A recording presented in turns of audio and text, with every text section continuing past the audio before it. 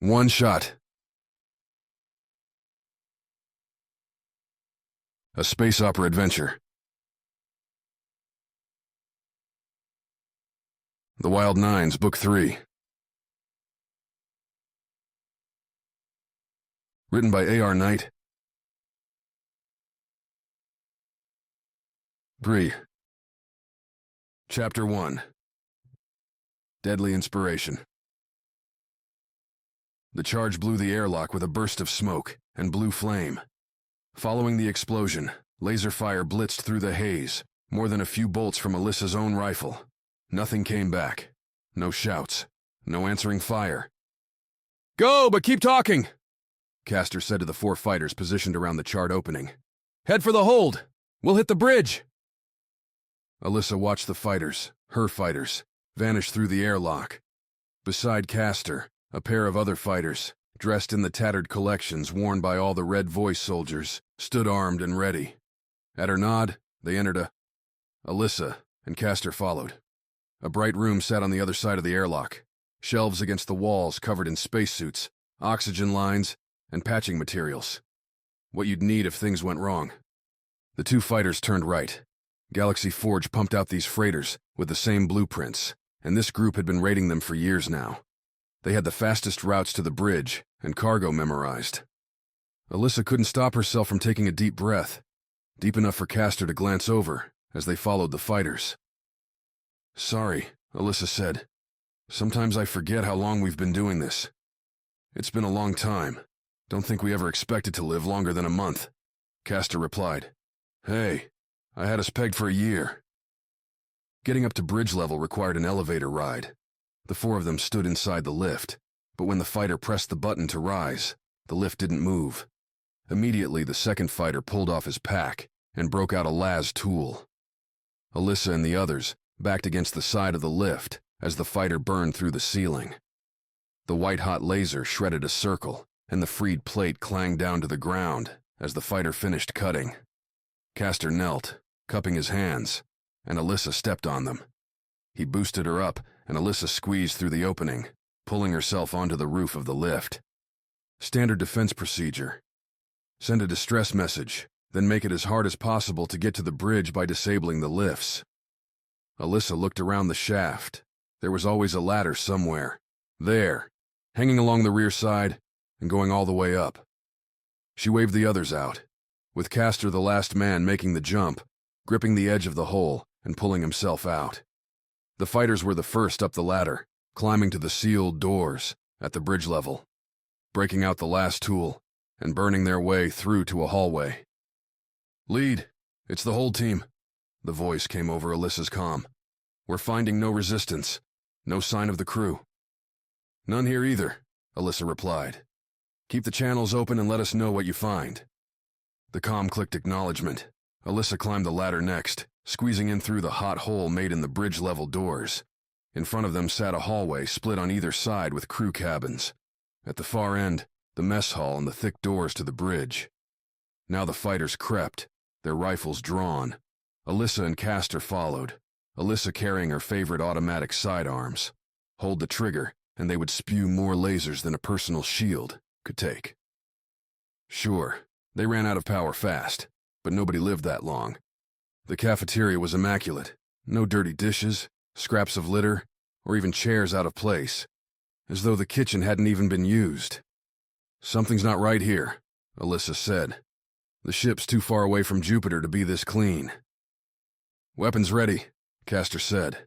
Usual raiding protocol meant taking captives, ransom money, information about other targets, and goodwill from not killing a bunch of civilians made it more profitable. But it wasn't worth risking their own lives. The bridge doors were shut, large and thick, the last barrier to an assault. If they had to cut through with the last tool, it was going to take time. So Castor went to work instead. The small panel next to the bridge doors allowed a keyed access, connections that could be subverted. Using a micro tool and its torch option, Castor melted off bits of the corners, loosening the faceplate, flipped the button on the tool, and used the small crowbar that extended to pry it off. Then he leaned in, and Alissa couldn't tell anymore what he was doing, but like a magician working his tricks, The bridge doors shot open a moment later, then stopped, only a third of a meter wide. "It's a little tight," Alissa said, looking through the gap. She could see terminals, consoles where the pilot would guide the ship, and the captain would monitor various systems. Only there was nobody there, no laser waiting to blow her face off. "I'm not getting any response," Castor said. "It's like someone cut the power from this panel to the door." The other three looked at Alissa. She looked at the opening, and then Alissa shrugged off her pack, took off the jacket. Before any of them could stop her, Alissa squeezed through the doors, and then she was hit in the shoulder, shoved by something strong. Alissa bounced off the ground and tucked into a roll, using the momentum to keep moving away from what hit her. When she felt the far wall, she glanced back towards the door and froze. The naked, static face of an android stared at her from across the room. Its gray bones shimmered in the ship's lifeless lighting. "You're not the crew of this vessel," the bot said. "Identify yourself." Behind the android, Alissa saw something else, a deep red stain covering the far wall, and beneath it, a crumpled body. She stood and drew her sidearms. It didn't take a genius to solve this mystery. "Doesn't matter who I am," Alissa said. "What matters is what you're going to do next." On the other side of the door, Alissa could hear Castor and the fighters trying to figure out a way into the room. Eventually, they might make it, but the easiest way to open those doors sat on those consoles, right in front of her. She just had to make it there before this thing killed her. "My directive stated to clear the ship," the android said. "I did so, verified it. I will report the error and rectify the situation." The android came at her fast, its legs pushing it across the bridge to her in a couple of strides, just enough time for Alissa to hold down those triggers. Both sidearms exploded in an orange light show, streaming bolts at the android. Every shot blew off charred bits from the bot's armor, exposing circuits and pumping metal muscle. But it didn't stop. Its fist swung towards Alissa's head. She ducked and ran under the punch, moving back toward the center of the room. The bot wheeled around, and Alissa felt her hair swish as the android's second swing came close to taking her head off. She ran to the consoles, looking for some way to open the doors further. Only they were all locked, asking for the captain or pilot's badge, which meant she was trapped, which meant she was dead. Alissa turned to face the bot as it stepped up to her. She brought the sidearms up, but the android moved faster, knocked the sidearm out of Alissa's left hand while grabbing her right and lifting her up. Those black eyes stared right at her as the android cocked its right arm back to deliver a killing punch. Alissa sucked in a breath, then spat in the android's face, and it exploded. Alissa fell to the ground as lasers poured into the android through the crack in the bridge doors. The bot staggered, backing out of the fire, falling over as the motors keeping its legs in place melted away. Alissa grabbed her dropped sidearm and closed on the android. The bot's head swiveled to look at her as Alissa aimed at it. Then she fired. The lasers chewed through the bot's insides, burned away the circuitry. A couple seconds of sustained attack, and the android was nothing more than a pile of ruined parts. "Thanks for the save," Alissa said, a moment later. She'd opened the bridge doors using the badge still on the bloody body, the fighters and Castor joining her by the consoles. "We're lucky it wasn't equipped for a real fight, or we'd be dead." "My question, why did it kill the crew?" "Androids weren't allowed. Were explicitly programmed, not to harm innocents. Only targets assigned through a judgment system." She doubted the crew on this freighter had any criminal records. Doubted that they'd be worth sending an android after them, even so. The android was part of a shipment. They delivered more than a dozen to Ganymede, but this one was requested back, intentionally, Castor said, flicking through the ship's logs. "The order came from our favorite man, Bosser." "Castor, if Bosser's getting these androids to kill on command, why couldn't we?" Alissa said.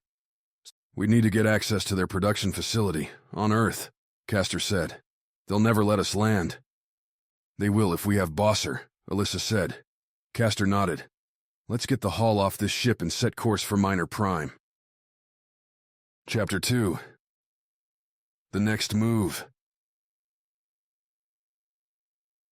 A minor setback. Losing the ice diamonds was a blow to their bottom line, but all it meant was that Bosser's partners would have to step up their contributions. Reaching their goal would provide such profits as to make the diamonds a footnote, and nothing more. Bosser said all of this to the screen in his dark apartment aboard the space station Minor Prime.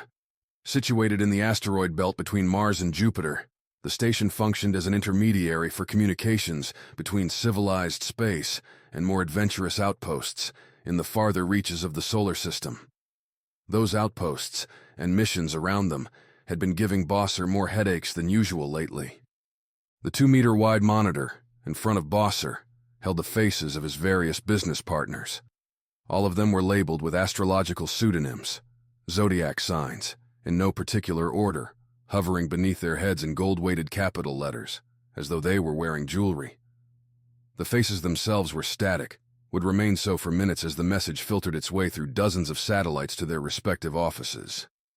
Of the 9 members on the screen, Bosser had a good idea who all of them were. Despite the entire group coming together through a string of anonymous messages suggesting places and times, despite a promise not to attempt to learn the identities of each other, Bosser had gone digging. As had all the others. Bosser took a sip from the water glass beside him, the cool liquid tasting indistinguishable from the filtered natural springs on Earth. So long as he didn't think about the fact that it was recycled from the station's thousands of citizens, Bosser enjoyed the sensation. Water and wine. Anything else was a waste of time. This is the second instance that this group disrupted your plans, Gemini, the top middle head of a large asteroid mining company, said. To keep the council from talking over each other, an order had been established at the first meeting. Bosser, with Minor Prime as the central communication hub for the group, would dictate who should respond next. If nobody was specified, the order rotated, progressing through the group, one person at a time. Lately, though, Bosser felt all of these sessions were interrogation games, searching for ways to pin misfortunes on him. The Wild Nines served their purpose, Bosser replied. That the Red Voice still had any ships capable of mounting an assault was information we did not have, that Eden did not have. As the Red Voice needed those diamonds far more than ourselves, and we prevented that acquisition, I still consider the mission a success. Another period of pauses. Bosser went over to the record player set up against the wall of the apartment. Easily the most valuable item he owned, the player and his collection of several dozen records, had been a gift. The acknowledgement of a life saved. Now Bosser started the player and positioned the needle. The long, slow swing of a saxophone bled out of the player and mingled with the constant shuffling of technobabble that made up Minor Prime's background noise. The shutters of systems, turning on and off, of lifts sliding people up and down, the overhead announcements requesting this or that person to be somewhere else. Speaking of the Red Voice remnants, do you know where they are? The next head in line, Leo asked. If they are the only remaining threat, I don't know why we haven't eliminated them. It is much harder to find and swat one fly in a house than it is to shoot a man in the same space, Bosser said. After being torched off the face of Mars, the rebels had scattered, had vanished so well that Bosser had forgotten about them. Until now. Bosser sat on a crimson couch, a large one, arranged in a half-circle facing the monitor. In the center sat a glass table, supported by faux pearl legs. Both were gifts, like the record player. The couch, its fabric grown specifically for comfort, in an Earth laboratory, came after Bosser had rooted out and destroyed the reputation of a rival to Eden's top executive. The table, for expunging a Scion's record of bad decisions. That same Scion would likely be one of those faces on the screen in a few years. Always better to have people in your debt than the other way around. Excuses aren't necessary. Just take care of them, said Cancer, who then leaned a little closer to his camera. How are the preparations for the Guardian project proceeding? The highlight of the conversation, Bosser spent the next hours feeding them, encouraging details, answering questions between pauses. The project was proceeding on schedule, was deploying. After that, the puppet masters would truly hold the strings. As the meeting hit its 6th hour, members started to drop off. until only one, Virgo, remained on the screen. "You sent my daughter into that mess on Neptune," the head said.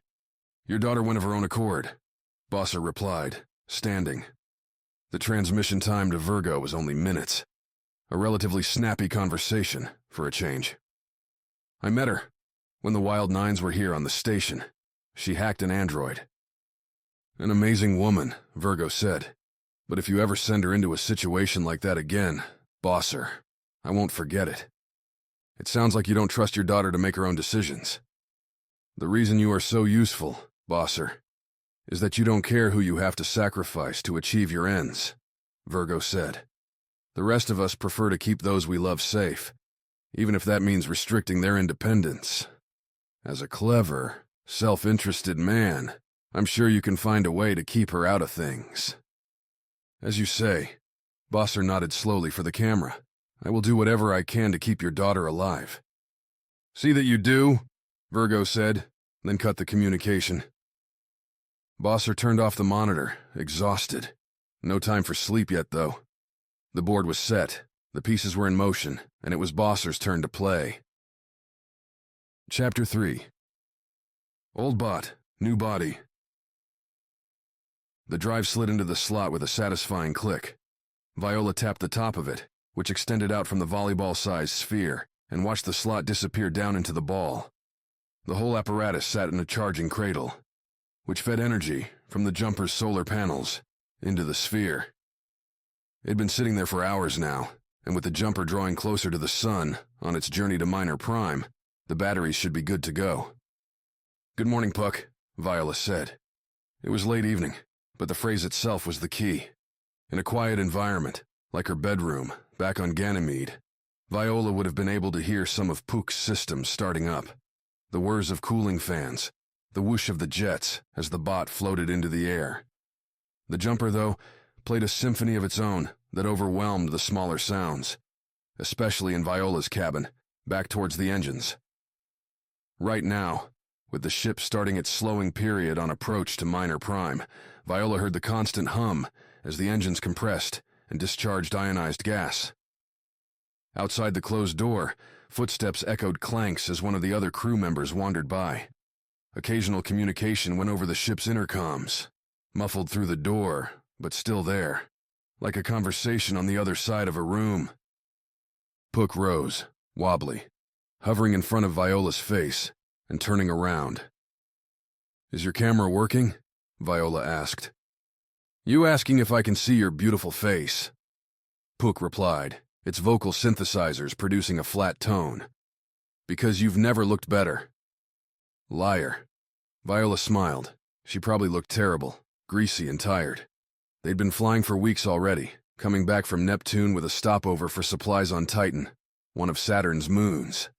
The jumper wasn't exactly a spa, with its recycled water shower that sprinkled more than washed, a steady reuse of clothes so covered with grime from the constant maintenance of the ship's many systems, and a lack of the little things she'd had growing up on Ganymede. What Viola wouldn't give for some scented soap, a chance to eat some actual fruit, rather than the dried stuff. "I've never died before," Puck said, "except running out of battery, but I mean, not destroyed." "You know what happened?" "No idea, but my date-time systems show that I've been out for over a month." That was accurate. She'd restored Puck from the last backup she had, before they'd met up with the freighter Amerigo, before they'd been swept up in Neptune's storm of terror. "I'm almost jealous," Viola said. "Wouldn't mind forgetting the last month myself." "Sounds unpleasant. Don't tell me." "Okay," Viola said, glancing at the bulge on Puck's side. A new feature, one she'd thought about a lot before adding in. "Are you detecting the new hardware?" "It's next up on my startup checks," Puck buzzed. "Viola, this is a lot more powerful than my last laser." "You should have enough for a couple of shots," Viola said. "One's powerful enough to kill somebody anyway." The room was silent for a moment. Viola's mouth felt dry. The Karat's lift doors opening, Davin firing at the hijacker right in front, not seeing the guy in back, his sidearm out, aiming for Davin. Viola's own shot a perfect one, burning home. The man's face after, shocked at his own death. She still woke up to that face some nights. That's different, Pook said. You didn't program me that way. I have now. Dig for it, Viola said. Part of why it had taken a while to bring Puck back. She'd had to make changes to the personality, remove some of the softer sides, some of the limits. Puck might not know it now, but if the situation demanded it, the bot wouldn't hesitate to take a life. Viola, what happened? What did I miss? I thought you didn't want to know. That was before I knew how different you'd made me. I need some context, Puck said. Viola took a breath, then recounted the dive to save the ice diamonds, the hijacked Karat, down in Neptune's atmosphere. The Red Voice Raiders, the suicidal ramming of their frigate with the Carrot and their escape. Sorry I missed it, Puck said. Although, I suppose, I didn't miss the whole thing. From what Opal says, you saved her life, Viola said. Only it was close. If you'd had this weapon, it would have been easier, safer. Then I guess this is a good thing? Viola had nothing to say to that. Good. Puck was stronger now, more dangerous. So long as the bot was with them, then yeah, it was a good thing. Except she couldn't shake the idea that turning her sarcastic friend into a deadly weapon was wrong. Viola fell back from the small desk onto the stiff bed that took up the rest of the cabin. No room for chairs. The locker at the foot of the bed held the rest of her stuff. Not much of it suited to what she was doing now. In there, among the clothes and scattered tools she'd brought with her when they last left Ganymede, was a rifle designed to trigger a rapid sequence of lasers, each one capable of burning through someone. Every day, she'd forced herself to go to the Jumper's pair of simulators, beat up things that Merc maintained more for flight practice than anything, and blast targets. The next time she had to shoot someone, the good aim wouldn't be by accident. The thought didn't make her happy. Chapter 4. Docking Procedures. Phyla's eyes opened, and for a second she did not know where she was. The room was larger than hers. She didn't own the shotgun by the door, and the larger locker wasn't covered with pictures like hers. They all belonged to Davin, still sleeping next to her, the thin sheets on the bed rising and falling with his breath. Phyla turned on her side and traced his outline through the blanket. After Neptune, the rush to where she was, now, happened quickly. From the first evening, when the Jumper had gone to sleep, and it was just the two of them, sitting there in the cockpit, talking like they had 1,000 times before, it felt different. The missions were cutting closer, the team getting hurt. They were getting hurt. What had been a simpler world of policing stable outposts, running escort jobs for freighters nobody wanted to attack because the corporate owners were too powerful, had turned into a constant series of near-death moments. Stripped of the small talk, because who knew when you'd be robbed of a chance to say what you needed to say, the two of them, childhood friends, wound up here. But it wasn't just physical. Phyla welcomed the tighter bond, the yes-no maybe. Moments with Davin where they didn't feel like crew and captain, but partners. Friends. Lovers. The dimmed clock on Davin's side of the bed brightened as it caught Phyla's glance. Still early. There wasn't a day and night, but the Jumper's lighting did its best to simulate Earth. Keep that rhythm. Blue lights at night, white during the day, and a gradual shift between the two. Phyla, this is your wake-up call, whispered a voice from her comm, sitting on the small shelf at her side of the bed. We'll be at manual range in an hour. When Phyla would have to take over the piloting duties to bring the Jumper into minor prime, there'd been a lot of back and forth about forcing autopilot landings, but after some random events weren't caught correctly by autopilot programming. A stray asteroid, or a ship drifting off course that could have been avoided. Minor prime required all smaller craft to dock with a pilot behind the sticks. I'm up, Phyla responded. Want me to wake the captain? Fornane, formerly the android and now the Jumper's central brain, thanks to Trina, said. Too late. Davin's voice rose as a scratchy groan. What's going on? We're almost home, Phyla said. You happy to be back? Phyla took in the question with a whiff of Davin's heavy breath. Not that hers would be any better. The endless close encounters on a ship like the Jumper more or less forced you to get used to all kinds of odors. In the sense that we can get some better food, yes, Phyla said. But we didn't exactly leave here on the best of terms. Bosser said he cleared us, that Eden smoothed things over. You trust him? Not even a little, Davin said. But I trust money. Bosser knows Viola is with us, which means Eden probably does too. They won't risk hurting her just to get revenge. Sometimes you can be a little cold, you know that? Phyla said, slipping out of the bed and pulling on clothes. It's a fact, Phyla, Davin said, leaning on his elbows. Viola being on this ship is going to let us get rid of those ice diamonds, then get out of here, coin in hand. And go where? There's a place I haven't been in a long time. Davin started to smile just slightly. I don't think you've ever gone there. The lights in the cabin brightened, turning yellow. Another dawn on the jumper. Phyla looked at the clock again, getting close to time. You want to go to Earth? Davin nodded. He was right. Phyla hadn't ever been there, only in orbit, and then only once. Most of the cargo and escort runs the jumper did were towards the outside where routes weren't established enough to warrant large ships. Where other craft were rare enough that hijackers could take you unopposed if you didn't pay for guards. What are we going to do there? Phyla said, heading for the door. With the coin we'll make from the ice diamonds, we can go, sell the jumper. Try something new, Davin said, still in the bed. Something where maybe we don't get shot at all the time.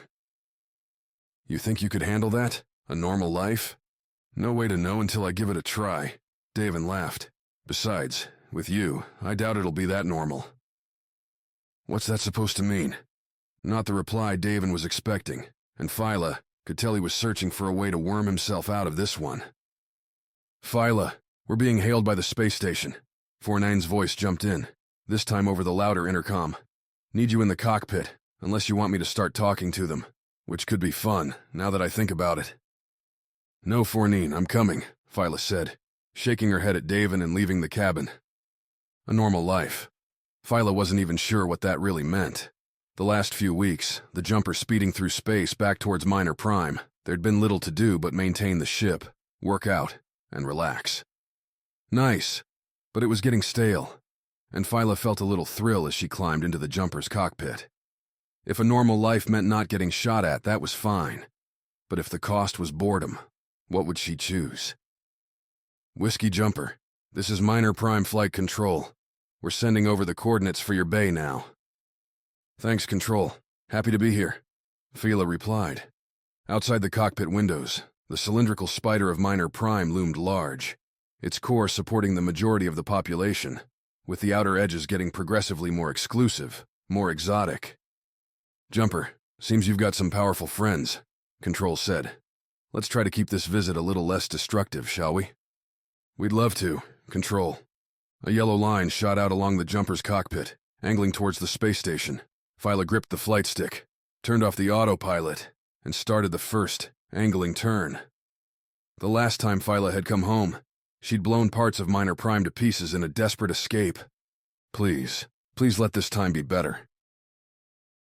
Chapter 5.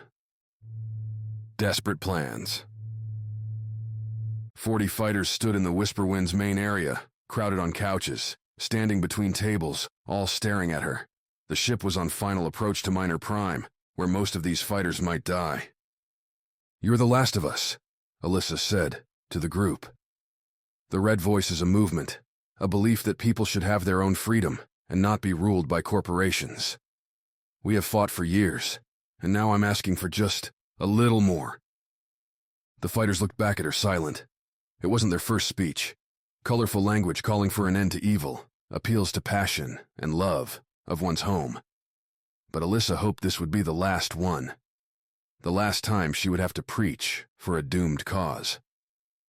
Today we take up arms for those who do not know that they are imprisoned, who cannot see their cage, Alissa said. On a recent mission, we found a freighter overrun by a single android, its crew dead. The android itself, rather than dispensing justice, was following orders. Now the eyes perked up. She had their attention. Our goal is to turn these new androids against the oppressors, to make the sword of their false justice swing for the right side. A fighter raised his hand. Alissa nodded at him. Excuse me, But the androids, aren't they made on Earth? The fighter said. Why aren't we going there? Because we would never land alive, Castor said, speaking up from beside Alissa. Minor Prime has a target that can get us onto Earth. We're here to take him. We'll have 4 squads. 1, led by me, will attempt to find Bosser himself, Alissa said. The other 3 will be diversions, clearing the way for the rest of us. Once the objective is complete, we'll regroup here. Get ready. The show starts as soon as we land. Castor was giving her a hesitating look, the same measured glance Bakker used to provide whenever she said something he didn't agree with. It doesn't matter if I die here, Alissa said. We get Bosser, you get him to Earth, and we pay what we owe to everyone who died for this. Marl never had your fatalism. Marl fought from the sidelines. You see enough horrors up close, and you get tired. Alissa left the crowd and went back to her cabin to get ready. Her own room was massive, enough for a double bed, a separate desk and console, a couch and monitor. The Whisper Wind had been a luxury liner, and there were pieces of it that still spoke to that purpose. Along one wall, carved into the side, was a set of names. Many had lines through the letters, angry slashes from a micro-tool Alissa kept next to the bed. She picked it up now, flicked open the blade. 3 names left, hers, Castor, Bakker. Alissa swiped at her comm, played Bakker's last words. Alissa. I'm sorry. Static engulfed the end of the message. She didn't know how her friend had died, only heard that the frigate, the last warship the Red Voice had, was now a bunch of scattered wreckage floating around Neptune. Alissa hoped it had been quick. Whatever his fate, it was the least he deserved. Alissa took the micro-tool and ran the blade through Bakker's name, the silver line slicing through the thin letters. His death would not be in vain. Chapter 6. For Want of a Cannon. Is it ready? Trina didn't bother looking at Mox, standing in the workroom's doorway. The cannon would be ready when she was confident it wouldn't explode as soon as Mox spooled it up. The jumper wasn't exactly a weapons factory, and the cannon was complicated. It doesn't work that way, Trina said, bent over the rear of the cannon where tubes fed pressurized gas into a chamber, and a battery supercharged them, spitting the heated element out the front barrels. If you want something available, on request, you don't let someone blow it up. Accident, Mox grumbled. No, it wasn't, Trina said. The last piece that wasn't working was, predictably, the battery. She'd already scavenged some of the other weapons around the jumper and laced them together to create a makeshift version, and it wasn't charging correctly. You could have dodged the blast. Could have, maybe, Mox replied. Trina sighed as the battery failed to display any signs of life, again. Stood back from the bench, turned to Mox. The workroom was a cluttered mess. Bits and pieces of chopped-up machines littered the ground, from the doorway to the workbench, which took up the entire sidewall. Mox hadn't moved from the entrance, a smart move seeing as navigating the pieces of shrapnel and strings of wire required concentration and practice. I'm sorry, Trina said. I shouldn't be complaining. Obviously, your life is worth more than the cannon.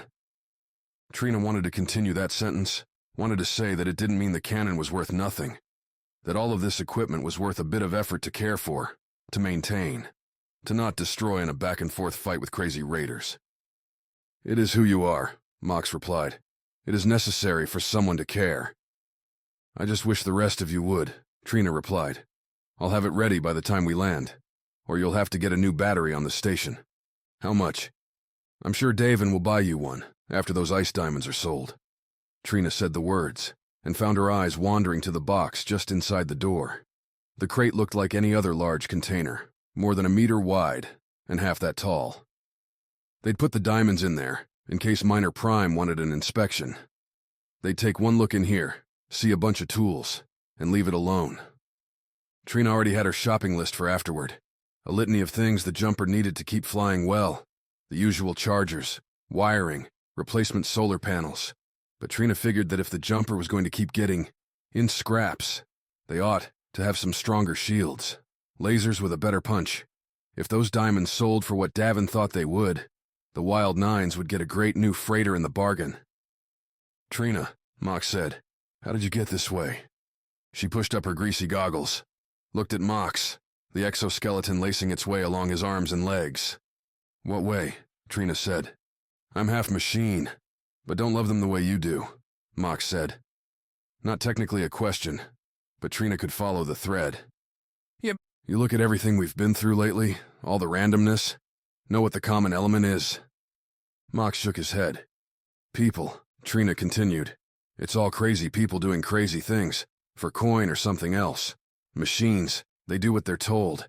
Every action has a purpose, at least to them." "Free will frightens you?" Trina had been on the jumper for years with Mox, and never had the man come at her with questions like this. Something was different. Trina sniffed the air. Maybe the exoskeleton was misfiring, sending the wrong electricity to Mox's brain, scrambling his signal. If Trina tried hard enough, she could smell the volts. At least she thought so. Now, though, there was only the usual grease and metal, a hint of burning wire from the work she'd been doing on the cannon. When it's logical, no. When it's not, that's why I'm glad I've got you and the others around. Now, you want this cannon ready? You should leave me alone to fix it, Trina said. "Of course," Mox replied, nodding, then moving away. Trina watched the empty doorway for a moment. The other thing about machines is that they couldn't hide their secrets. Spend enough time with them, tear enough of them apart, and you could know every little thing about them. Trina would never know everything about Mox, how he worked, why he chose the life he lived, and why he thought that now, on their approach to minor prime, was the time to get to know her. And Mox would never know the reason Trina kept her hands greasy, kept the engines primed, and the batteries charged, because some stories were so common, they were nothing to those not part of them, even if they meant everything to the ones personally affected. Because nobody wanted to hear about another ship malfunction, another asteroid collision, another child of the stars growing up alone. That wasn't going to happen here. Trina turned back to the cannon, took another look at the battery. The problem was obvious. How she missed it, Trina didn't know. She'd switched the order. The battery needed to draw sufficient power first, then send it. But she hadn't set the amount. It took a second, and this time, when the cannon was primed, the battery hummed as its charge coursed through, readying the weapon. When Mox needed to use it, his cannon would be ready. Chapter 7. The Ones We Miss. 37 messages since Eric had talked to them last, every one of them following the same template. A hello from his daughter, then a cascade of greetings from her friends, husband, and children. No, his grandchildren. Couldn't forget that. From there, the messages went into the day-to-day, what the weather was like on the island, what the kids were learning at school, what was going to be on the menu for that night's dinner. It was a saga of the mundane. Eric loved it. He told the comm to dial the frequency. They had another hour before landing at Minor Prime, and with the docking, his life would get busy again. Transmission delay was only minutes between Earth and Mars, a time span even a small child could stand. From Eric's small cabin, he could tap into the jumper's main communications channel, the long-range one that Phyla wasn't using to talk to the station. If one of the others were on it, like Viola calling Ganymede, he'd hear them talking and have to wait till they were done. When his comm tapped in, though, all he heard was silence. "Hello, Julia," Eric spoke into the comm. "This is your father, at long last, returning your sweet messages. We are approaching Minor Prime, back in communicative space. I will be available for the next hour or so to talk, if you're able to reply. I know it has been a long time, and for that, I am sorry. But I am listening now." The message sent, crawling its way through space to his family, down on that luscious blue dot. Eric replayed his own words, shaking his head as he did so. They sounded so cold, so perfunctory. A joke to his family, even among the Wild Nines, was how formal the doctor was. Perhaps a lifetime of requiring precision in delivering diagnoses had robbed him of the ability to tap into that deeper, emotional vein. Only in times like this, though, did the habit truly feel like a hindrance. The comm's tiny screen flared to life 10 minutes later, sitting on the cabin's counter. A deeply tanned woman appeared in front of a backdrop of palm trees, holding a giggling baby. Eric practically flew across the small space, limbering himself onto the bed to watch. Father, just like you to time your call during a busy day for us. As you can see, your newest grandchild arrived a month ago and is already doing her best to make our lives miserable. Julia's wide smile, her blazing white teeth, set against the deep brown of her tan, suggested the misery was closer to joy. Now, unlike with the others, I will not tell you her name, Julia continued, because I've run out of ways to convince you to come back here and visit. So I'm hoping this one will work. We have a bed all ready for you. The waters are warm, the waves are wonderful. And after all that time in that box of a spaceship, surely you could use some sun. The rest of the message ran away fast, with Julia claiming the new one was hungry, as were all the others. She would get back to Eric later, and she hoped he would reply with the time of his next visit. Maybe even consider a permanent stay. A permanent stay.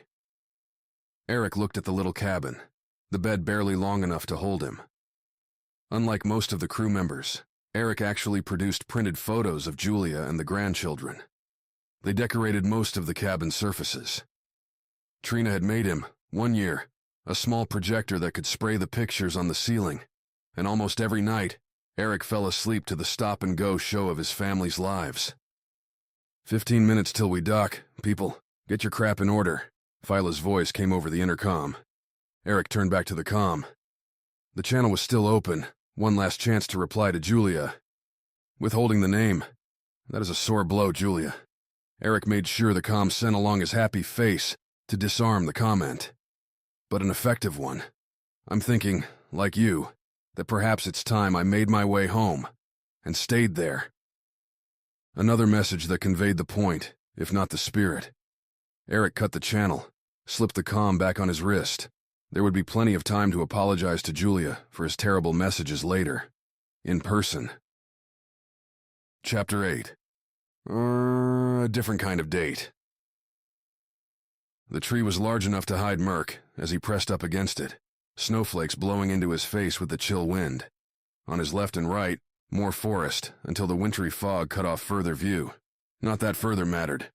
His target was close.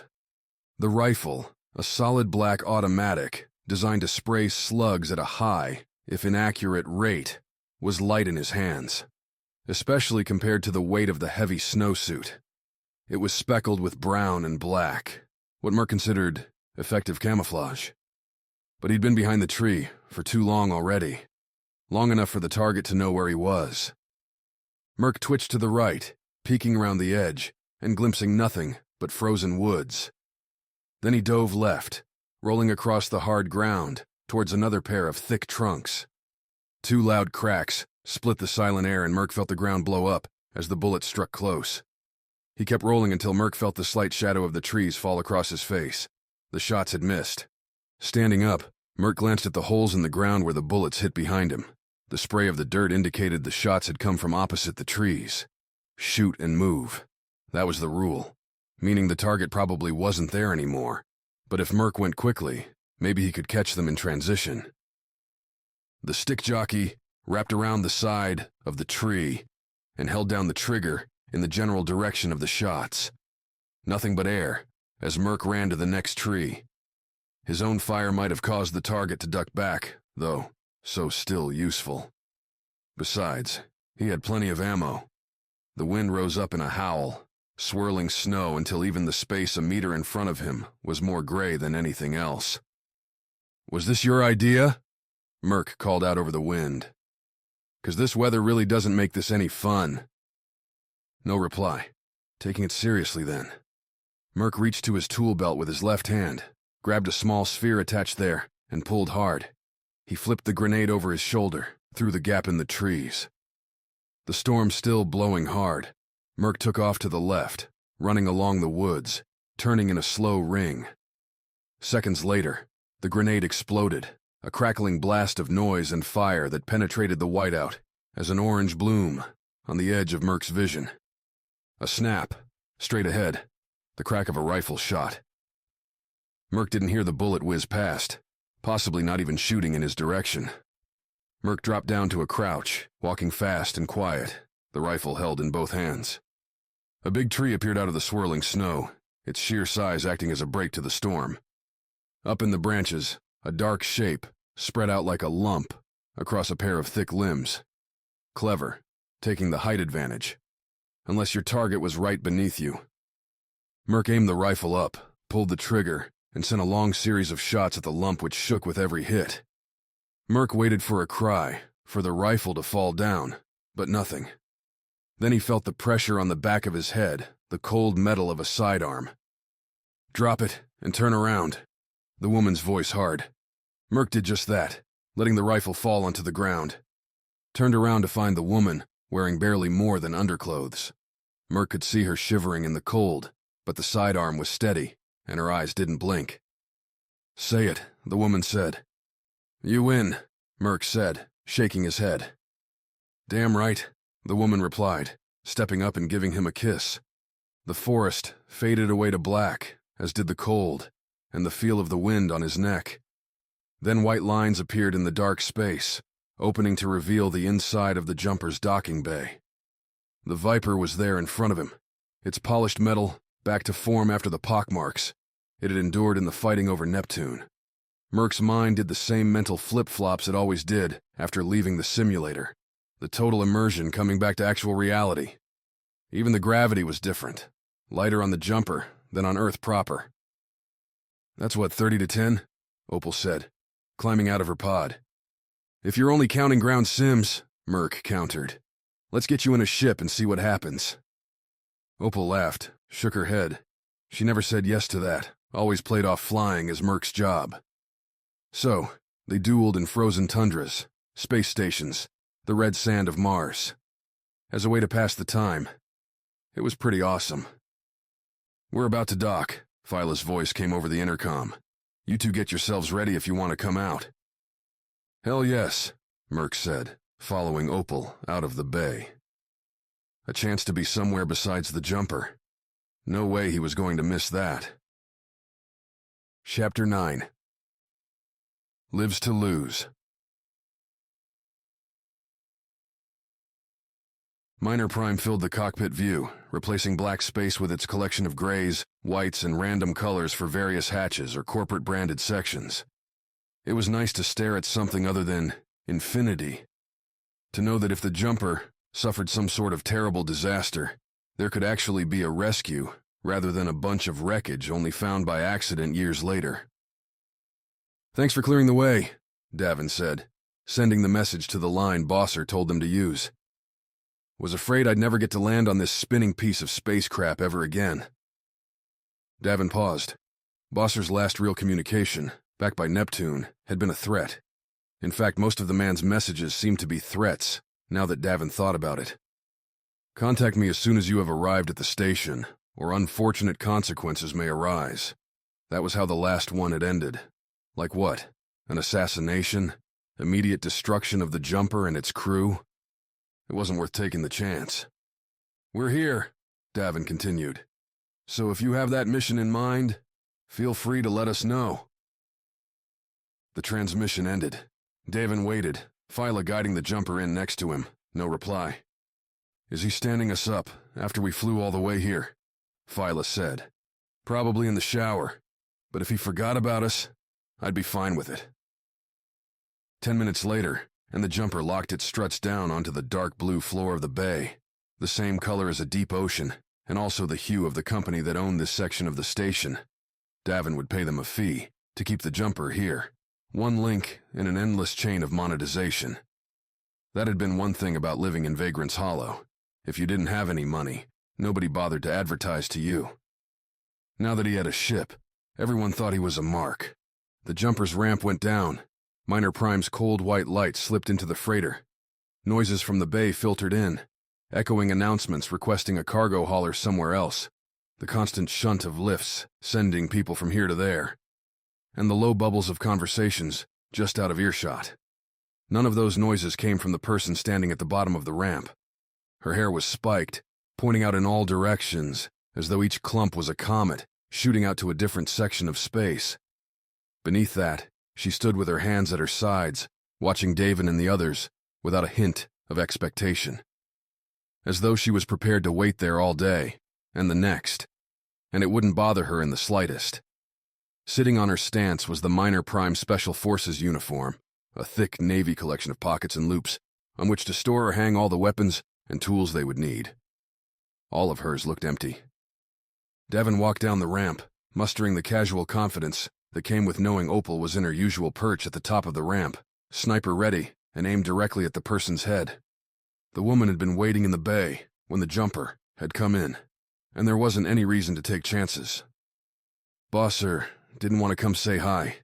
I'm offended," Davin said when he reached the bottom. None of the others walked down behind him. It was generally better not to get your entire crew caught in a trap, especially when they could be manning turrets instead, ready to roast if anything went sideways. "Davin Masters," the woman said, voice hitting Davin's ears like a blunt hammer.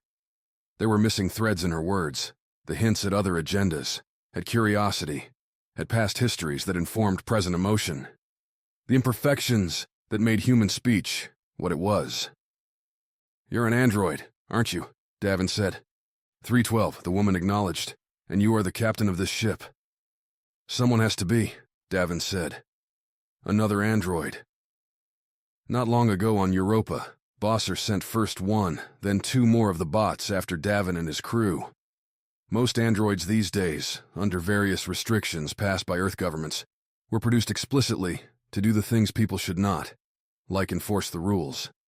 The cost of making them, though, put androids outside the scope of ordinary policing, so their ludicrously fast reaction times, perfect facial recognition, and all-around deadliness turned androids into high-cost killing machines in the service of the free law's arbitrary justice system. "Bosser would like to see you, and Phyla, in his apartment," 312 said. "Not even going to get us dinner first?" Davin replied. This close to the android, Davin noticed 312 didn't blink, didn't try to breathe. The token disguises most androids adopted to find their targets weren't being used. 312 looked more like a 3D picture frozen in time than a person. The question was, why? "Your propensity for pointless jokes is noted," 312 said. "However, we have little time. Please, come now." Pointless jokes. Who did this android think she was? Davin sighed, glanced at his comm. "Phyla, you hear that?" "Already on my way out," Phyla replied through the comm. "Not like we have a choice, right?" "Feel like that's our new reality," Davin said, looking back at the android. "Guessing you can't give me any hints about what he's going to say." "That things are worse than you would believe," 312 said, its voice continuing its eerie lack of inflection. "And that you will have the opportunity to save many lives." "Many lives?" Davin said, as Phyla jogged down the ramp. "Sure you don't mean earn lots of coin?" "The first often leads to the second," 312 said. "Except where we just came from," Phyla said, "where it was precisely the opposite." "Was it?" 312 replied, pausing for a beat before turning and walking towards the lifts. Davin forced himself not to look at Phyla. Did Bosser know that they'd kept some of the ice diamonds? That they were planning to sell the blue gems on Minor Prime? Why would Bosser even care? Phyla whispered. Davin considered the question as he walked after 312. Bosser wasn't Eden, the company that had lost their ship in the mission. Wasn't going to make a profit on the ice diamonds at all. Still, the idea that Bosser would know what was going on with his crew was annoying. "Hey, Android," Davin said, as 312 tapped the call button for the lift. "What about my crew? They allowed to leave the ship, or will more of you shoot them if they try?" 312 half-turned, its left eye looking at Davin with an iridescent green glow. "If their lives are yours to keep, leave them on the ship," the android said as the lift doors opened in front of it. "If their lives are theirs to lose, let them go." Androids, Davin decided, as he stepped into the lift beside the bot. Phyla close behind, truly were the worst. Chapter 10. And Changing Tactics. They weren't going to make it to him. Alissa could see that from where she stood, with 3 other fighters on the lip of the lift on the security level. Too many cameras, too many guards. The wide section in front of her had no less than 3 fully suited peacekeepers.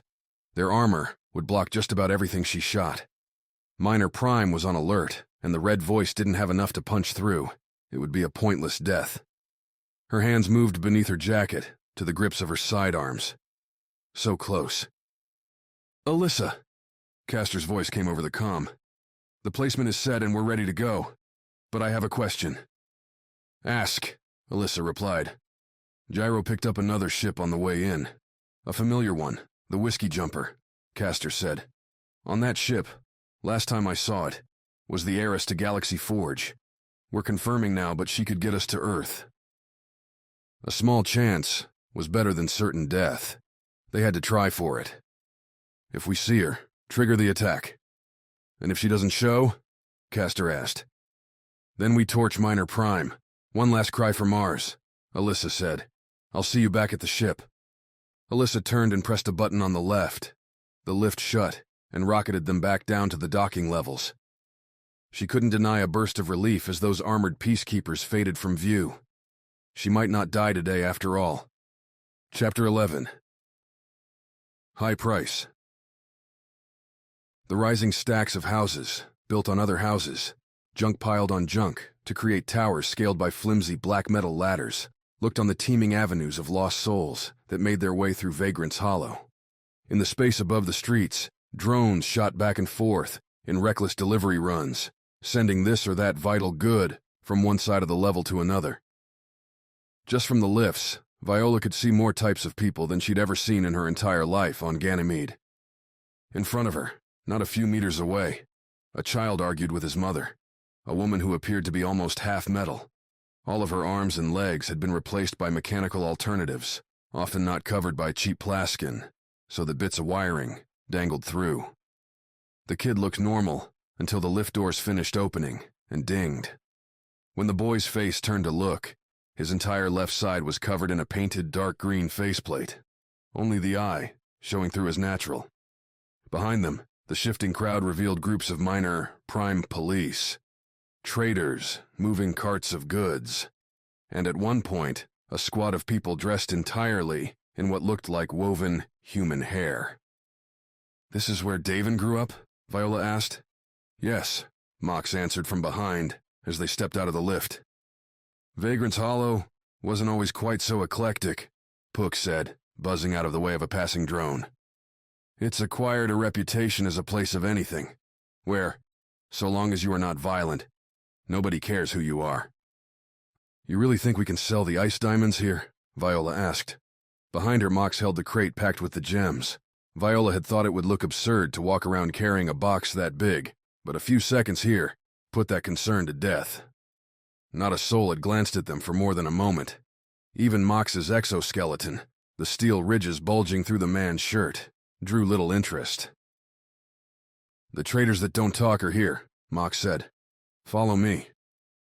"I believe what Mox means to say," Pook said, weaving along after the big man, "is that Minor Prime intentionally regulates little of what happens in Vagrant's Hollow, knowing that the attraction it provides to various types of people serves to boost the economy and status of the station as a whole."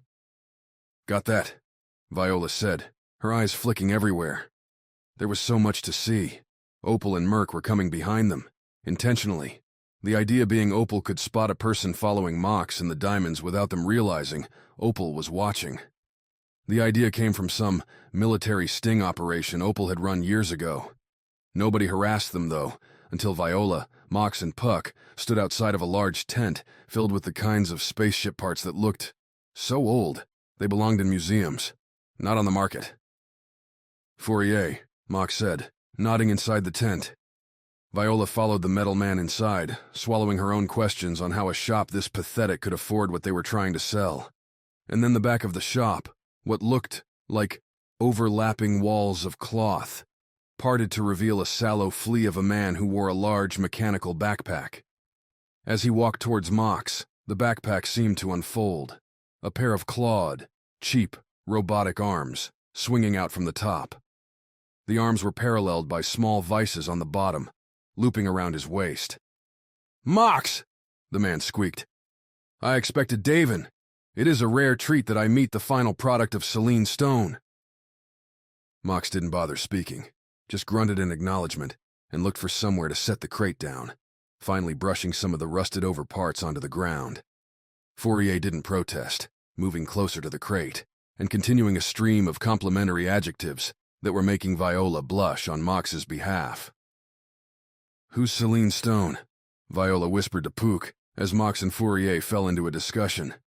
"I'm searching, but not getting anything," Pook replied. "I'm not able to connect to the network here. Fourier may be blocking access. I'll be right back." The little bot buzzed out of the shop. Viola glanced down the street, back the way they came, and noticed Opal and Merc investigating a vendor's food offerings. Looked like sandwiches, steaming piles of bread, meat and vegetables. All lab-grown. The price to fly actual meat up to space was so ridiculous that most people with coin that wanted it just went to Earth. Viola's father, owner of one of the largest companies in the solar system, didn't even bother with it, claiming real meat was a vice, and that he had plenty of those already.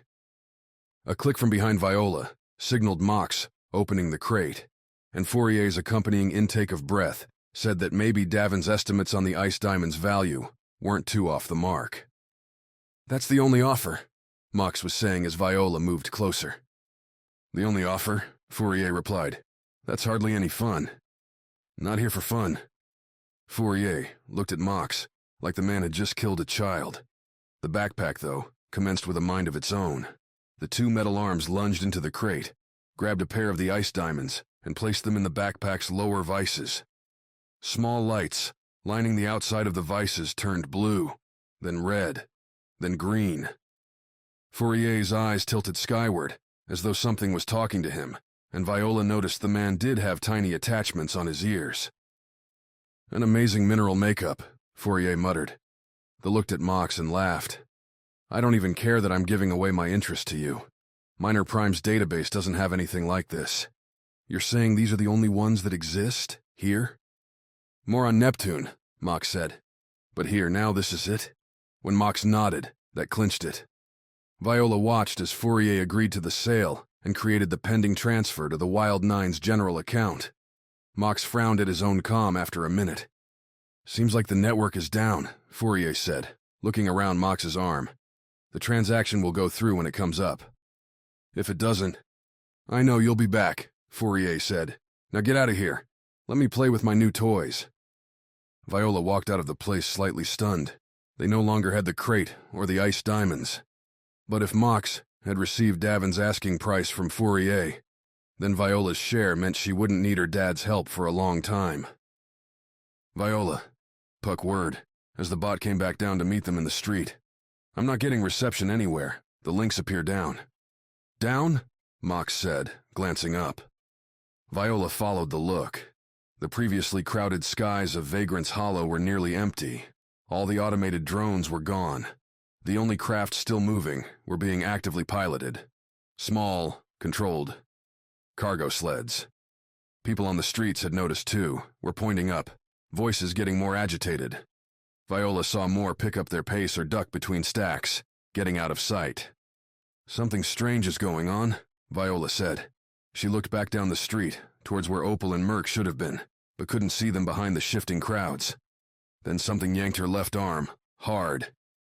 "Hey!" Viola said, drawing her arm back and turning. Someone was running away from her, into the crowd, a loose beige outfit. When she rubbed her forearm with her right hand, Viola felt skin. "They took your comm," Pook announced, then shot after the running thief.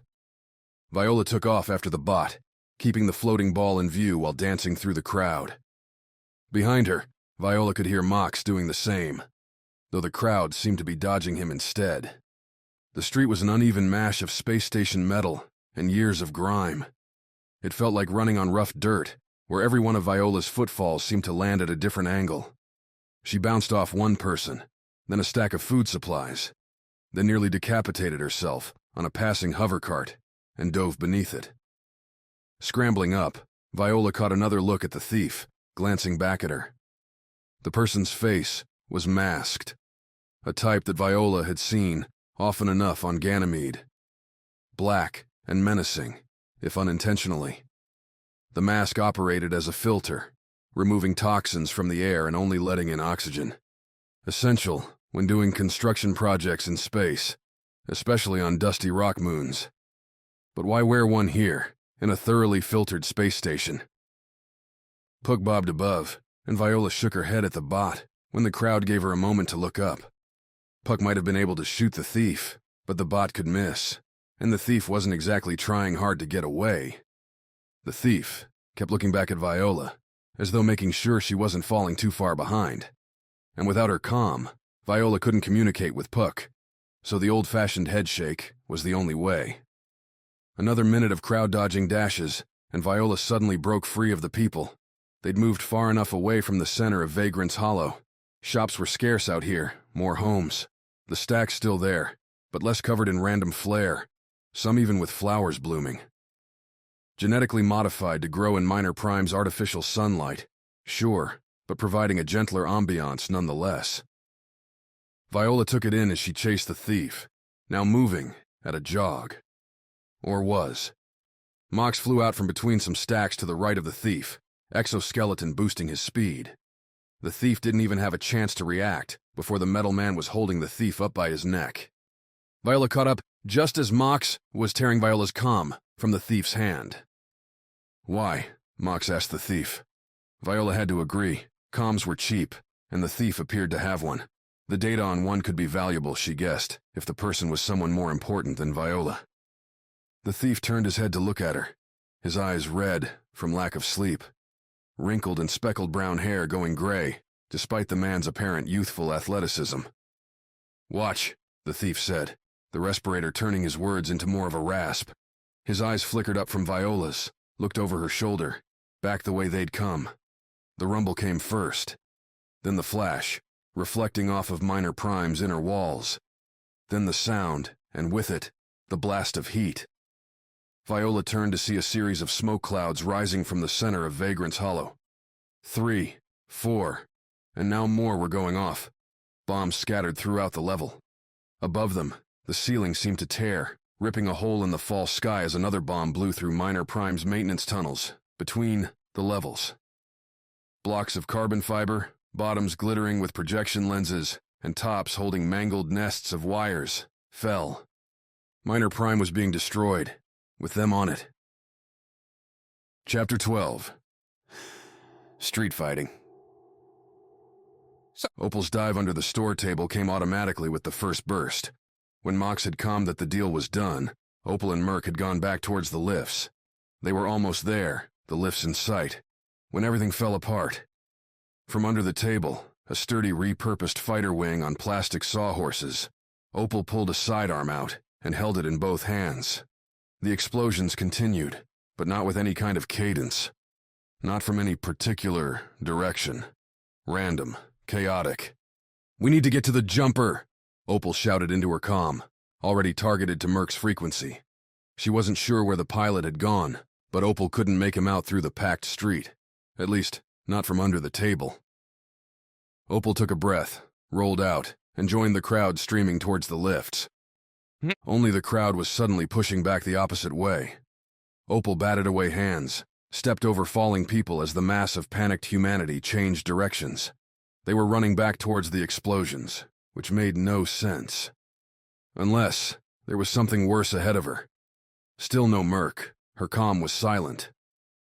"Merc, say something!" Opal tried again. The lift plaza appeared as Opal squeezed her way under the swinging arms of a fleeing older man, apparently attempting to swim his way from what was going on ahead, and when Opal saw what that was, she understood. A large squad of Minor Prime police were getting annihilated, laser fire beaming in and out of them from seemingly all sides. Shooters hidden in the stacks, sending lances of energy at the police who were trying to hide behind shields, and, in some cases, the fallen bodies of their own allies. Opal slid to the side of the street, pressed herself up against a stack. Without help, the police weren't going to last long. But these were the same troops that arrested Opal the last time she was here. That had tried to take the jumper, tried to kill Davin and Viola. Another explosion ripped through the ceiling above Vagrant's Hollow, exposing the dark caves between levels. The police wouldn't be blowing up their own space station. Or if they were, they wouldn't be dying down here where it was happening. Which meant they weren't the enemy this time. Opal curled left, into the store. Like most shops in Vagrant's Hollow, it opened in the back to one of the thin alleys that cut between the stacks. Opal brushed through the curtained rear, then paused and glanced in both directions. Nothing towards the lift plaza, except a clear window to the continuing firefight. On the right, the alley kept going and then forked. Opal, keeping her sidearm raised and ready in front of her, followed the fork to the left, and coughed. Then coughed again. Something in the air was scratching her throat. Maybe dust from the explosions. The alley curled around a trapezoidal stack, the sharp angle of a large piece of scrap jutting into the path. Most of the buildings here were recycled spaceships, freighters and fighters deemed too expensive to repair.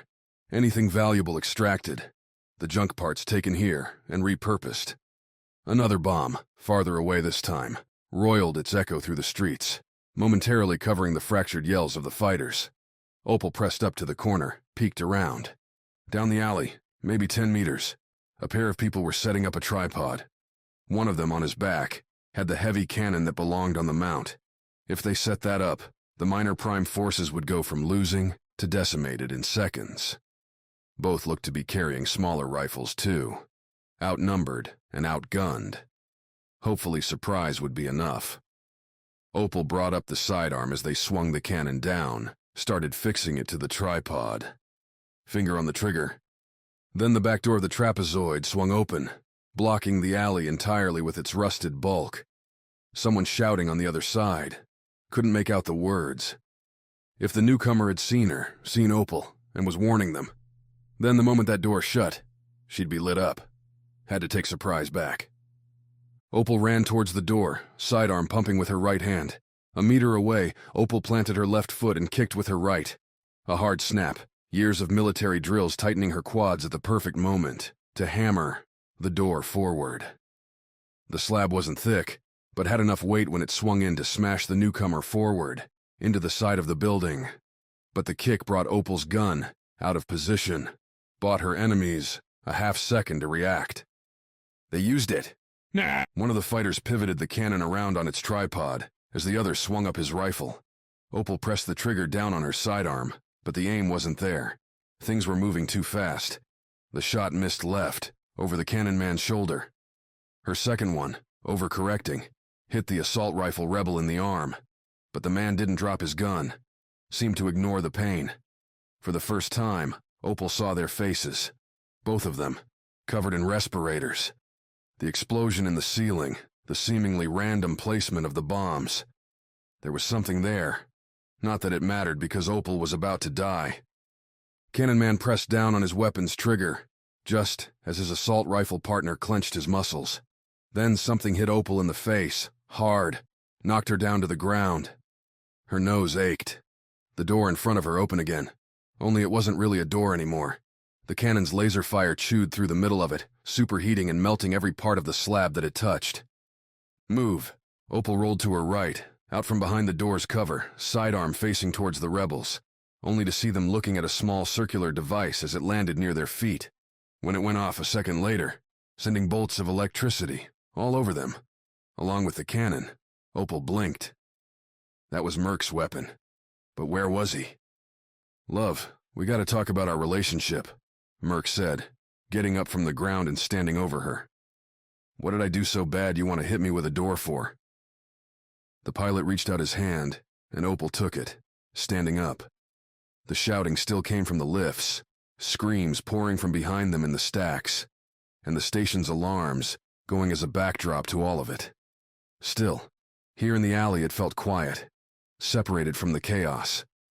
Opal could feel the dirt all over her back, not true soil, but the dust of thousands grabbing onto her clothes for a ride. On Neptune, on Europa, the spaces were clean, the environment spotless. It'd been a while since she'd felt the grime of a fight. Sorry, Opal said.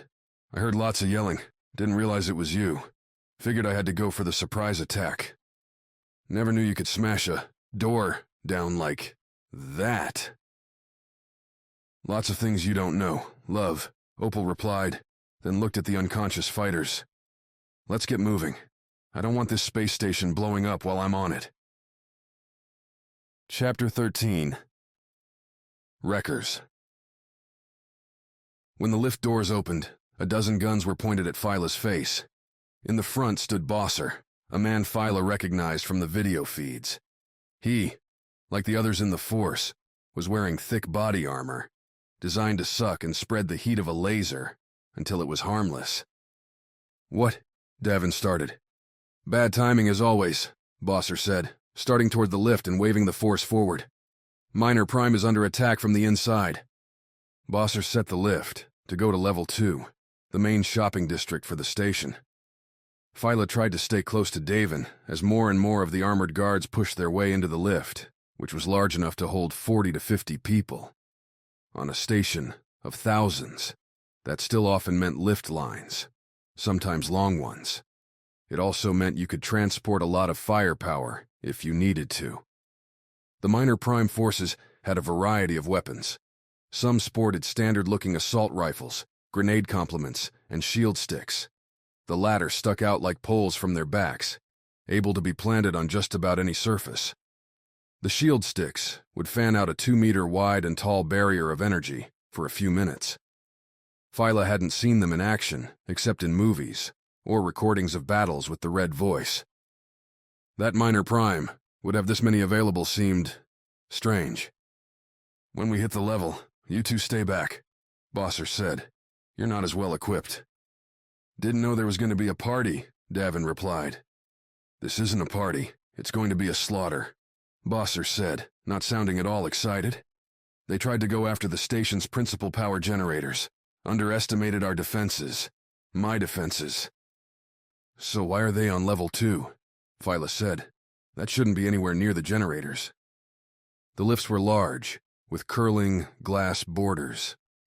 Almost like an onion, with points at the top and bottom, the wide floor placed in the middle. The lifts tended to run down the center of the station, meaning you were treated to snapshot views of the levels as the lift zipped through. The richer levels were near the security center they'd just left, and Phyla watched as stacks of condos, offices, and neighborhoods shot by.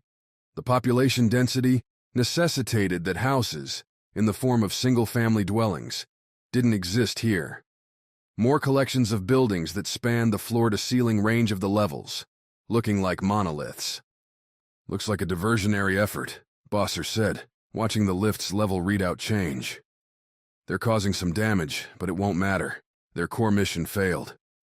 Some of these buildings, in what Phyla guessed was a desperate reach for creativity, were covered in murals.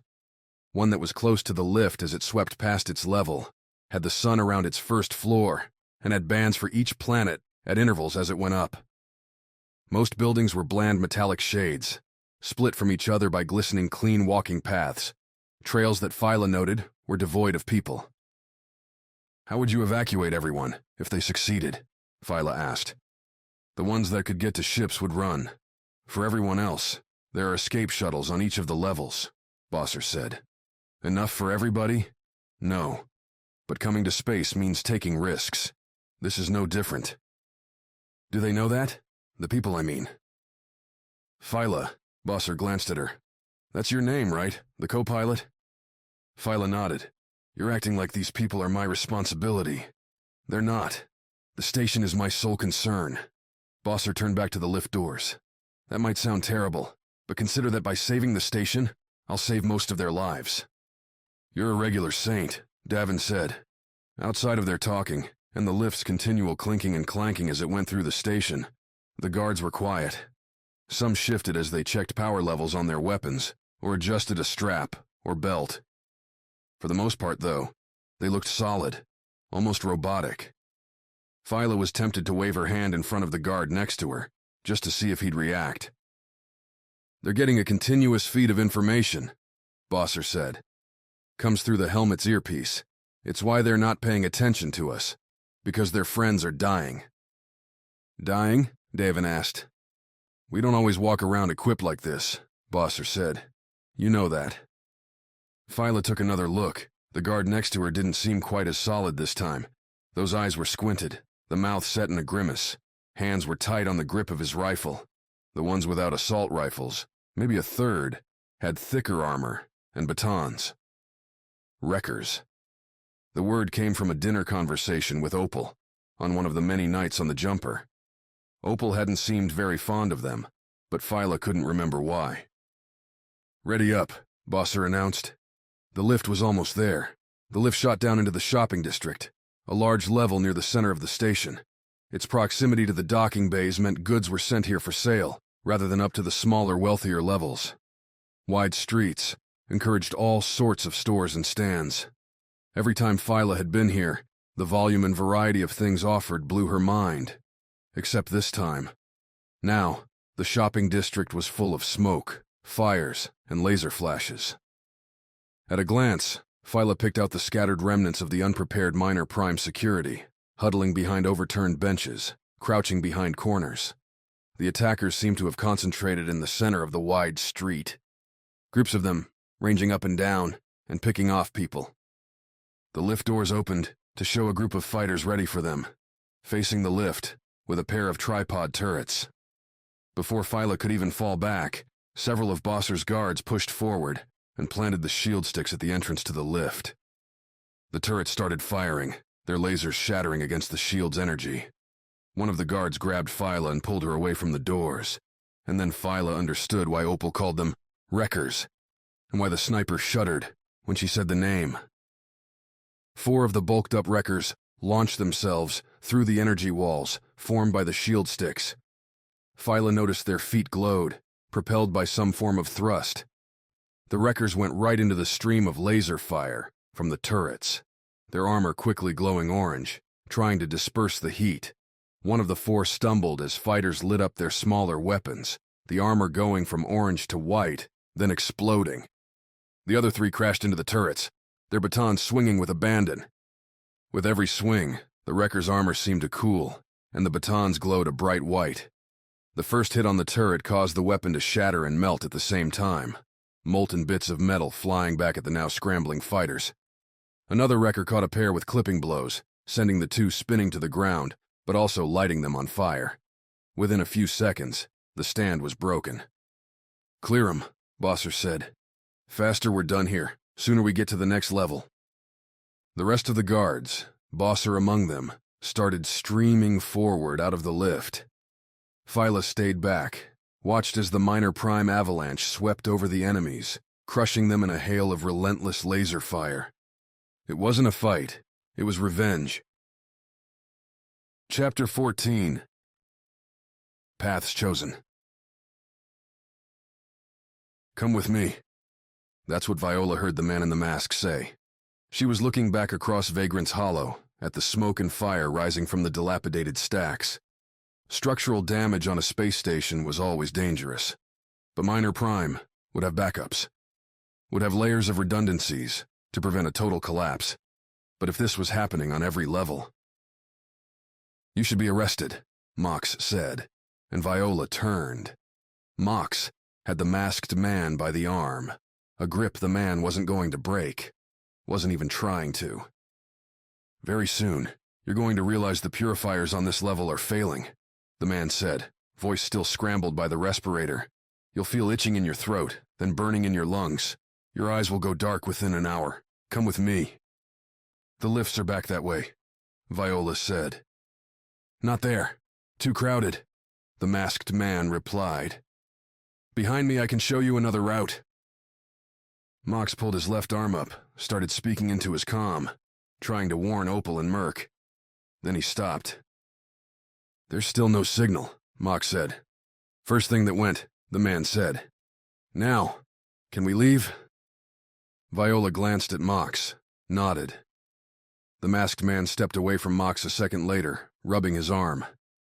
Then he held out Viola's comm, almost as if he'd forgotten he'd stolen it in the first place. Viola took it, snapped it back on her wrist. Like Mox's, it wasn't picking up a signal. Without a transponder, something to bounce the signal off of, to send and receive and target the message, the comms could only communicate directly. Meaning, Viola would have to know where to send the message, rather than broadcasting to a frequency. Doable in small spaces, not so much in a burning disaster area as large as a small town. Then the masked man took off running again. past a shuttered hardware store that Viola recognized from Davin's stories, the same one Lena used to run. Viola wanted to pause, to look around the place, but Pook prodded her forward.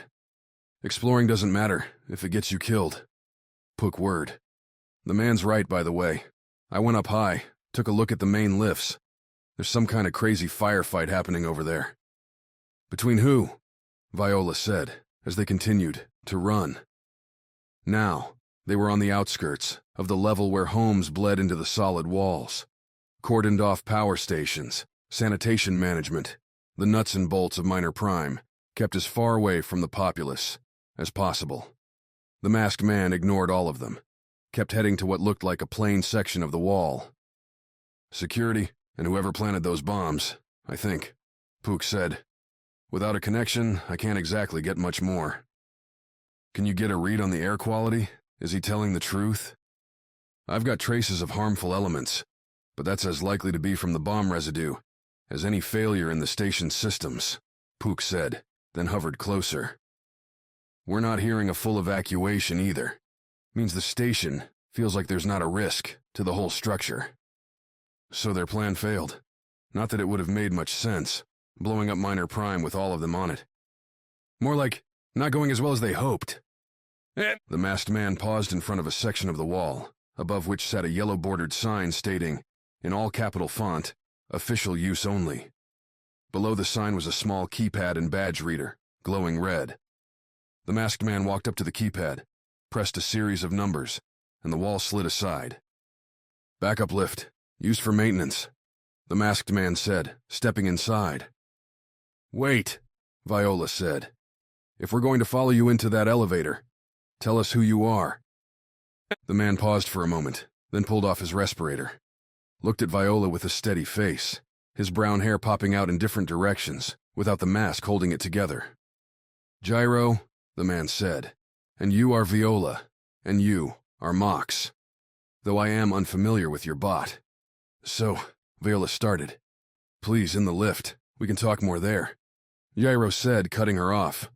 Unlike the main lifts, with their glass cages and their beauty, the lift they were in was utilitarian. No art on the walls, no glass, just straight gray metal and doors on either end.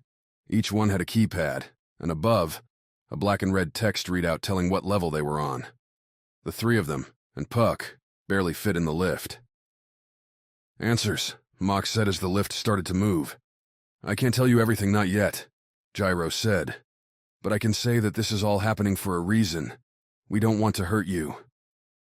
"Who's we?" Viola asked. Gyro struggled with the question. Viola could see his lips start to form different words before dropping away. "It's better if she tells you," Gyro finally said. "I know you don't know who she is yet, but I promise, you'll like her." "Dodging," Mox said. Then the lift dinged. They'd reached the target, only 3 levels away. Viola read the readout, docking level 1. The same level the jumper was on, though that didn't necessarily mean anything. Each docking level had capacity for 100 ships, slotted into the circle as tightly as they could. The lift door opened into a whitewashed hallway, not the main sponsor-filled paths Viola had taken the 2 times she'd come to Minor Prime. "Follow me. A little longer, please," Gyro said, walking out of the lift. The man's hands dug into a pocket in his pants, came out with a small tool that, with the movement of a slider, shifted into a sidearm.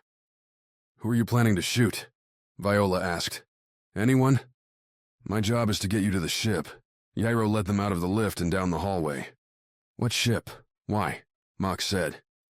Gyro turned back towards them, looking morose at the question, like he'd been dreading answering it, but knew it had to come, eventually. The man took a breath, then looked at Mox. "Our ship, the Whisper Wind. Because we need your help to keep all the strings from falling into their grasp," Gyro said. "That really only gives me more questions," Viola said. "Then ask them later. We don't have time." Gyro ran down the hallway. It would have been easy not to follow, to turn back to the lift, or wait for Minor Prime security to arrive. Mox, arms crossed and glowering at Gyro's back, probably wanted to do just that. Thing was, though, Viola was curious. What strings? And whose grasp? "I'm going," Viola announced, then took off after Gyro. She heard Mox's feet pounding after her a second later. Chapter 15. Last breath. A pair of fighters were taking pot shots at the security forces through the top window, like a pair of chumps. The lower floor was empty, the doors not even locked. Rookie mistakes, or maybe desperate ones. Merc left Opal covering the ground floor, a stately collection of trash that must have served as someone's home. Still might be if the fighters hadn't shot them too. The stairs up to the second floor were made of loose metal plates, each one a different texture, a different former life. Merc took each one slowly. Lasers didn't make noise when they were fired, so Merc was relying on the incessant chatter coming over the fighters' comms. In the military, the idea had always been to speak your piece and keep the channel clear for critical communication. These guys, going by the constant position updates, call-outs for good shots or movement, were on an oversharing spree. But then, most of the red voice with military experience had died in the war. He and Opal were up against the leftovers. The top of the stairs broke into a wide space. The entire second floor was one room. No walls, except the outside. Beds, a generous term for the greased-up mattresses, littered the floor. Over by the front windows, burnt-edge squares cut into the siding with a torch. The two fighters were laid out, staring through scopes on outmodded rifles at the security forces below. Merc raised his sidearm, centered it on the fighter on the right, and pulled the trigger. The stunning bolt struck the fighter in the back, filtering its electric shocks throughout the body in an instant, locking muscles and overloading nerves to where the fighter's body would stop responding. Merc had been stunned before, mostly in training exercises, and it was one of the most annoying things he'd ever experienced. Being conscious, but unable to control anything except your own breathing? For hours? He'd almost trade that for a normal blast and burn. Take the pain, but keep the sensation. Almost. The fighter on the left managed to half roll before Merc stunned him. 2 up, 2 down. Beyond their gritty clothes, these guys were both wearing respirators too. All the fighters were. Maybe they all suffered from asthma. Merc pulled his comm to his mouth, before remembering the things weren't working. Amazing how inconvenient it was to lose those things. Grow so dependent on being able to throw your voice wherever you want, that when it's gone, you barely remember how to talk. Normally. Down the stairs, back to the front room of the house, and Opal was sitting on the ramshackle collection of cushions that seemed to be a couch. Next to her, standing, was one of the minor prime security members, his rifle pointed at her face. When Merc came in, the security officer swiveled his gun over to him, held it high. Merc raised his hands to match, still holding his sidearm. "You her friend?" the officer said. "Yeah, how about you point that elsewhere?" Merc replied. Opal coughed, hard. "She says you're—" The officer broke off, coughing into his hand, rifle waving around. Merc took a breath, felt a scratching in his throat, an itch that quickly started to burn. The officer was bent over now, still hacking. Opal stood, her hand on her mouth, walked towards Merc. "They have respirators up there?" Opal asked. Merc nodded. Would have said something, but his whole mouth seemed to be burning up, his throat feeling like it had 100 ants crawling on the inside of it, biting him everywhere. Then the officer, still coughing, fell to his knees and pulled the trigger on the rifle. Lasers shot out and scored the side of the house. Merc fell back, following Opal to the stairs, tried to go up them. He needed oxygen. Legs were burning. Got up 1 step. Why was he on his hands and knees? Merc tried to focus, climb from 1 step to the next. Didn't feel like he could stand up. His eyes watered, tears running down his face. Opened his mouth to try to squeeze in a bit more air, but damn, was that a terrible idea. Nothing but more pain. Then Merc's face hit the stairs. Everything was on fire. Merc started to realize he might die like this. Not getting blown out of the sky, not getting old and passing off, in his sleep. No, suffocating on crappy stairs in the middle of a space station. And then he felt someone turning his head, felt something hard, cold, pressed to his face. Covered his nose, mouth, and Merc felt the seal close to his skin. "Breathe, love," Opal whispered, her voice coming out scratchy, deep. Merc did. Overriding his panicked lungs, praying that he wasn't about to fill them with another onslaught of pain, Merc inhaled. The air that came through the respirator wasn't fresh, wasn't good, but it didn't burn. Merc immediately exhaled, inhaled again. Then a third time. It was like finding an oasis in a desert. He just couldn't stop, as though the first breaths weren't real, that the air might suddenly vanish. After a minute sitting there, breathing, Merc sat up on the stairs, Opal a step above him. Then Opal walked down past Merc, into the front room. Merc, leaning on the wall, followed to see Opal detaching the respirator from her face and slipping it over the guard, who was lying on the floor. Waving Merc over, they rolled the officer onto his back, pressed on his lungs, and Merc heard the man take a deep, coughing breath through the respirator. Then, another. For the next few minutes, Merc and Opal passed their respirator back and forth, while the unconscious guard continued to suck down air. "How'd you make it up there?" Merc said when he felt like he could talk. "I couldn't even move." He passed the respirator back to Opal, who took a gulp of air. "The Red Voice did this on Mars. Intentionally sabotaged air filters. Leaked toxic atmosphere through," Opal said. "It was devastating, the first couple of times. Then we all learned how to hold our breath." "Hell of a way to learn a lesson," Merc replied, when he had the respirator back. He stood, went to the front windows, looked out. A new crew of minor prime security had arrived, looking far more dangerous. Where the first group had been decimated by crossing fire from fighter positions, this one returned any shot with withering counterfire, while hulking guards ran into any building that showed resistance. In the center of the cluster, sporting respirators, were Davin and Phyla, looking to Merc's eyes, a little sick. "Hey," Merc said, looking back at Opal. "Looks like the captain finally came to save our asses." Opal, without a respirator, could only nod. Chapter 16. Defensive Measures. One of the jumper's commandments, in vogue since before Davin ran the ship, stated that unless cargo or people were actively going in and out, that the ramp was to be shut, no matter where the ship was, no matter the inconvenience. One of those things that Eric never questioned, never argued with, because it had proved its worth before.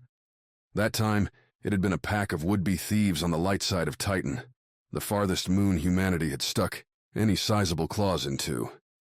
Now, Eric watched a group of 4 respirator-wearing meatbags probe the jumper's closed door like an animal would a fresh kill. "How long before I can take action?" Eric calmed to Trina, who was sitting in the cockpit. Eric himself was in the bottom turret, watching the would-be raiders slink around on console screens. "I believe minor prime law states that as soon as someone is attempting to acquire your items, you are licensed to defend yourself," Trina replied. "Still nothing from Davin. Anyone?" "I'm getting errors sending the messages," Trina said. And if she was getting errors, then something was very wrong. Eric had never seen a wizard like Trina, morphing impossible problems into textbook exercises, explaining the ways and means of extracting more energy, fixing this or that item to better than its ass-new status. Lost. If Eric was a physician of the body, then Trina was a surgeon of the mechanical soul. "Then I suppose there is nothing left to do but act on our own instincts," Eric said. "And my instincts are telling me these gnats do not have our best interests in mind." The jumper's lower turret retracted when landed, sliding up so that it wouldn't chance an ugly crash with the floor of any docking bay. To anyone not familiar with the ship's construction, the turret would just look like a rounded bump, potentially a sensor, extra cargo space, or any of a dozen things. If Eric felt like roasting the raiders, he could press the trigger on the stick in front of him, and the turret would set down and start firing within a second. Of course, there was a chance it could dent the floor, but that seemed like a small problem next to the jumper being hijacked. The 4 of them were beneath the ramp now, looking up at it. One of them held a device, looked like a thin tube, and was pointing it at the ramp. "You seeing that?" Eric asked.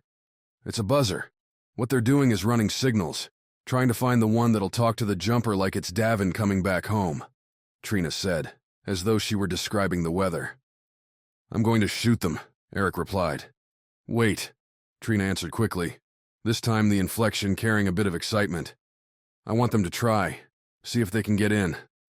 "You're using this as a test?" "When will I get another chance?" Trina replied. "I'm sure Davin would be happy to stand outside with a buzzer and try whenever you wanted," Eric said. "Hello," said the jumper's computer, 49. "Hope you both know that people are trying to break in. Gonna snap through security pretty soon if someone doesn't roast them. Eric, I'm noting you seem to be in prime position." "Talk to the one who brought you back," Eric said. "She wants to run a test." "Trina, I estimate that your measures will fail in the next 2 minutes," Fournier stated. "At that time the ramp will lower, the intruders will gain entry. And you will both be slaughtered in horrible fashion. I won't even feel sad as I'm a bot." "Noted," Trina said. "The last line I've got in there, it's just for buzzers. Wait for it, Eric, and then you can fire." The 4 had spread out along the sides of where the ramp would go down. 3, the ones not holding the buzzer, had pulled weapons out. Small autoguns, easy to hide under a person, yet with a larger battery than normal sidearms. 49 was right. If they made it inside the ship, Trina and Eric would be roasted without much effort. Eric moved his fingers over the trigger, waited. Then the buzzer exploded, simply sparked for a moment, and then shattered in a burst of fire, the person holding it yelling and gripping their hand. The other 3 looked at their comrades, stunned. "You can fire," Trina said, her satisfaction carrying through the comm. Now it was Eric that hesitated. If they couldn't get in, what was the harm in letting them live? At least, that was the idea until one of the others glanced towards the lift, aimed the autogun at the ramp's border, and pulled the trigger. The lasers scored the jumper's hull, leaving black marks, but not doing the slightest real damage. They had to know that wouldn't work. No small arms had the punch to get through a real ship's hull. "They're making my ship ugly," Trina said. "Can you shoot them now?" "But they'll never get through," Eric replied. "Seems a poor reason to end a life. Fournier, can you put up the shields?" "Sorry, chap," Fournier replied. "Can't be done in the station. Chance of the shields interacting with the station's atmosphere, igniting it. Which sounds like fun." No, let's not," Eric sighed. "How about I scare them away?" Without waiting for a consent, Eric pressed down on the trigger and dropped the turret. It came so very close to hitting the docking bay floor, but dodged it by a hair. The 4 thieves turned at the noise, one already aiming an autogun. But the man paused when the turret's cannons popped out. Eric twitched the stick, bringing the turret to bear on the aggressive one. "Last chance to leave, friends, or this will get messy," Eric announced, patching the words through the jumper's external comm. The 4 of them threw up their hands and backed away from the jumper. Apparently the ship wasn't worth their lives. As they left the shadow of the jumper, the 4 broke into a run for the lift station. "Eric, a few minutes ago, you were begging me to shoot them. Now you let them walk?" Trina calmed. "A few minutes ago they were threatening to break in. Now they're just running away," Eric said. "I would prefer to be able to look my grandchildren in their sweet faces without knowing I killed those who didn't deserve it." Eric flipped the turret's feed to the jumper's front cameras, which showed the 4 thieves making a break down the hallway, showed the lift arriving as they passed it, showed a slew of minor prime security, along with Davin, Opal, Merc, and Phyla coming out. Showed their weapons being aimed, the 4 thieves throwing their arms to the ground. "And justice is served," Fournier announced. Eric couldn't help but agree. Only where were Mox and Viola? Chapter 17. Your ship, my ship. When the security officer handed Davin and Phyla respirators a minute after they exited into Vagrant's Hollow, into the strewn collection of bodies under fire from fighters spread across surrounding buildings. When Davin understood that the home he'd grown up in had been burnt, wrecked, murdered, the captain was lost. Not that he had many friends. Any friends left here. Not that there was anything tying him to the place, except memories. But it still felt personal. Wrong. Phyla held his hand as they watched the armed and armored security force sweep up the fighters in brutal fashion, the smoky haze of dust and broken lights shading a mustard glow over the level. "Their operation is larger than we thought," Bosser said, walking back up to them, still standing in front of the lifts. "We're getting reports of teams running through the docking bays, sabotaging ships, potentially stealing others." Davin looked at the man, Bosser, outfitted in thick body armor, comm linked to a mic attached to his ear, black respirator sucking on his face. A rifle, a big two-handed one whose nozzle still glowed a slight orange from a recent firing, held in his hands. The sort of branded violence Davin hadn't ever wanted to be a part of. Only here, it seemed like they were on the same side. "Any sign of my crew?" Davin hadn't forgotten them, had asked Bosser and his group to look when they hit this level. "We have 2 of them," Bosser said, then turned and pointed. Out of a taller house, being helped along by a security force member, were Merc and Opal. The fighter pilot noticed Davin and stuck up a hand. "No others?" "Not yet." Bosser shook his head, a sharp gesture, like the man didn't want to take the time to twist his neck. "I'm going to take a small group down to the docking bays. Would you like to come with? We can start at your ship." "I'm still missing 2 people," Davin replied. "They might already be down there, waiting," Bosser said. "I'm not forcing you, but we are leaving now that this threat is contained." "Contained?" "Right." Davin could hear the crackles and bangs as buildings succumbed to damaged parts further back in Vagrant's Hollow. There should have been cries, screams from people caught in the blasts. But the respirator, attached to Davin's face, provided the clue as to why those were missing. Hard to cry out if you couldn't breathe. If Viola and Mox weren't here already, they were probably dead. "You're giving up on them, aren't you?" Phyla said, as Davin turned towards the lifts. "They would have been here," Davin replied. "Would have been with Opal and Merc." "Maybe they know something," Phyla said, as the sniper and the pilot headed their way. "If Mox, or Viola, needed rescuing, they'd be more frantic," Davin said. "Let's get down to the jumper. Like Bosser said, they might be there already. And if not, they could always come back here and dig through the bodies to find them." Davin left that part unsaid, but he could tell Phyla was thinking the same thing. This had been her home too. He didn't know if she still had family here, had those she loved back in that mess. That Davin didn't know bothered him on a deeper level, a missing piece of their relationship that he'd never noticed before. But that was obvious now. Next time they were alone, Davin would try to rectify that. On the lift ride down to the docking level, Opal leaned on Merc, who leaned against the wall. 10 officers and Bosser crammed towards the front of the lift, ready to burst out of the doors, a pair of wreckers in front, just as they had on the other levels. Only going down 3 levels meant a short trip, and 30 seconds after the lift started moving, it shuddered to a stop in front of a wide hallway linking docking bays together. A group of 4 fighters, looking spooked, were running in front of the lift as the doors opened.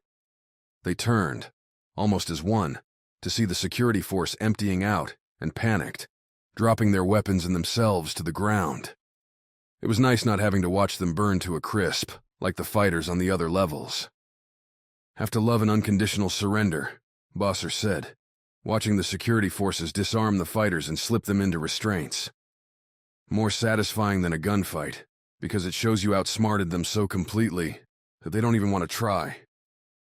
"They're not fighters," Davin said, looking past the guns being gathered up. "Look at their belts. Those are tools for breaking encryption, and locks of a more physical kind. Lena used to have all of that stuff, and Davin had borrowed them from her stash here and there.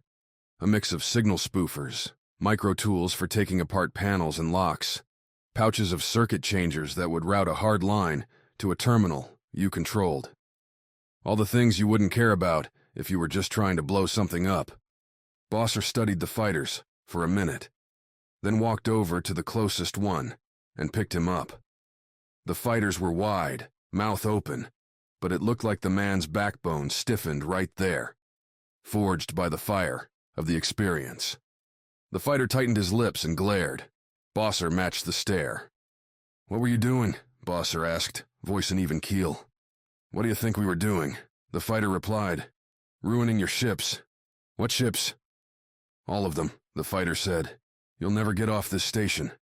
Bosser glanced at one of the security members. Check it, Bosser said, then turned back to the fighter. What's the point? We'll fix them, just like the damage you did to the other levels. A month from now, nobody will care what you did. Nah, but they'll care about what it allowed, the fighter replied. Which is? The fighter smiled, said nothing. Davin could see Bosser's free hand itching to pull a trigger, to punch the fighter in the throat, but Bosser set the fighter down. I'm getting reports of other teams like this one, sir, the security guard said. Groups sabotaging ships. They've apparently taken out most of ours. Guess you're going to be stuck here for a while, Davin interjected, but Bosser ignored him and kept talking with the guard. A loud hiss came from the jumper, and Davin looked to see the ramp coming down. With it, Eric. Merc and Opal walked over that way, Phyla following. Davin took a step that way too. Technically, they were working for Bosser, but if the Ice Diamond sale came through, they wouldn't need Bosser's money, at least, not for a while. They could fly somewhere else, take up a more passive industry like cargo hauling, something a little less deadly. Davin, Bosser said from behind him, your ship, it can still fly? The jumper's fine, Davin said, hoping that was accurate. Eric looked calm coming down that ramp, and Trina wasn't panicking, so the odds seemed good. Then I'm taking it, Bosser said. That had Davin turning all the way around, looking at the armed and armored boss of Minor Prime and taking a breath. Would have been nice if Mox were here. A bit of muscle behind Davin's back. Never, Davin replied. I say the word. They'll blast the ship out of here so fast all you'll have is my laughing ass to show for it. Davin Masters, Bosser put himself centimeters away, the man's hot breath still smelling of coffee and sweat. My man there tells me almost every other ship on this station can't fly. Only one just lifted off, without clearance. I know where they're going, and how to stop them. Let me guess, it involves blasting them to space dust, Davin said. 312, Bosser said, and the android appeared at his side instantly. Where the bot had been a moment before, Davin wasn't sure, but the way they could move with that precision was scary, unnatural. If you won't let me commandeer your ship, then allow the android and I to go with you. Go with us where? After the other ship? Davin laughed. Why would we do that? Because 2 of your crew are on it. Chapter 18. A Reluctant Pilot. The Whisper Wind looked like a needle, a spherical bulge at the aft end for the electrical engine, and a thin point that extended forward. Even though the ship wasn't very wide, Minor Prime had docked it in a bay, meant for larger vessels, simply because the craft was so long. Viola, who'd seen all manner of builds fly in and out of the Galaxy Forge factories on Ganymede, hadn't seen one like this. A series of struts supported the ship, popping out like insect legs at various joints and intervals. The struts were gray, unpainted, which contrasted with everything else. It's so black, Viola said, as Hyro led them towards it. Technically, the hull is darker than space, Hyro said. Not, obviously, the absence of light, but because most space has starlight making it brighter than black. So you see that. I get it, Viola said, her eyes still tracking the ship. It looked like there was a tear in her vision, a hole right where the ship's outline was. Viola watched the ship's ramp fold down, not extend like the jumper's flat arm, but literally unfold one section at a time, plates sliding off the bottom of a stack and locking in with the next one in the line. The amount of extra parts necessary to keep that from breaking would be tough to rationalize on a spaceship, but it was cool to watch. In a few seconds, faster than the jumper's ramp, the Whisper Wind was open for boarding. Who made this? Viola asked. I haven't seen the design before. You'll have to ask her owner, Gyro replied. She's right up the ramp. And then you'll tell us what's actually going on. All of it, I promise, Gyro said. The man jogged across the rest of the bay to the ramp, Viola and Mox keeping pace. Pook zipped ahead of them, peeked up the ramp after Hyro, then whirred back right in front of Viola, causing her to stop. There's a lot of people in that ship, Pook said. They're packing too. Recommend going somewhere else. Gyro, Viola called to the man, already partway up the ramp. What's waiting in there? Nothing and nobody that's going to hurt you, Gyro called back. An ear-splitting screech suddenly sounded through the bay as half the lights went red. Minor Prime's alarm system. Guards would be following the noise. You come on this ship, we live. You stay, we all die. Gyro yelled over the alarm. The man on the Karat, the guard Viola shot, who was about to murder Davin. He died because Viola made a choice. The raiders on the frigate, the one she'd rammed with the Karat in Neptune's orbit, they died too.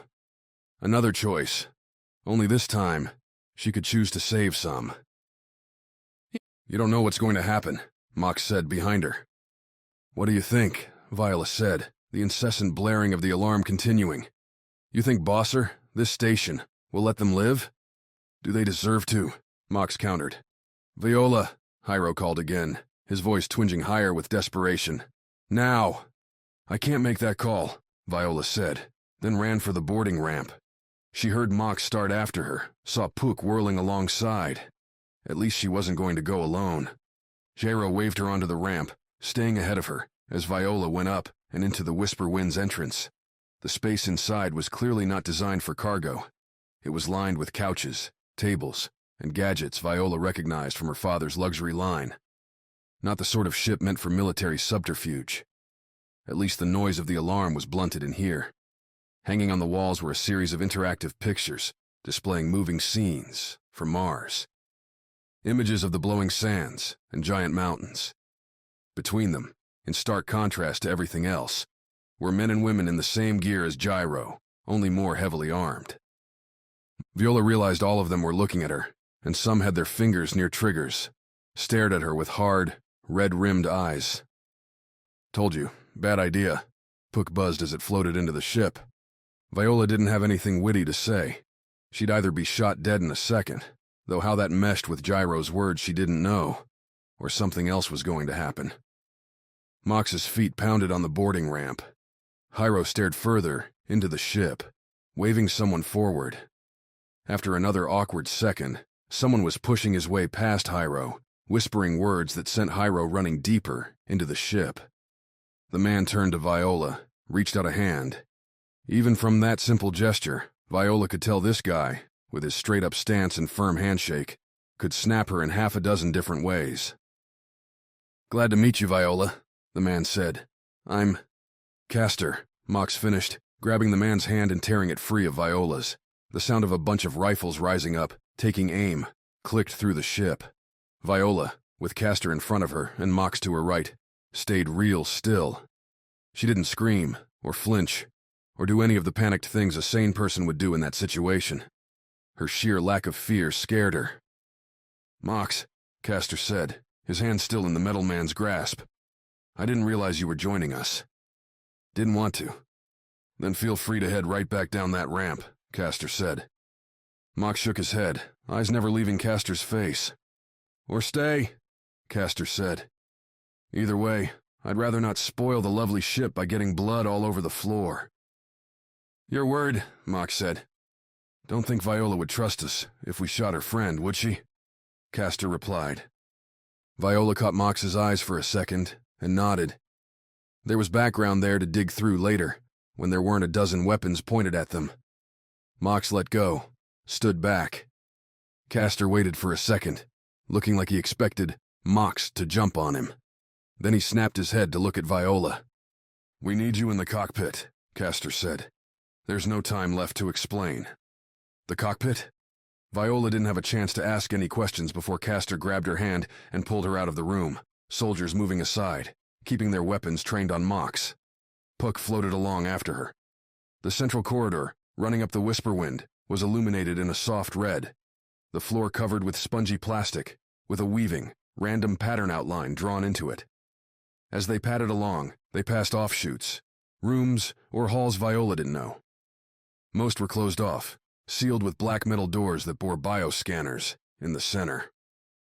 Older security, the bioscanners. Easy to open, provided you had a hand from one of the crew, with or without the arm.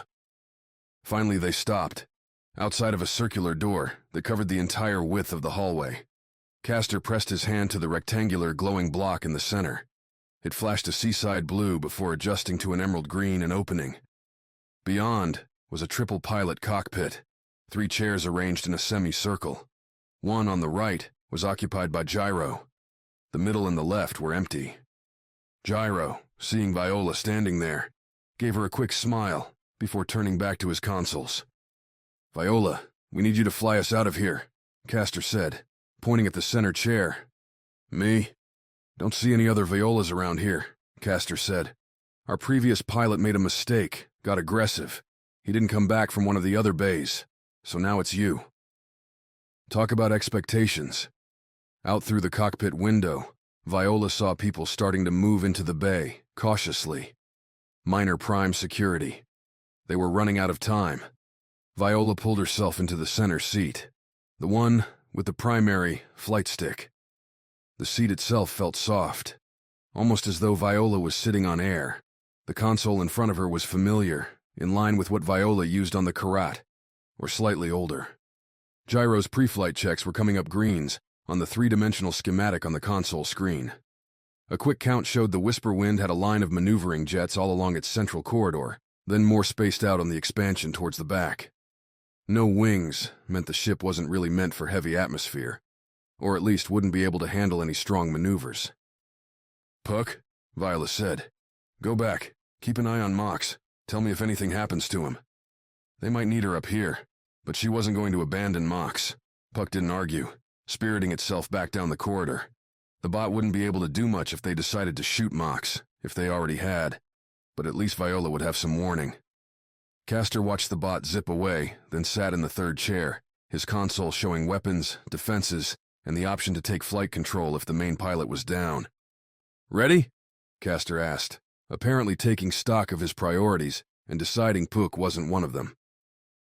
"Ready," Viola replied, starting the jets. After a second, Viola felt a bump as the Whisper Wind lifted off the docking bay floor. Using the flight stick and leaving the primary engines off, Viola triggered a burst from the forward-facing jets at the rear of the ship. Normally she would have rotated the spaceship and flown out face first, but there wasn't room for the Whisper Wind's long stick to make that kind of turn. "They're shutting the bay door," Gyro said. The giant metal doors were designed to seal oxygen and atmosphere in if there was a leak or malfunction in the magnetic energy fields that kept the heavier molecules from dashing into the vacuum of space. They were also effective at keeping ships trapped. Attempting to ram the Whisper Wind through the door would only result in the spaceship crumpling like a can. "Unfortunately, it seems to have stuck on them," Gyro said. Viola could hear the smug in his voice. Through the cameras on the rear of the ship, Viola could see that Hyra was right. The door had come down a meter, but stopped there. "You?" Viola asked, as she continued to goose the ship backward. Castor used the intercom system to order everyone to take their seats. The red voice brought me in to hack military targets. Doing a localized break of a corporate station is cake, Gyro said. I had control of that gate less than an hour after we landed. "Don't brag," Castor said. "It's unbecoming." "That's all the thanks you'll ever get out of this guy. Captain Stoneface, that's what we call him," Gyro said to Viola. She didn't catch Castor's reaction, because the Whisper Wind was out of the bay and Viola had to focus on starting up the engines. The console led her through the standard procedure, easy enough, so long as nothing went horribly wrong. Outside the windshield, the docking bay receded, spun away as the bulk of Minor Prime slid into the picture. The unobstructed view of the modeled station was empty. Minor Prime should have been an epicenter of activity, ships zipping in and out in a tightly controlled dance of economic progress. Only there were none. A glance at the sensor showed plenty of traffic, but it was all outside Minor Prime's immediate area. Ships holding orbits, following the station in its long path around the sun. No security defense fighters either. "They've been taken care of," Castor said, noticing Viola's furrowed brow. "For a short while, we'll have space to ourselves." Viola didn't want to ask how. She'd seen the bombs in Vagrant's Hollow. She'd seen Gyro's hack. She knew which one of those Viola would prefer. "Where are we going?" Viola said, throat feeling dry. "The engines are coming online." "You'll like this one," Gyro quipped. "We're heading home, Viola. I mean, our species' home. Good old Earth herself. Chapter 19. Holding Fire. Davin had never seen the space around Minor Prime so quiet. Usually blasting off from the station required a series of back and forths with station coordinators, other pilots, and then a good degree of luck to get out efficiently. This time, Phyla had them cruising out of the bay in less than 5 minutes. "Check the scanners. You'll find it," Bosser said, standing there in the cockpit behind the two of them. The space had 2 chairs, pilot and co-pilot, with a third that could fold down as needed. Bosser did not feel it was, as he was leaning over their shoulders, staring at the console. "Funny thing about flying is that I've done it before," Phyla said. "Tracking ships, too." "What she's too polite to say," Davin interjected, "is back off." Bosser moved his hands away from the chairs, but didn't actually backpedal at all. The man was still in his Minor Prime security armor, standing there as though raiders were going to board any minute. Then again, if what he was saying about Viola was accurate, they might have a close-quarters fray on their hands soon. The jumper's engines came on and shot the ship away from the station, propelling it into the darkness that was space in the asteroid belt. Other ships were out there, but the endless distance of space meant you had plenty of room to roam. Davin didn't often see other ships unless he was planning to dock with them, or they were trying to shoot him. "You didn't know how bad it was going to be," Davin said, staring at the empty scanners. "The first protocol of an unknown attack against the station is to remove collateral damage," Bosser replied. "There's nobody in close range," Phyla said, then expanded the view on the console. "The closest ships are an hour out. They would have had to turn around as soon as the bombs went off. Nobody evacuated the station." "The comms were hacked, shut down," Bosser said. "I don't know what you want me to say." "Nothing," Davin replied. "If the Red Voice had tried a serious attack, had succeeded in throwing the station into disarray, nobody would have known. Not one ship would have tried to leave the station. At least, not until it was too late. And if you're trying to argue that something so valuable as this station and the lives on it should be better protected, should have better plans to activate in the face of disaster, then you and I are on the same side," Bosser said. "My funding comes from the charity of companies. They prefer to pay me to squash imminent threats, not over-prepare for emergencies. It's not my choice. Minor Prime is not a democracy." "The people must love you," Phyla said. The console beeped as they moved out of Minor Prime's proximity. Now out of danger of hitting the station, the jumper could pick a path and go. Only Davin wasn't sure where Bosser wanted to point them. "Find the Whisper Wind," Bosser said. "It shouldn't be too far away." To keep track of each other, ships responded to the pings of other ships with names and identification, like owner and registration. Didn't mean a registered ship wasn't going to shoot you to pieces, but at least you'd know who was doing it to you. Davin scrolled through the ships in range, winding through an alphabet of ship names like Queen Anne, Starlight, and Johnny's Ride before, near the bottom, finding Whisper Wind. "An old model luxury liner?" Davin asked. "Correct," Bosser said. "Run it down." Davin highlighted the ship on the console with a tap, and on the windshield, a yellow line appeared with the trajectory for an intercept course. Phyla calmed a heads-up to Trina, standing by the engines, and gunned the jumper. Davin's freighter was larger, faster, and looked better armed. It wasn't even going to be a contest. "Do you know who they're with?" Davin said. "Whose freighter that is?" "Alissa Reinhardt, a dead woman," Bosser said. "Like Lena." "I didn't kill this one," Bosser replied. On Davin's waist, strapped against his thigh, was his sidearm. It was set to low power, a stunning shot. Better if the thing accidentally discharged. It would take 1 second to stand up from the seat, another to turn, draw the weapon, and fire. There was a chance Bosser had his own weapon, could draw faster, but he wouldn't be expecting Davin's attack. Or would he? Did it matter? "Don't let him, Davin," Phyla said. "Not here." Davin felt her hand on his shoulder, felt it grip into his nerves. Lena and Phyla, always trying to keep him from doing something stupid.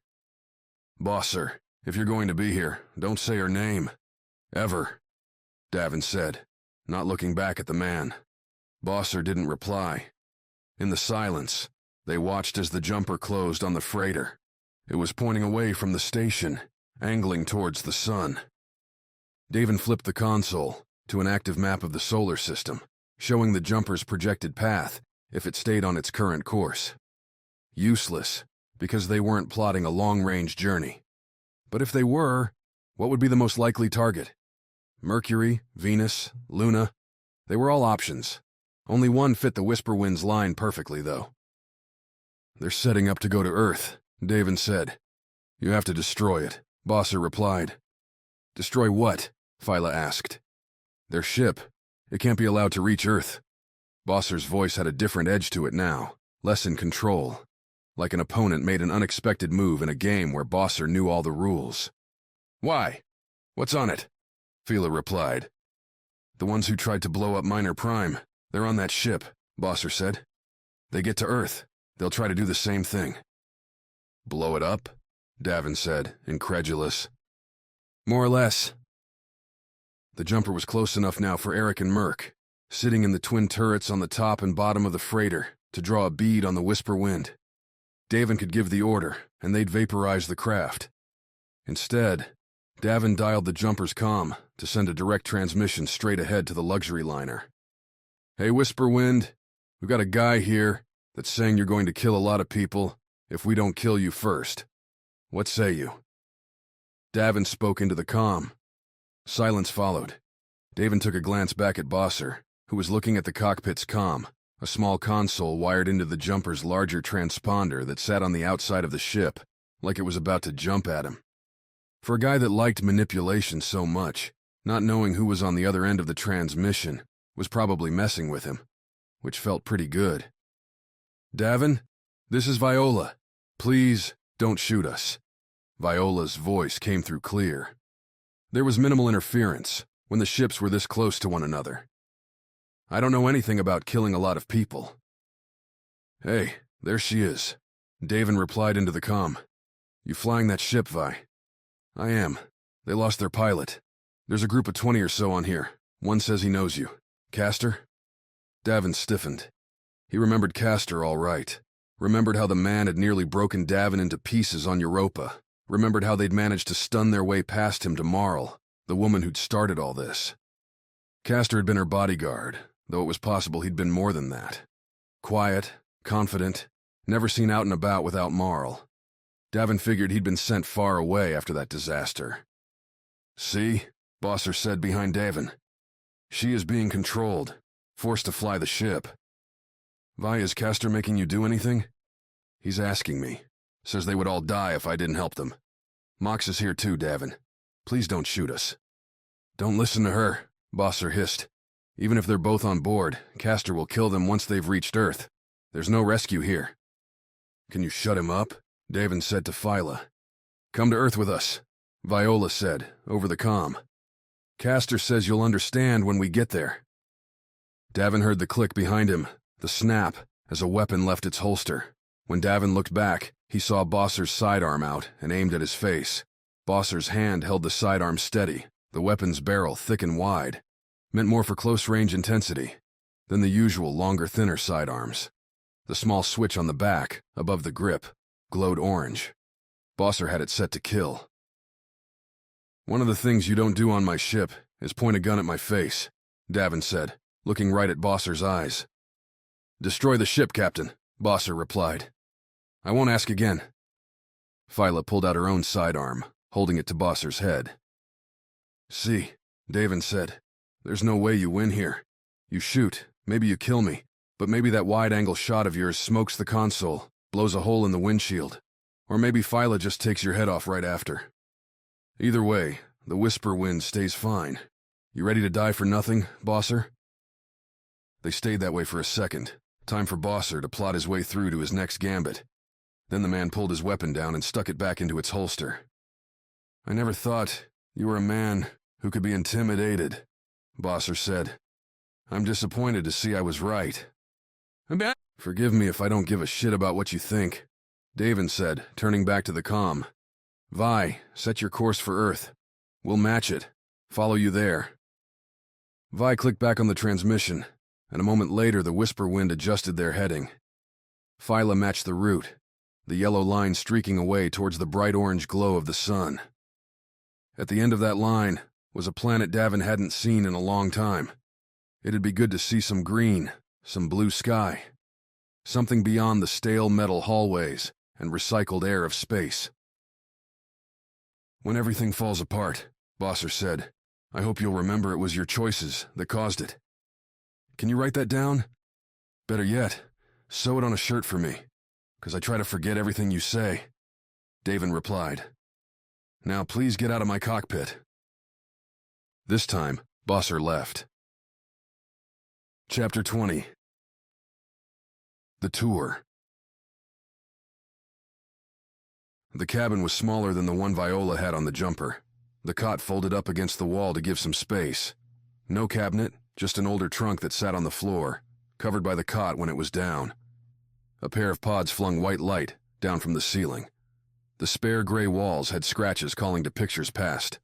On the inside of the door sat the intercom and keypad, neon green quick buttons to each of the Whisper Winds areas. Kitchen, cockpit, engines, other cabins. Pook was already in a charging cradle on the small shelf, plugged in and sapping what solar energy the bot could get. They'll glow when you turn off the light, Gyro said next to her, nodding at the keypad, watching Viola's eyes coat the room. The Whisper Wind's primary corridor split towards the aft of the ship, like a three-pronged fork. The left and right sections broke into two levels, where most of the passengers and crew had their cabins. Straight up the central prong were the engines. Viola had noticed those were sealed off by a badge-locked door, not entirely out of line for a luxury ship to close sensitive areas. Where does everyone else stay? By her math, Viola counted 10 cabins and at least 15 crew, plus her and Mox. Lots of double bunking, sleep swapping, Gyro replied. You're going to alternate with your friend, if that's okay? Share a room with Mox? Well, not really. Sleep swapping meant they'd alternate, shift their schedules, so one was awake and moving while the other slept. Viola's engineering courses had been full of concepts like that. How to maximize productivity and minimize space. The psychological costs of losing your own home on a ship had to be balanced against the necessities of space travel. We'll survive, Viola said, turning around to look at Gyro. The journey's only a few weeks, right? You're the pilot. Oh yeah, she was. Apparently the senior one too. Castor said that whenever she wasn't on the bridge, the Whisper Wind would be coasting on autopilot. If there was an alarm, she'd need to make for the flight stick first thing, because nobody else would grab it. That was going to make sleeping real easy. I can't believe you have this many people, and only one pilot, Viola said. You know much about the Red Voice? Hyro said. We're not exactly deep in the space department. There are plenty of people out there you could pay. Who'd want to work with terrorists? Gyro said, the word like it was a bad nickname, one he was stuck with, despite his own objections. Good question, Viola said. You still haven't told me why I'm here. Sure I did. We needed a pilot. All I did was turn on the jets and push the ship into reverse. Autopilot can get you to Earth, Viola said. I thought it was something worse than that. Something harder. Gyro paused for a second, eyes sifting around the room. Viola liked that look when Hyro stared over her shoulder, but was very much not looking at the wall behind her. The man still wore most of the gear he'd had on during their escape from Minor Prime. The respirator and weapons were gone, stashed somewhere, but otherwise the thick beige shirt and bluish stained pants bled into gloves and boots, respectively. The gloves were the more interesting of the two. They looked snug, custom jobs that seemed to fit right to his fingers. When Hyro brought one to his face for a scratch, Viola noticed the filaments on the fingertips. Tiny ridges that'd give Gyro a good sense of touch. Made for people who were going to be doing precise work with the gloves on. Let me show you something, Gyro said. It'll answer some questions, promise. The hacker led Viola back to the main quarter, then badged into the true aft of the ship. Behind the door, the luxury treatments on the walls fell away. No calm lighting, padded floors. It was all brute force back here. They went forward a few meters, and then a fork. Left brings you to the engine station, right brings you to the fun stuff, Gyro said. At least in my opinion. Why'd you join the Red Voice, Gyro? Viola asked as they walked. Why? Gyro said. Viola, you watch your friends and their families get oppressed over and over again by companies more interested in other things. Rights get squashed time and time again because we don't really have any. It'd be enough to make most people join. Should have been enough, anyway. Then Gyro paused, looked at Viola, and grinned, an almost manic smile.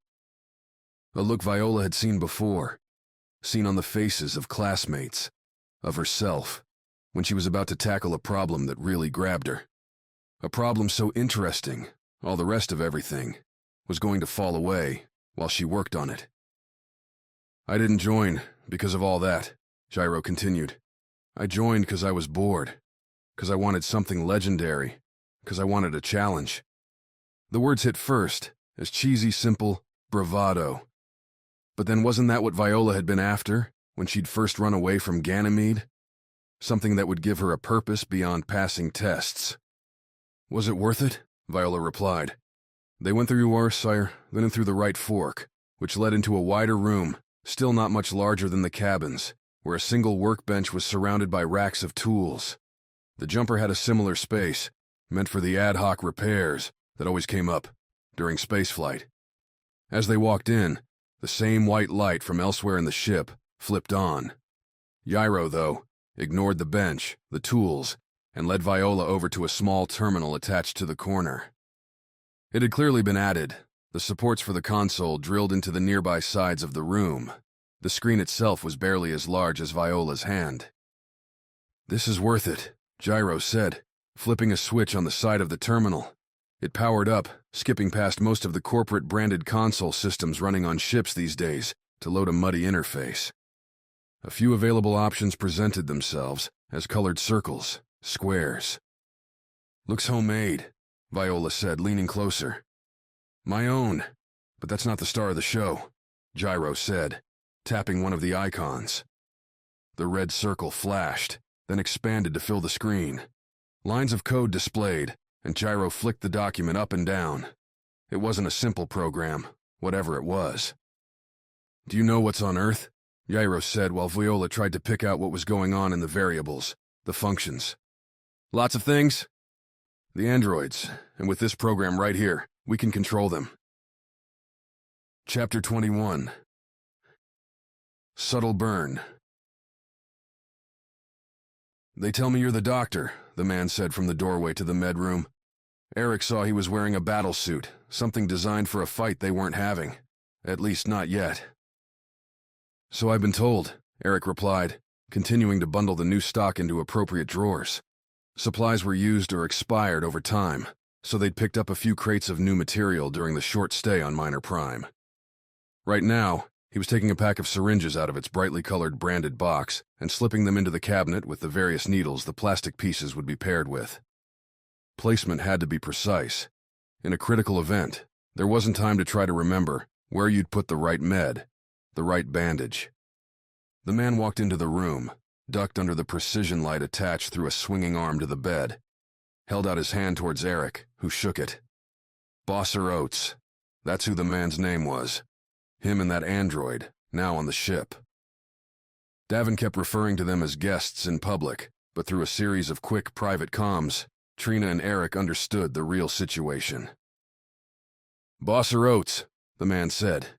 Eric, the doctor replied. How can I help you? With that invitation, Bosser sat down on the bed with a sigh and pulled off one of the gloves he was wearing. Beneath, on the man's left hand, there was an obvious burn marking. Red, angry, and starting to blister in a long streak across the top of Bosser's hand. Grazing shot. Numbed it at the time, but it started to act up. Wondering if you have anything? Eric took a closer look. Standard issue, laser burn. Seems strange that it was only bubbling up now, though. They'd been in flight for hours. A shot taken back on Minor Prime would have already set in. Scarring, maybe. When did you say this happened? Eric said, turning to the drawer that held the gauze. Don't know if you know what happened on the station before we left. It wasn't just the group trying to steal your ship. Bosser spoke like a man settling in for a long story, a prepared tale. The red voice hit us across the station, and I went out with our reserve forces to make sure the damage wasn't severe. And you took a shot. I did, Bosser said, not flinching at all, as Eric rubbed some Plaskin ointment over the burn. When we made it to your docking bay, it was clear they'd sabotaged most of the other ships on the station. For a reason. The Plaskin had an aloe smell to it, a cooling, mild scent that always put Eric at ease. Except now.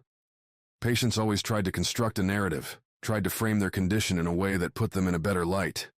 Not a problem, really, but Eric knew manipulation when he heard it. Bosser wasn't settling in here for a simple burn treatment. There was something else going on. Yeah. Do you know that your crew members are on the ship we're chasing? Bosser asked. Davin mentioned it, Eric replied. They're helping the Red Voice. That's whose ship it is. Mr. Oates, if you're looking to find some sort of sympathetic anger from me, you're not going to receive it, Eric said, putting the tube of Plaskin back in its slot. While I don't approve of what they did on Minor Prime, Eden and those other organizations did equally bad or worse things on Mars. Bosser was already nodding as Eric finished. Do you know where we're going? Bosser asked. I'm guessing you do. Earth, Bosser replied. You have family there, don't you? The universe shifted with those words. Bosser knew he had a family, which meant the man knew who Eric was, had known who Eric was, which meant there was an agenda here, something Bosser was going for. I do, Eric said. It would be nice to see them again. Do you know what the Red Voice is planning to do when they get to Earth? No idea. Eric found that he was sweating, despite the cool temps maintained across the jumper. He'd had plenty of difficult conversations before, but usually it was him telling the patients things that they didn't want to hear. Now, he was engaged in a back and forth with someone, and Eric was afraid he was very much outclassed. I don't know either, and that, Eric, is what frightens me, Bosser said, taking a gauze bandage and placing it over the ointment. Because the Red Voice is desperate. When you and your team prevented their acquisition of the ice diamonds, you stole their coin. Just now, on Minor Prime, they lost most of their remaining force. The question is why? Why take this gambit? You're asking the wrong person. Am I? Bosser looked Eric in the eye. The Red Voice says it exists to fight for the unheard citizens of Mars. Their members mostly have families on the Red Planet. People they would do anything to protect, to help. But they lost, except for this last ship. If you knew you were the only ones left to send a message, what would you do? You're trying to say they're going to threaten the planet? Earth? Bosser shrugged. As I said, I don't know. But whatever they're planning on doing, it will be desperate. It will be reckless. Bosser stood up from the bed, slipped his glove back on over the gauze. I believe you're the only member of this crew with family on Earth. The only one with anything to lose if the Red Voice gets their chance. Thank you for the assistance, Eric. Bosser walked out of the room, Eric watching his back. The man wanted help to convince Davin to shoot the Red Voice ship down, was betting on Eric's vulnerability. It was a good play. Eric exhaled, put his hands on the plastic covering on the bed. But nothing Bosser had said was false. The Red Voice could be planning something radical, something they couldn't expect, something that could hurt Eric's daughter, his granddaughter. Could he do nothing and live with the consequences? Chapter 22. Intrusion. When the door to the cabin opened, Mox was already awake. He'd heard the steps, broken cadences signaling multiple people, approaching the room the moment they'd started up the stairs. Beneath the thin sheet, Mox primed his arms to push him off the bed and launch towards the door. Keep them pinned to the entryway, and they wouldn't have a chance to surround him. The cannon normally attached to his suit whenever combat was still on the jumper. The sidearm, taken, when he came onto the Whisperwind, a gesture of trust, according to Castor. The door to the cabin was locked, but Mox wasn't surprised when the keypad blinked green. Overrides were common, necessary on most ships. The potential problems of a rogue passenger more than trumped the idea of privacy in space. The door shot open, and Mox started his move. "Don't," Castor said, hands raised in silhouette against the bright hallway lights. Behind Castor, one of the red-voiced soldiers squatted, rifle aiming past Castor's side at Mox. On the other side, a woman with tired eyes stood and stared at him. "Knock?" Mox asked.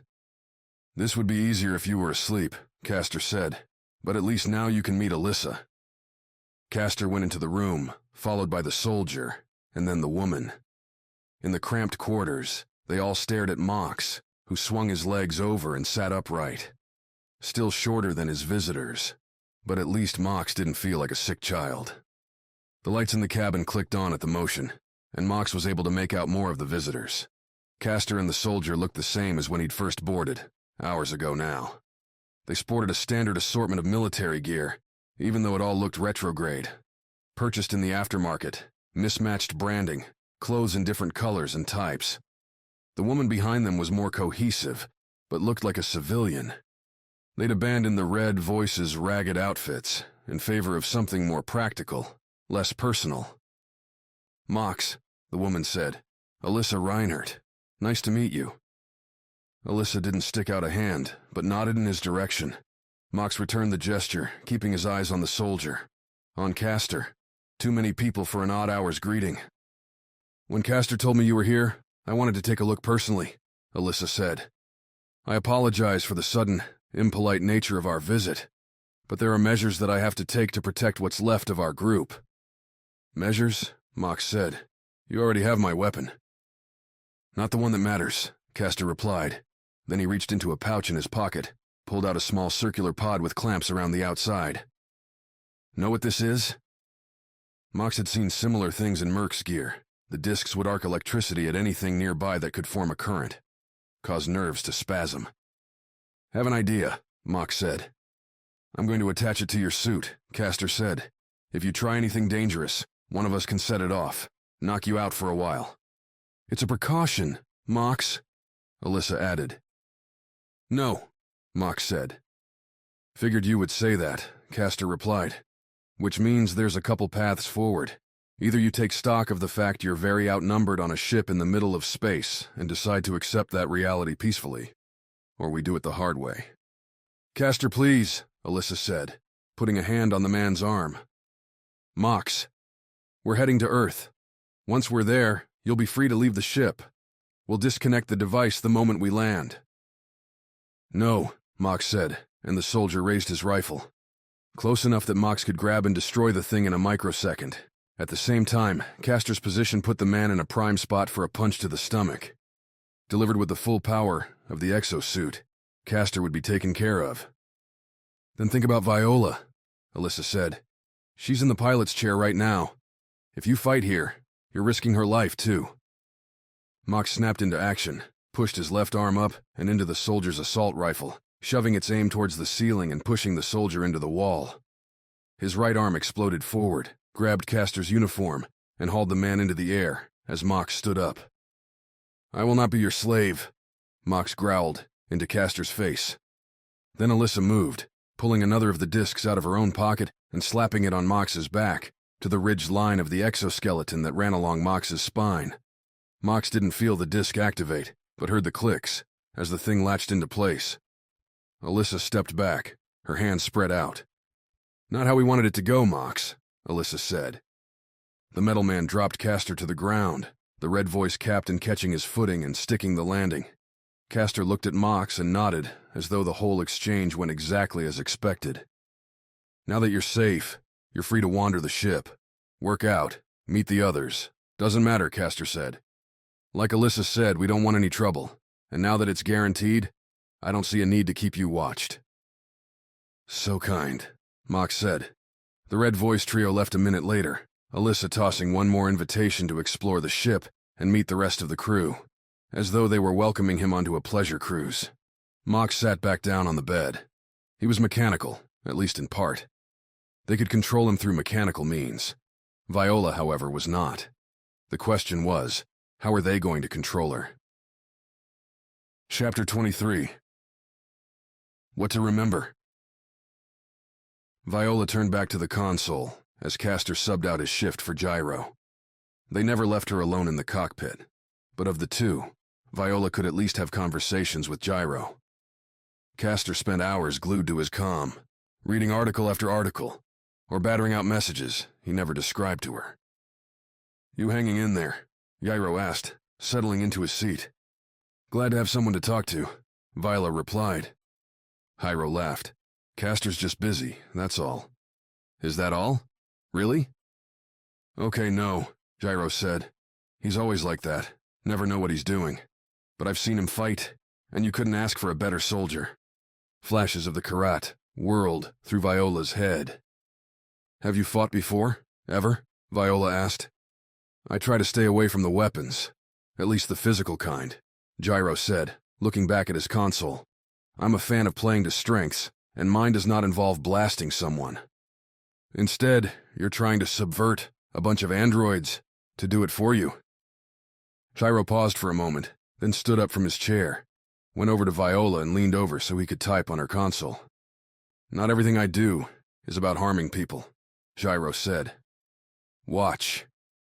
The console screen shifted as Hyro tapped away, at one point swiping his finger on an otherwise blank part of the screen.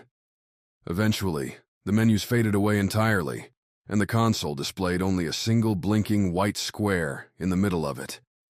"Press it," Gyro said. Viola did, pushing her finger lightly against the screen. The square expanded to fill the entire width, glowed brighter, then shifted. Faded away, leaving only a series of branching lines and dots. Without waiting for Gyro, Viola pressed on a dot in the middle. It spun, then grew. Inside was a picture, Gyro shaking hands with Alissa. He was younger in the picture, fewer lines on his face. "Each line takes you down a different part of me," Gyro said. "I'm making one for everyone I can, but it takes a long time." "Why?" "Because no matter what happens here, there's going to be a history of the Red Voice and the people in it. I don't want us reduced to statistics or sound bites. We're all real people, Viola. So were the ones on Minor Prime that your people killed. And if I could make this for them, I would," Gyro said. "Go up the left branch next." Viola slid her finger up the branching path to the left. The next picture showed Hyro in a garden, holding a large head of broccoli, an older woman laughing next to him. In the background, the rolling red mountains of Mars scaled the horizon. "My mother. She always kept me grounded. The idea that here we were, on Mars, and what really mattered was eating your vegetables. Keeping the garden growing," Gyro said. "You're going to make me homesick," Viola replied. "Keep going." Viola shook her head. "Why are you doing this, Gyro?" The hacker's smile left his face, and his eyes slipped away to a corner of the cockpit. "Because I don't want you to think I'm a bad person," Hyro said. "It's a failing of mine. The faceless masses, you know, the people out there. I don't really care what they think of me. But people that I'm close to, it matters that they don't see me as a killer." "I don't," Viola said, and the words surprised her. Before, back on Ganymede, the Red Voice had always seemed a band of terrible murderers, planting bombs in habitats and wrecking an ideal society on Mars for political points. I used to, because it was easier than reasoning with the actual problems. The actual problems? I didn't realize, till I went to Europa, that it's a hard life for most people. I was sheltered on Ganymede. Good family, plenty of coin. Education, Viola said. Then I'm here with a bunch of people that wouldn't hesitate to kill for their goals. And it's because so many of the things in their lives wouldn't hesitate to kill them if it came to it. Gyro pushed the next dot on the console, this one on a different branch. It was a shot of the Whisperwind's cafeteria. Gyro was there, along with some of the other fighters. They were laughing, playing a game on a large table. It reminded Viola of nights in the Jumper, playing cards with Eric and Mox, or swapping stories with Davin and Merc. "It's not always so dark," Gyro said, his face brightening. "Hey, you want to make one?" "Make one?" "Yep, you're one of us now, at least for this trip," Gyro said. "I'll show you how. I don't have any pictures, though." "Sure you do. We can pull them from the Whisperwind's security cameras. There's got to be some of you smiling." Gyro kept right on going, talking through the process of finding the pictures, downloading them into his program and building out the branches. His enthusiasm was infectious.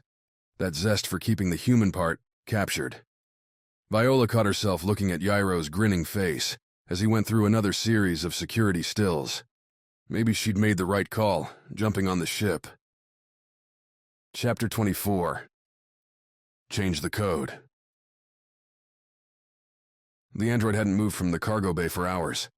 Trina watched it on the jumper's camera, the bot standing there and staring at the wall. It was wearing a lighter version of Bosser's suit, a thinner blue crisscrossed with a shoulder strap, holding the customary android long knife, along with a belt bearing twin sidearms.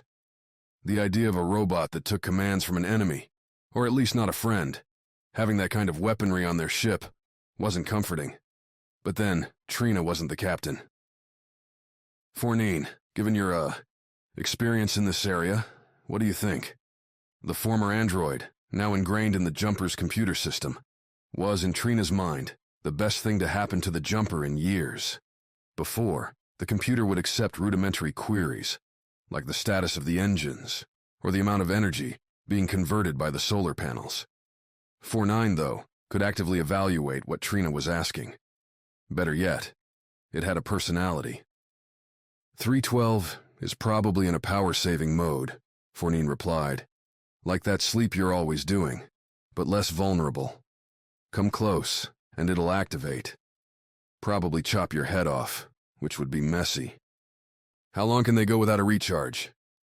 An Earth week, Fournine replied, its voice coming through the jumper's intercom system, sounding like a slightly insane butler. Viola programmed that one, using a standard voice and then randomizing the pitch, so that Fournine's voice would occasionally swing up or down octaves.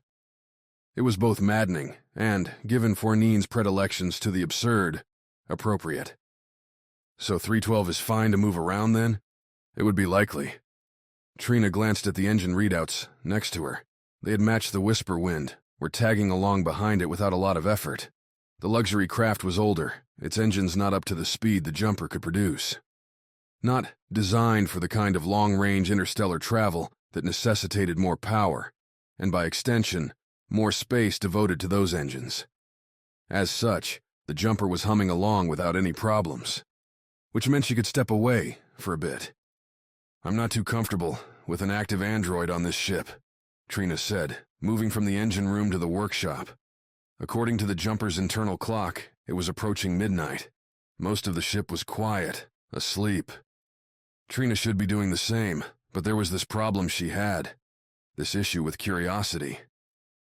You and me both, Fournine replied, its voice coming out of the closest comm, as though the computer were walking alongside Trina.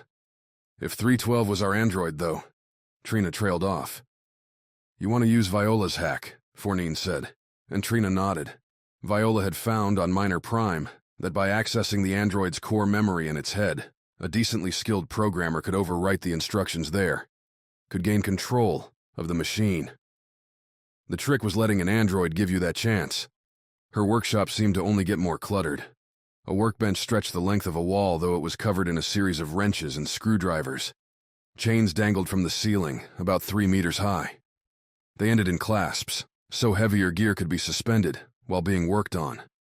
The rest of the room was surrounded by shelves, banks of drawers with screws, nails, and adhesives. Each one had a scrap metal label fastened to it, the correct contents etched into the badges. Trina could have used the same plastic notes that Eric stuck all over the medroom, but they didn't seem to fit the theme. In the middle of the workroom was a drain that went directly to an ejection airlock, where any dangerous chemicals, spent fuel, or toxic what have you could be launched into space. Trina went over to the workbench, the very same spot where Fournine had first been hacked to join the Wild Nines. Underneath the bench, in the top drawer, was a small device shaped like a square, with a single rounded-off end. In the middle was a circular button that, when pressed, would emit a localized electromagnetic pulse. On a ship, the idea of something that could knock out electronics was horrifying. No system for recycled air, no life. That's why the device only had a meter or so of range. No risk to vital systems. By the same token, if something was going catastrophically wrong, Trina could take the tiny EMP to the problem and shut down the malfunction. Remember the rapid restart, Fournine cautioned. 312 will be awake before the EMP is ready to go again. Unless you're significantly faster than most humans, I see this attempt ending in your demise. Trina looked at the chains. How long will it take? Trina said. To start back up? 10 seconds, Fournine replied. At 11, Trina, you will be so very dead. It'll have to be enough, Trina said. Bring the android in here. 49 couldn't do that physically, of course, but Trina hoped the bot could come up with something enticing. Something that would draw 312 into the workshop. There weren't any screens in the room, so Trina didn't know what was happening. But before too long, the sound of footsteps landing on the jumper's hallway approached. Trina flicked the switch on the EMP device, hearing the tiniest of whines as it prepped itself to overload any circuitry where she pointed it. Trina held the device in her right hand and leaned against the workbench, trying to ignore her beating heart. 312 walked around the doorway and into the workshop. Its head was feminine, long and angular. No hair, just olive-colored plaskin giving play to 312's dark eyes, lips. One of the android's hands drifted towards its right sidearm. Your computer said you needed my assistance, 312 said. Speak. Did you know that Fournine, our computer, was once an android like you? Trina asked. 312 didn't show the slightest reaction. We are computers. Our bodies are incidental, 312 replied. Stuffy, aren't you? 49 said over the intercom. Did Bosser even give you a personality? Yes, one that's suspicious of bots with personalities, 312 said. Do you see these chains? Trina pointed. I need help to move them up, from some of the work we were doing on Minor Prime. Normally Mox would help me, but he's not here. 312's eyes followed the chains up to the ceiling, looked at the pulleys that would allow the chains to curl around the rafters and keep themselves out of the way when not in use. This seems like an unusual task for this time of night, 312 said, returning its gaze to Trina. Have you ever known a human to be logical? Fournine quipped. Trina shrugged. 312 hesitated a moment. I have not, 312 said finally, walking over to the workbench. Tell me what you would like me to do. The android was directly beneath a pair of the chains, clasps open and ready. Trina took a breath, pulled out the EMP, and as 312 turned, pressed the button. The device didn't make a noise, didn't even appear to do anything. But 312 jerked suddenly, as if going into a seizure. 10, Fournine said. Trina pressed a down arrow on a keypad, sitting on the workbench's side, and all 4 of the clasping chains dropped until they hit the top of the workbench. 9. Grabbing the first clasp, Trina slipped it around the android's right arm, snapped it shut. 8. Trina moved a dial on the clasp, and it tightened until it locked in on 312's arm, right on the wrist. 7. The next clasp on the left arm. Trina whipped it around, snapped it on. 6. Moved the dial, shutting the clasp tight. 5. Now the legs. Only 312 wasn't up on the workbench, and there was no way Trina could lift it up there herself. Trina reached for the keypad, slapped the chains up. 4. The chains lifted. 312 up in the air, pulled the bot above the workbench, suspended. Trina pushed the android so that 312 swung over the workbench and pressed the down arrow on the keypad to send the android crashing back down on top of it. Without resistance, the legs splayed out, but at least 312 was in the right spot. 3. Trina grabbed the next clasp, snapped it onto 312's right leg. 2. Pressed the dial with one hand, reached for the last clasp with the other. 1. Snapped the last clasp around 312's leg, reached for the dial. Run! Fournine barked, and Trina dove back, falling on the workshop's ground. 312's eyes sparkled as the android surged back to life. It tried to move its arms, its legs. The chains rattled against the motion, their slack pulling tight as soon as 312 tried to move off the workbench. Clashing and clanking noises erupted as 312 attempted to thrash its way out of the clasps. At first the motion was random, like a child trying to twist itself free of blankets. Then 312 became deliberate, testing each of the clasps. Tugging at its arms, then its legs. Trina held her breath as it went for the left leg, the loosest clasp. The chain held. Then 312 raised its head, looked Trina straight in the face, and said nothing. It was time to get to work. Chapter 25. Captain's Meeting. Alissa Reinhardt's quarters were the largest Viola had seen on the Whisper Wind, which meant they had enough for a queen-sized bed, a desk, and a full wardrobe for clothes. A private bathroom and shower were separated by a thin door. The idea of luxury was here, but it seemed as though pieces were missing. The desk was plain, the bed covered in utilitarian white sheets. No random ornaments on the floors or sitting in the corners. The walls bore the only decoration, as in most of the rest of the ship, pictures of Mars. The artwork is, I'll grant you, a little bland, Alissa said as Viola looked around. However, it serves a purpose, a reminder of what we're doing here. Fighting for Mars, Viola said. Exactly, or rather, for the people there who cannot fight for themselves, Alissa said. But you lost that fight, Viola folded her arms. When Jairo told her this morning that Alissa, the leader of the Red Voice, wanted to talk to her, Viola was perplexed. Not that the Whisper Wind needed her at the pilot's chair, really. They were days away from Earth yet, and unless the jumper decided now was the time to immolate them, Viola didn't have much to do but make sure the autopilot wasn't going rogue. Mox hadn't come by that morning either. In fact, she hadn't seen the metal man for nearly a day. Not since he'd told her he was going to sleep for his shift yesterday. So when Jairo asked if Viola could take a meeting, at that moment, Viola didn't have any reason not to. We did, Alissa said. The captain was wearing what Viola could only describe as loungewear, a set of barely above pajamas outfit that seemed designed for an evening with movies and a couch, rather than commanding a military force. Then again, Alissa looked exhausted, her wispy blonde hair tied back into a loose bun, strands of it escaping to frame the lines in her face. Lines Viola initially took for wrinkles, but as Alissa came closer, turned into scars. Last time I met one of your lieutenants, a man named Bakker, he was trying to kill us, Viola said. He didn't seem to think you'd lost. Alissa smiled, like a person enduring a sickening situation that they couldn't escape. Bakker was always that way, a believer, in the cause, Alissa said. He saved my life, back in the Inferno, when they tried to burn us alive on Mars. They? The same people trying to catch us now, Alissa replied. Not your friends, of course, though I wouldn't be surprised if Bosser paid them to do it. You were fighting against corporate control, right? The idea that Mars should be a government instead of a place like Minor Prime? As you said, we lost that fight. Alissa went back to the desk, pulled out the chair, and sat in it. Sorry, I've been on my feet most of the night. Viola took the cue, looked for another chair. There wasn't one. Alissa motioned towards the bed, and Viola sat on it. The mattress was firm, the sheets thin, scratchy. The leader of the Red Voice was not living the good life on her own ship. Why did you send Jairo to find me? Viola said. There had to be other pilots. Look around you.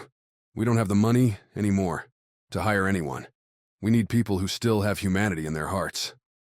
Says the person that just tried to destroy an inhabited space station? Alissa grimaced. I can't hide the fact that we aren't always better than the ones we claim to fight, Alissa said. But we were desperate.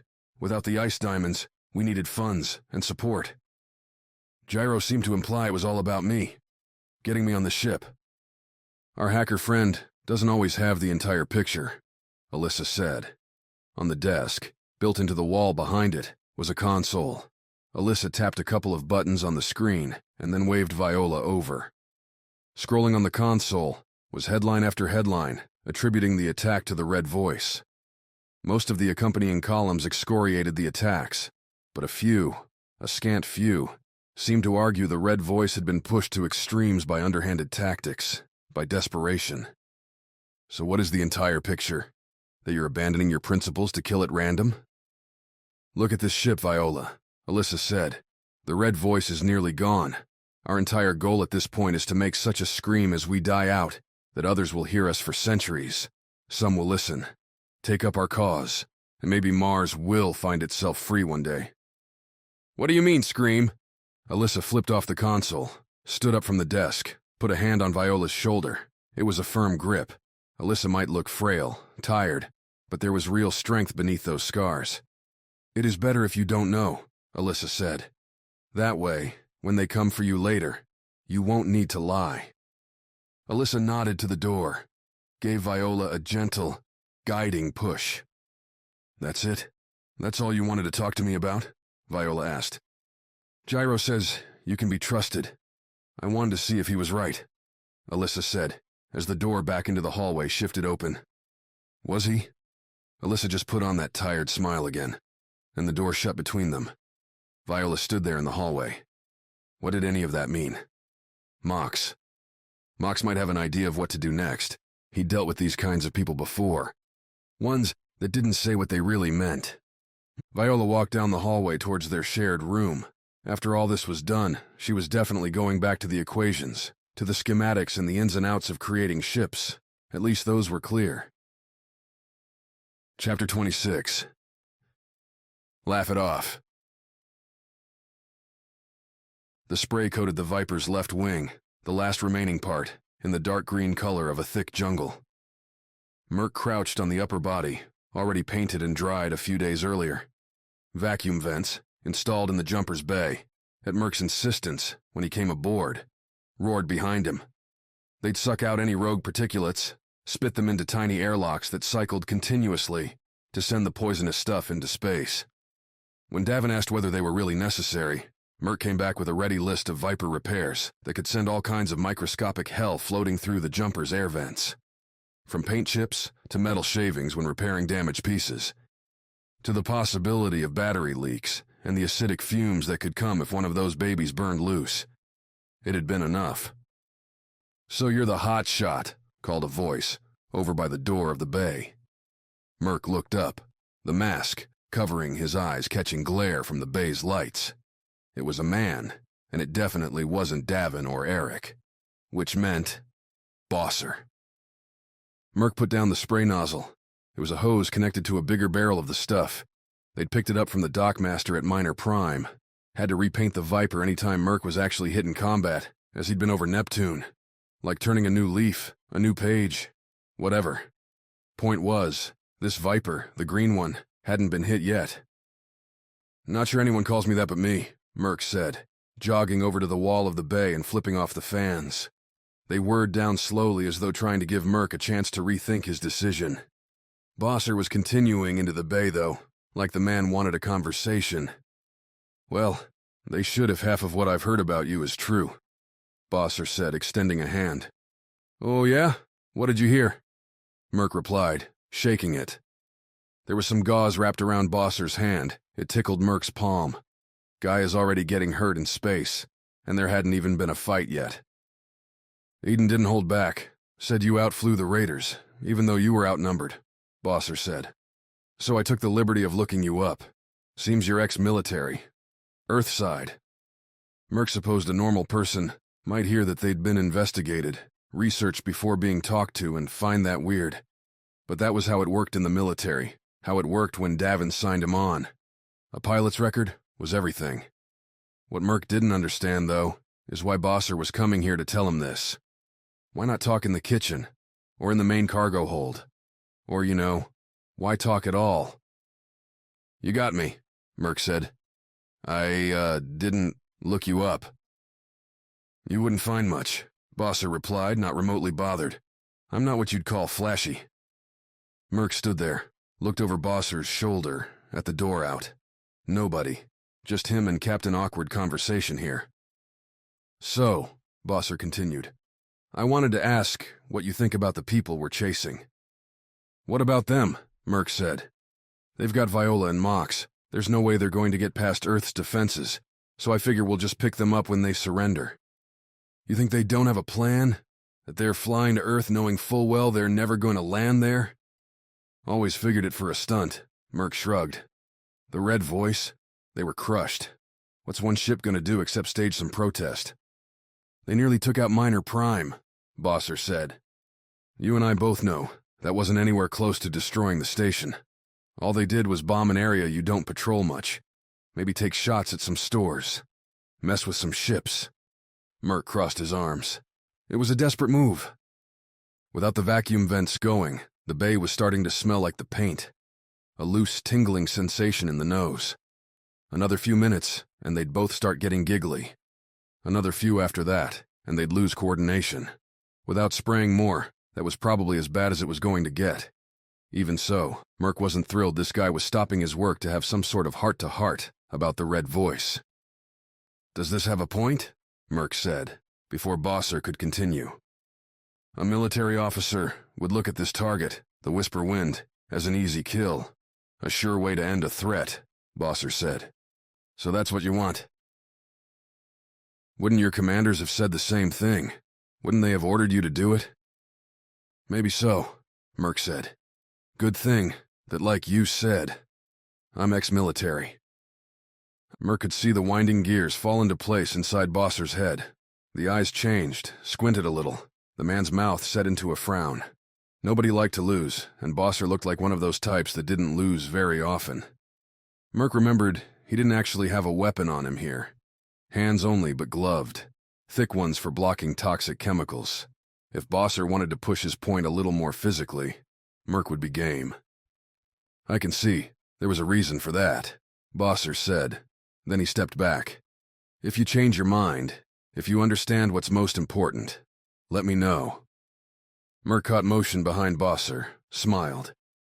"You want to know what's really important?" Merc said, then nodded over Bosser's shoulder. "That is." Opal leaned against the doorway, glaring at Bosser. The man in the middle shook his head and walked out of the bay, giving Opal the slightest of nods as he passed by. Opal was geared up for maintenance work, sporting the same all-covering, stained suit that Merc was wearing. After the painting was done, they were going to clean out some of the Viper's internals. Make her really sing. "What did that jackass want?" Opal asked. "Thought I'd blow up Vian Mox, just 'cause he asked nicely," Merc said.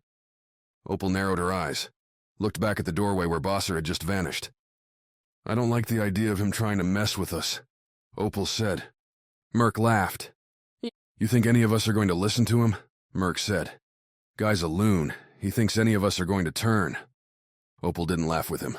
She just closed her eyes for a second. "I hope you're right," Opal said. She walked over to the vents, punched them on, and any more talking was overrun by the loud roar. Chapter 27. A Good Crew. "Do you remember that run to Phobos? The first-timer pilot that thought he knew everything?" Phyla said. In front of the cockpit, a kilometer ahead, the Whisper Wind churned through space on its way to meeting Earth. "Wasn't that where he nearly crashed the freighter?" Davin replied. "The captain was looking fresher this morning. The third day since leaving Minor Prime." "It was. I remember you were so mad he nearly cost us the contract." "Atmosphere. The moron forgot that Phobos doesn't have one." Davin grinned, leaned back in his seat. "We've had some good runs, haven't we?" "More than a few," Phyla said. "They'd never budged far from barely making it, though. Always concerned with the next contract, always pouring anything left over back into the ship. The whiskey jumper was a beautiful mess now, a hodgepodge of parts and upgrades that always seemed to be changing." "What do you think he's afraid of?" Davin asked, the smile dying away. "Bosser," Phyla replied. "Control, probably. He needs it. Just like you." Davin lit up a side of his face to cut the words. "Like me? You think I'm controlling?" Phyla said, eyebrows rising. "You're the one who chooses all the contracts, have a say over anything big we buy. Who sits in that chair?" "I'm sitting here, 'cause it's the comfiest one in the ship," Davin said. "Huh, that's what you think. I swapped the stuffing out months ago. You've been sitting on trash." Not entirely true, but what did it matter? The moment was more important. They were on a ship with a conniving murderer in Bosser and his slavish deathbot 312. They were following a group who'd just tried to destroy a civilian space station, and who was holding two of their friends hostage. Gotta take what light she could find. "We're going to have to do something, you know," Davin said. "To Bosser, For Lena. She wouldn't want you to kill him. I know, Davin said, rubbing his face with his hands. If that's what I thought, I'd have had Trina blast him with the turret back on the space station. Blame it on the voice. Think like her, Davin, Phyla said. Lena had always seen the universe as a puzzle to be solved. Rather, a series of puzzles. Everything was a game to plot out, a mystery to sleuth, and when Lena had the answer, she was bored.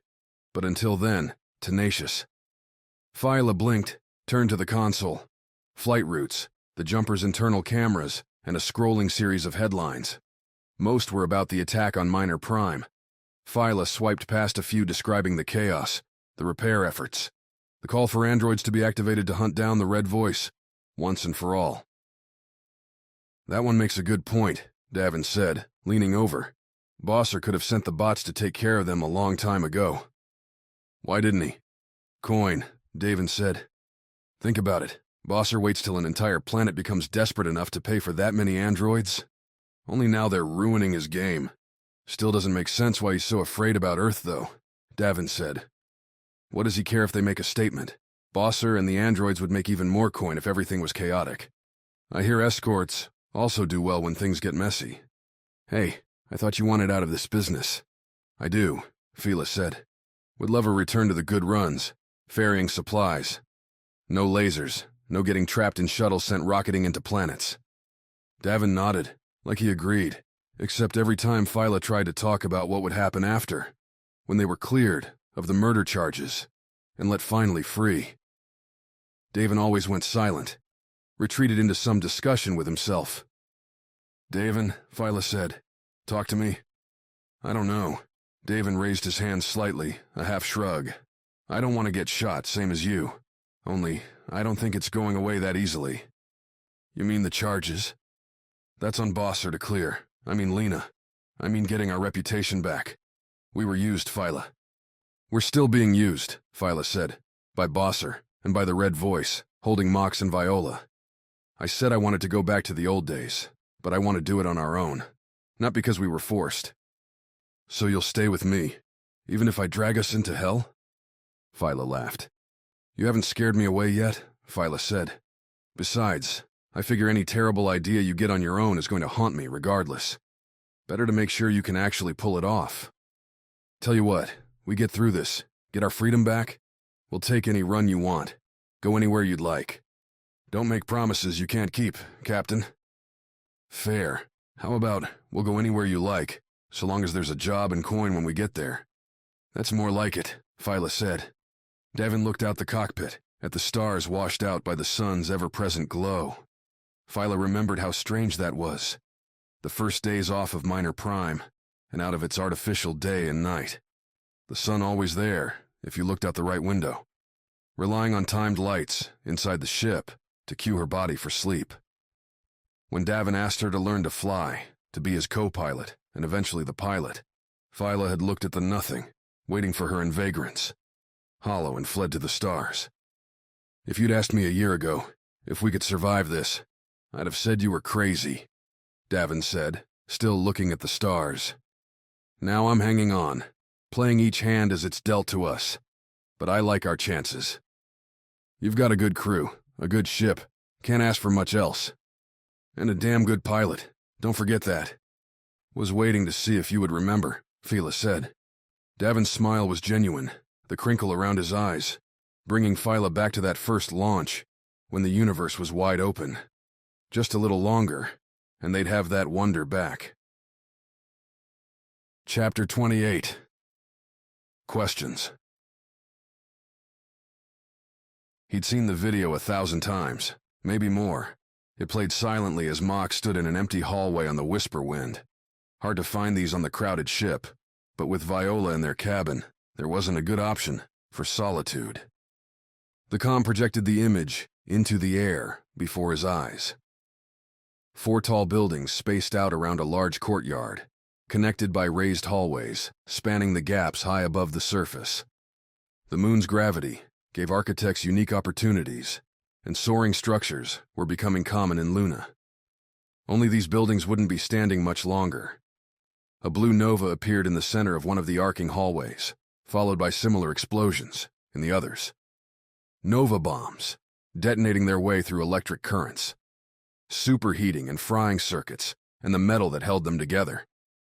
The angle of the shot, taken from one of Luna's many surveillance cameras, didn't catch much of the courtyard. Mox couldn't see himself down there, but he knew what he'd been doing at that very second. Pressing against the crowd, turning towards the first explosion, and attempting an impossible rescue.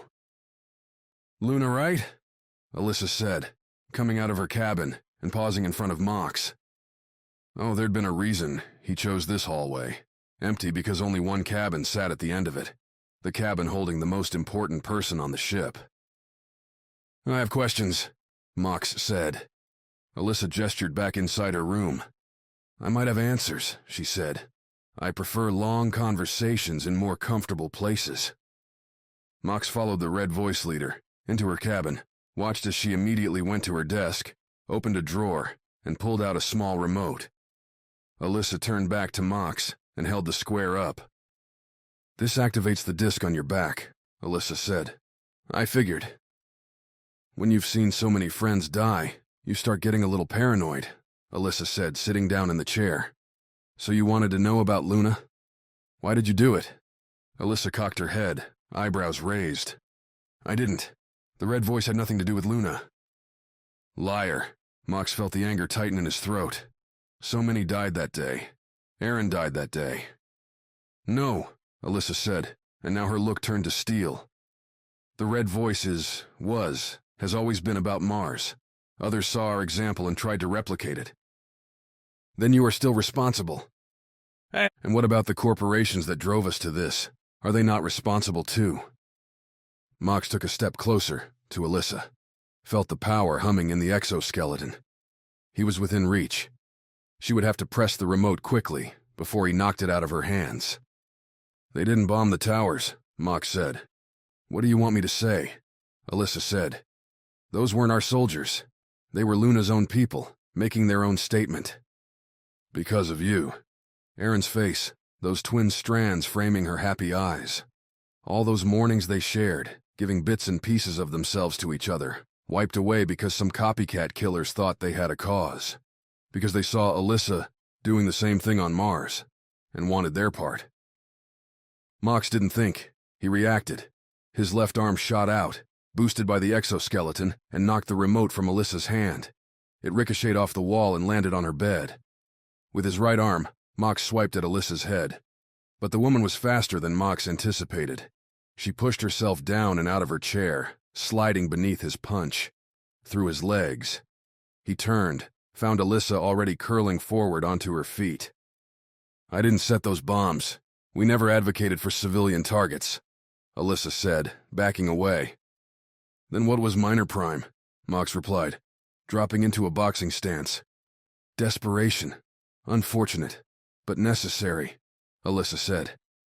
The bed was behind her, the remote sitting on a pillow. Alissa moved towards it and Mox charged, reaching out with a right sledgehammer blow where Alissa would have to be as she went for the remote. Only she wasn't there. Alissa twisted back out of the feint and tripped Mox as he went by, her leg connecting with his right ankle. Mox hit the ground, grabbed the side of the bed and hauled himself up. "I don't make excuses for what we do," Alissa said behind him. "It's a dirty universe, and we're fighting for survival. If you think I ought to die for that, then that's your choice. But we didn't plant those bombs." Mox reached for, grabbed the remote, looked at it, blinked, stared harder. It wasn't a remote at all. "A toy?" Mox said, anger falling away as he turned around. "It plays a song if you press the button," Alissa said, a half smile cracking her face. "One of the first presents my parents gave me, to help me through our first space flight. I was nervous, and they said that as long as the song played, I'd be safe." Mox couldn't help it. He pressed the button. Nothing happened. "It died a long time ago," Alissa said. "I keep it here. One day I'll get it fixed." "Then the disc, on my back?" "We can activate it with the comms," Alissa said, holding up her wrist. "Then why didn't you?" "Mox, we need Viola, and to keep her with us we need you." "I need you," Alissa said. "Trust me, we're not your enemy." Mox set the toy back down on the bed. made for the exit. "I'm not your friend," Mox said. Chapter 29. Inbound. The pictures always showed Earth as a pristine blue, green, and white ball spinning perfectly through space. The video showed the clouds shifting over the surface, various satellites and space stations popping over them like dirt specks on a cloth. To see it in person, though, Viola could only think of one word: home. "This is your first time seeing her?" Castor asked, sitting in the co-pilot's chair. "Gyro's too." The hacker had moved over to stand behind her, hands on the shoulders of Viola's seat. They all watched as the whisper wind started its slow down. Viola had boarded the ship because of Gyro's call for help, but this was worth it all by itself. "Someday, you're going to have to program me to feel the same way you look right now," Pook said, hovering behind them. "I don't think I can," Viola said, not turning away. "Gyro?" Pook said the hacker's name the same way the bot addressed Mox, like a friend.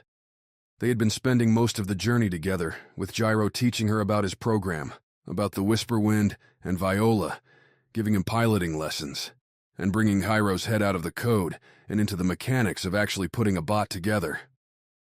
Mox. Viola blinked. The metal man hadn't been around much, seemed almost to be avoiding her, only grunting hellos when they passed each other switching shifts in the room. She was going to call him on it, trap him, and make Mox explain what the hell was going on. But then Castor called, said it was time to get ready. "So what's the approach?" Viola said. "Where are we landing?" "The Andes," Castor said. "I've already put the precise coordinates in." Viola glanced at the console. The flight path was sitting there, waiting for her to activate it. She tapped the button and a yellow line shot out from the nose of the whisper wind, angling to keep up with Earth's speed. "Follow that line. Give the autopilot a chance to work its magic," and they would find themselves touching down on a mountain range in a few hours. "Whisper wind!" The voice came from the comm, blasted into the ship. "You're ordered to cut your engines immediately and wait for boarding." The speaker followed with a rambling series of justifications, credentials, and commands about how, being in Earth's space, they were obligated to abide the orders of Earth's International Defense Coalition. Viola listened to the whole thing, every word a ringing judgment over her choice to fly the ship here. Murderers, terrorists, war criminals. She almost cut the engines on those alone because what else was she supposed to do? "Don't," Castor said, noticing Viola's hands drift towards the flight stick. "They won't move on us." The console blipped, signaling new ships shifting into scanning range. They were coming out of one of the stations ringing Earth, 8 Vipers and a larger shuttle, nearly the size of the whisper wind itself. "Won't move on us? Guess that's for somebody else then," Pook said. "Shut it, Pook," Viola said. "That's too fast. 8 fighters? A shuttle that's probably packed with soldiers?" "Minor Prime would have communicated our flight plan," Castor said. "They've known we were coming for a while." "So what do we do?" Viola said. "I can't fly through that many." Gyro leaned over to the comm, pressed the transmit button. "Earth, this is the Whisper Wind. We have Viola Alouette on board. You attack this ship, she could die." Viola hadn't heard her full name, since it was announced as part of a class roll call, months ago. Only, this wasn't about attendance. It was about being used. Nothing came back over the comm when Gyro lifted up the button. "That's why you were in Vagrant's Hollow," Viola started. "It doesn't matter why," Castor interrupted. "Not now, because you're stuck here, and your only way out is getting us down to that surface." Viola stood up out of the seat, looked down at Castor, at Gyro's nervous face. "Or I can cut the engines, or walk away," Viola said. "You'd be killing us," Gyro said. "Your father's name has power, Viola," Castor said. "We don't have much of that left. It's our only chance to get to Earth, to give this a shot." "You have to understand," Gyro echoed. "Pook?" Viola asked the bot. "They're jerks," Pook replied. "But if they don't need you, they might kill you. There are 2 small escape shuttles on this ship, and both of them are at the rear. Your odds of running are low." So she was trapped again, locked into bad choices, because she was too stupid to think about it in the first place. Random luck that Gyro had rescued a pilot on Minor Prime. That he was just trying to steal something by chance, and wound up with her. "They're not turning around," Castor said, his voice, for the first time, breaking out of its deadened cadence. "Viola, we need you to take control." She couldn't help herself. Viola looked at the console. The 8 Vipers were still coming. They'd split into groups of 4. The shuttle hanging back behind them, waiting for any teeth to be removed. In another minute, they would hit the edge of weapons range. A few seconds after that, the Whisperwind's shields would start taking hits. "Please," Gyro said. "I didn't like tricking you. Everything since we got on the ship, though, has been true. I promise." "Stuff your promises," Viola said. But words weren't going to get them out of this alive. Viola sat back down in the pilot's chair and gripped the flight stick, tapped the console to turn off the autopilot. That yellow line fading away ahead of them. Earth hung off to the left, filling most of the space, its atmosphere blurring at the edges so that the perfect circle appeared to be bleeding off, blowing away in some sort of invisible wind. "Last chance," the comm buzzed. "Power down your engines. We will not hold back." "Did you not hear who we have on board the ship?" Gyro said back into the comm. "You hurt Viola. You'll never be able to buy another Viper." "Earth bends for no one," the Keem replied. "Guess Vi's dad isn't worth as much as you thought," Puck said to Castor, while Viola started tilting the Whisperwind towards half of the fighters. Not that it would matter. All Viola could do was delay. There wasn't any chance the Whisperwind was getting through that screen. Saving lives? By flying them off Minor Prime, Viola had killed them all. Chapter 30.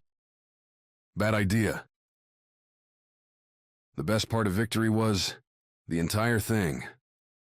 Bosser watched the Vipers close on the Whisperwind from his cabin. The small console in the room wasn't ideal for viewing the destruction, but it would suffice. If he was exceptionally lucky, the girl, Viola, might even live. Or perhaps, with the owner of Galaxy Forge angry, Bosser could twist that anger at the Red Voice into more ships for his androids. More protection to keep this from ever happening again. Another scenario where no matter the outcome, Bosser Oates emerged the victor. This one was closer than most, Bosser said to 312, standing in the doorway. Would Earth flinch? Let them through? It was hard to tell. "But you never gamble," 312 replied. "I do, but only when the odds are very much in my favor." Bosser leaned back, massaged his bandaged hand, watched the console. The Whisperwind had started to move. Not that it mattered. The luxury craft wasn't going to outfly that many fighters. The jumper, though, appeared to draw closer. Was drawing closer. "Why is Davin closing? He'll risk us taking hits," Bosser said, then punched the intercom. "Davin, what the hell are you doing?" "Seems a little unfair, doesn't it?" Davin's reply came back quick. 8 against 1? "They're murderers, Davin," Bosser growled back. "Killers of innocents. They tried to destroy your home." "It's not them I'm defending," Davin said. "It's Viola and Mox." Bosser watched the console. Damn Davin, and his inability to see that sometimes you had to make the best of a bad situation. Losing Viola and Mox was nothing compared to the jumper and the rest of the crew. Nothing compared to him. On the console, another blip appeared next to the jumper, the same size as the other Vipers. The hotshot making his entrance. Even with the jumper's turrets, there wasn't going to be a chance they won this fight. "I think it's time we found a way off of this ship," Bosser announced to the android, seeing as they're determined it not last much longer. Chapter 31. Devil's Reverse. The Whisperwind had one turret, a single cannon stuck on top. The kind of weapon Viola would have called a selling point. By itself, it would be easy for a Viper pilot to evade, but the weapon played to the security fears that the buyers of ships like this one inevitably had. She sent Gyro to stick someone on it anyway. Second. "Hey there, Whisperwind. Looks like you knocked on the wrong door." The voice came over the comm. "Davin," Viola said. Castor muttered the same thing at the same time, only with a curse attached. "Here's what we need you to do."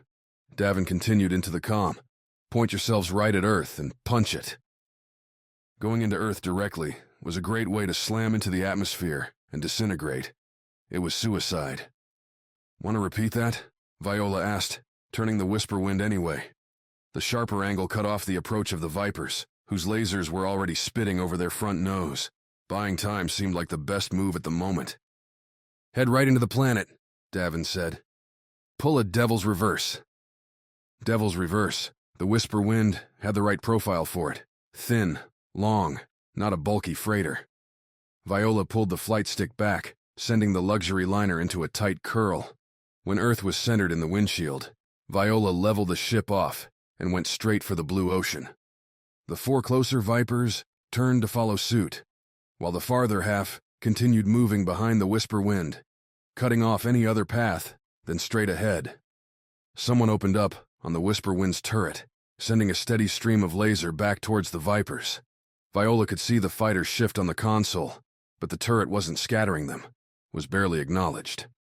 More laser fire pounded the whisper wind's rear shields, which quickly went from green to yellow, fading towards red.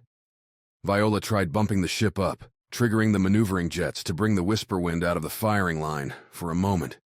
But the Vipers readjusted. The fighters had matched the whisper wind's speed and were going to sit back there and pound them into dust. "We're not going to make it," Viola said. "They'll kill us before we reach atmosphere." "There are no other options," Castor said. "We could surrender." "That ends the same way this might?" The console beeped again, another fighter streaking in, probably looking to get a share of the kill. The whisper wind's alarm started to sound as the shields faltered. The first shots leaked through, scoring chunks off of the hull. And then they stopped. Viola glanced at the console. The Vipers that had been trailing them were scattering, and one seemed to be drifting in space. Another blip entered the scanner, a larger one, a signature Viola recognized. "Davin," Viola calmed. "What, I don't get a thank you for sweeping away the bugs?" Merc's voice came over the open channel. "That was you." "Sure wasn't the crap gun you have on that ship," Merc said. Viola sat back in the chair. For the moment, anyway, the whisper wind's shields were getting a chance to recharge. Castor remarked that they hadn't received any significant damage. They'd have time to pull off Davin's crazy maneuver. "Vi, where are you going?" Davin's voice came over the comm. "We need to know." Viola reached for the talk button, but Castor's hand covered it first. Viola looked over and saw his shaking head. "We can't trust them," Castor said. "All of this doesn't matter if they find out where we're going." "Viola?" Davin's voice again. "So what? I don't tell them anything?" Viola said. "Pretend the comm is broken, if that helps you," Castor said. "Concentrate on getting us down to the surface."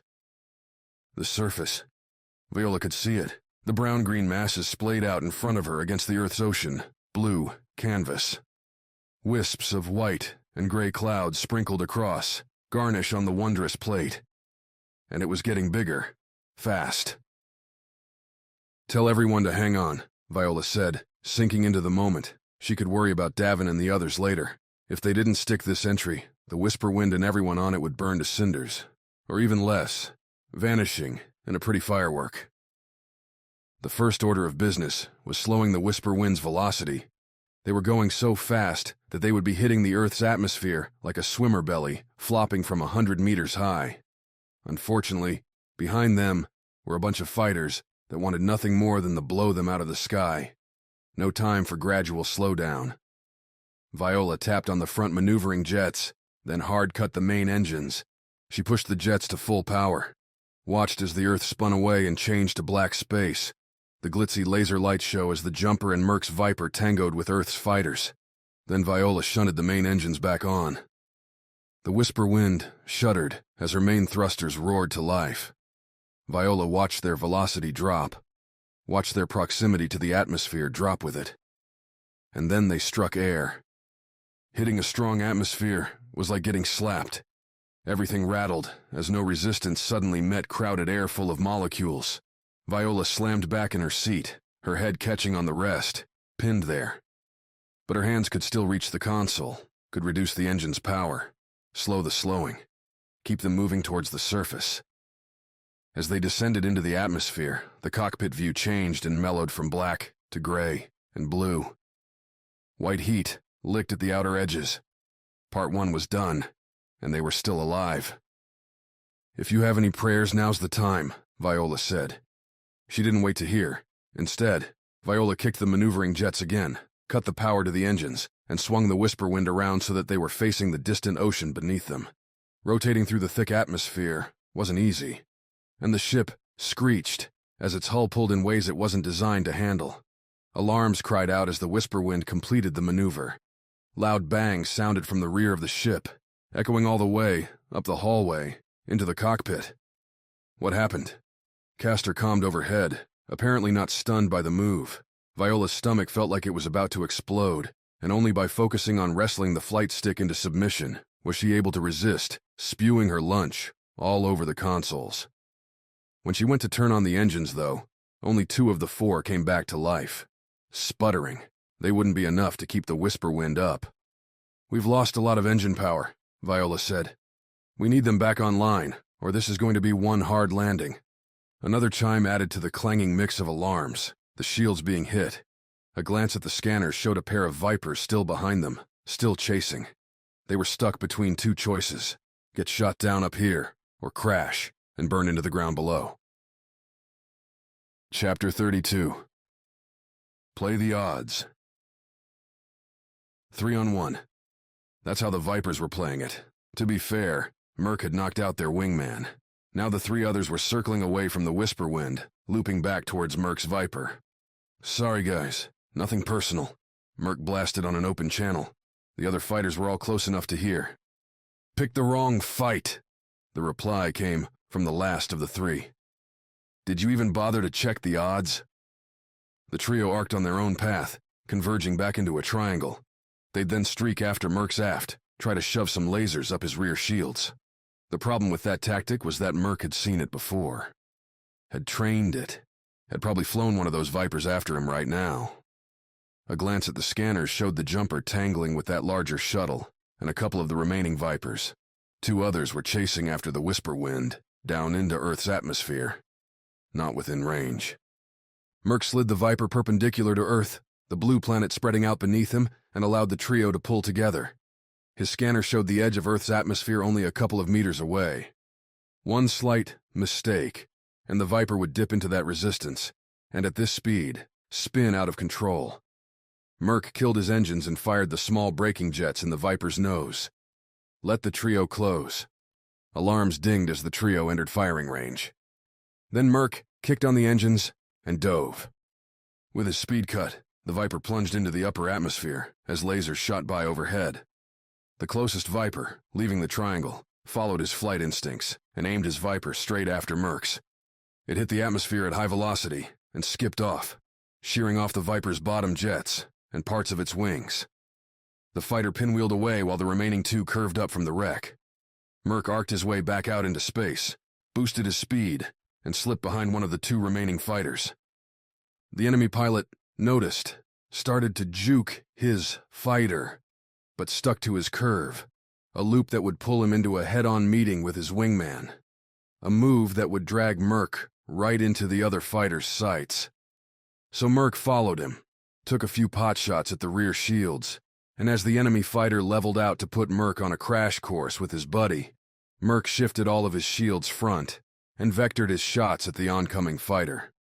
Rather than blasting that inviting rear, Merc's shot streamed straight at the oncoming enemy, splashed into shields, and then through. Merc took plenty of lasers to his own cockpit, but his Viper wasn't straight off the shelf, and his shifted shields held. At the last moment, Merc pulled back on the stick and lifted his fighter out of the way of the burning wreck, the enemy craft. "1-on-1, I checked the odds," Merc said. "It's how I like it anyway," the other pilot replied. The enemy Viper came in slashing, turning faster than Merc expected. Lasers burrowed into the side of his Viper, the shield still angled front.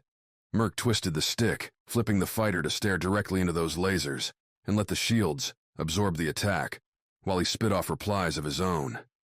The enemy shot past, and kept on going towards deeper space. Merc finished the rotation, and chased. With the moon hovering in the background as they shot away from Earth, Merc neared the fighter. Another second or 2, and he'd be within range. Except the pilot twisted, sending his Viper in a sharp turn towards an oncoming structure. A derelict space station, in a declining orbit, and about to crumble into the atmosphere. A burning light show that acted as the Earth's recycling plan. As Merc followed the fighter, his cockpit highlighted the space station, identified possible routes through it. And then the enemy Viper fired, poured lasers into the creaking station, kicking off a series of miniature explosions as the station's remaining air ignited and rushed into the vacuum. The enemy zipped through one of the highlighted routes, arcing over the station as it blew open into a million pieces. On his windshield, Merc saw all the options flicker and disappear. The computer had no clear routes to give him, no sure calculations. If there wasn't a path, Merc was going to have to make one. He pressed down on the trigger and aimed the Viper towards one of the station's long solar panels. Debris flying at thousands of kilometers an hour rammed into him. The Viper's shields, designed to reject energy weapons, did nothing. Pieces of Merc's Viper shredded off as hypersonic shards slammed into it. The solar panel glowed orange, melting away as the laser superheated the thin silicon.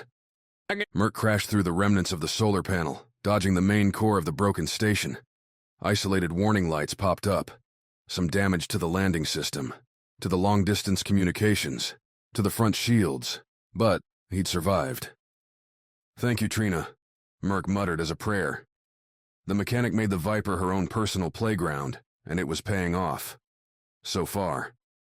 Ahead of him, the enemy Viper was still in front, streaking away from the station. Probably hoping to see a wreck tumbling through behind him, or just a soft explosion. But the enemy caught Merc on his scanners quick, bringing his Viper dead into Merc's sights. A suicide play. Then the enemy pulled a move, stopped the engine thrust, and used his maneuvering jets to kick his Viper back around, so it faced Merc. Lasers flashed as Merc dipped his Viper below the enemy's firing line, then cut his engines, and kicked his own jets. Beneath the nose, the jets tilted Merc perpendicular to the other Viper, staring at its belly. The enemy wasn't moving fast, its engines restarting after the flip. Merc's guns pointed directly up, into the enemy. Merc's lasers chewed into the shields as he coasted beneath the other Viper, then kicked the jets again and settled in right behind the enemy fighter. Peppered its engines until they popped and faded. "That's a good move," Merc said. "Apparently not good enough," the enemy replied. "Nothing you did would have been." Merc punched up his engines and sped away from the disabled fighter, back towards Earth. Checked his scanners. The whisper wind didn't show anymore, too far away, but the pair of Vipers chasing it were barely there, on a trajectory for South America. He sped after them. Chapter 33. Chase. All told, the jumper was holding pretty well. Opal and Eric on the turrets keeping the Vipers far away, dancing around their twin laser streams. The larger shuttle kept its distance, waiting for reinforcements. "Merc sent over the coordinates," Phyla said. "South America." "As much as I like this fight, I say we go after them," Davin said. As he finished speaking, the door to the cockpit opened, and Bosser stepped into the room. He placed his hands in the back of the chairs and glared at them both. "They're heading to the android facility," Bosser said. "That's the only place they can go on Earth that will make the slightest difference." "And you've known that? For how long?" "From the beginning," Bosser said. "That's why I told you to shoot them down, and now I'm telling you again." "Or what?" Davin replied. "Aren't those androids your game? If they can get into the facility, they might be able to reprogram them. Your own crew member did that once. Now imagine that happening for every android. In the hands of the Red Voice, they could tear apart all of humanity. Armies of the vicious things, slaughtering anyone that didn't agree with them," Bosser said. "It would be your fault." Davin glanced at Phyla, who nodded and kicked the power to the engines. The jumper shot away from the attacking shuttle, which tried but couldn't keep pace. The two Vipers tried to follow as well. Then Opal, top turret's lasers flashing, sheared off one's wing, sending it whirling away. The last Viper backed off, letting the jumper into the atmosphere, picking up speed after the whisper wind. On the scanners, Merc was a little in front. Then, the two Vipers taking shots at the luxury liner, still fighting for Earth. "We're not going to kill our own crew," Davin said. The red voice is the only one who profits from your weakness, Bosser said, before turning and leaving the cockpit. There's a line, Davin said, counting down the distance until they hit firing range. Davin, what if he's right? I hate Bosser, but he's got a point, Phyla said. We set up a perimeter around the base. Blast them with the jumper if they try to get in, Davin said. They'll be trapped, and they'll give up. Or they do something we don't expect, and we lose everything. Davin put a hand on Phyla's shoulder. She didn't look away from the deep ocean spread out in front of the cockpit, but her mouth tightened. On Ganymede, months ago, when I was thinking about running away, you told me to believe in my crew, Davin said. To trust them, to make their own decisions. Viola and Mox are on that ship, and I trust them.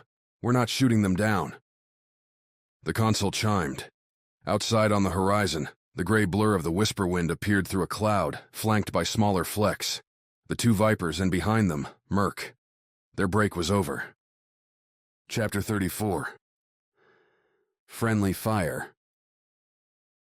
Merc was sure his Viper looked like a bleeding fireball from the ground, streaking through the upper atmosphere and closing in on the two Vipers chasing the whisper wind.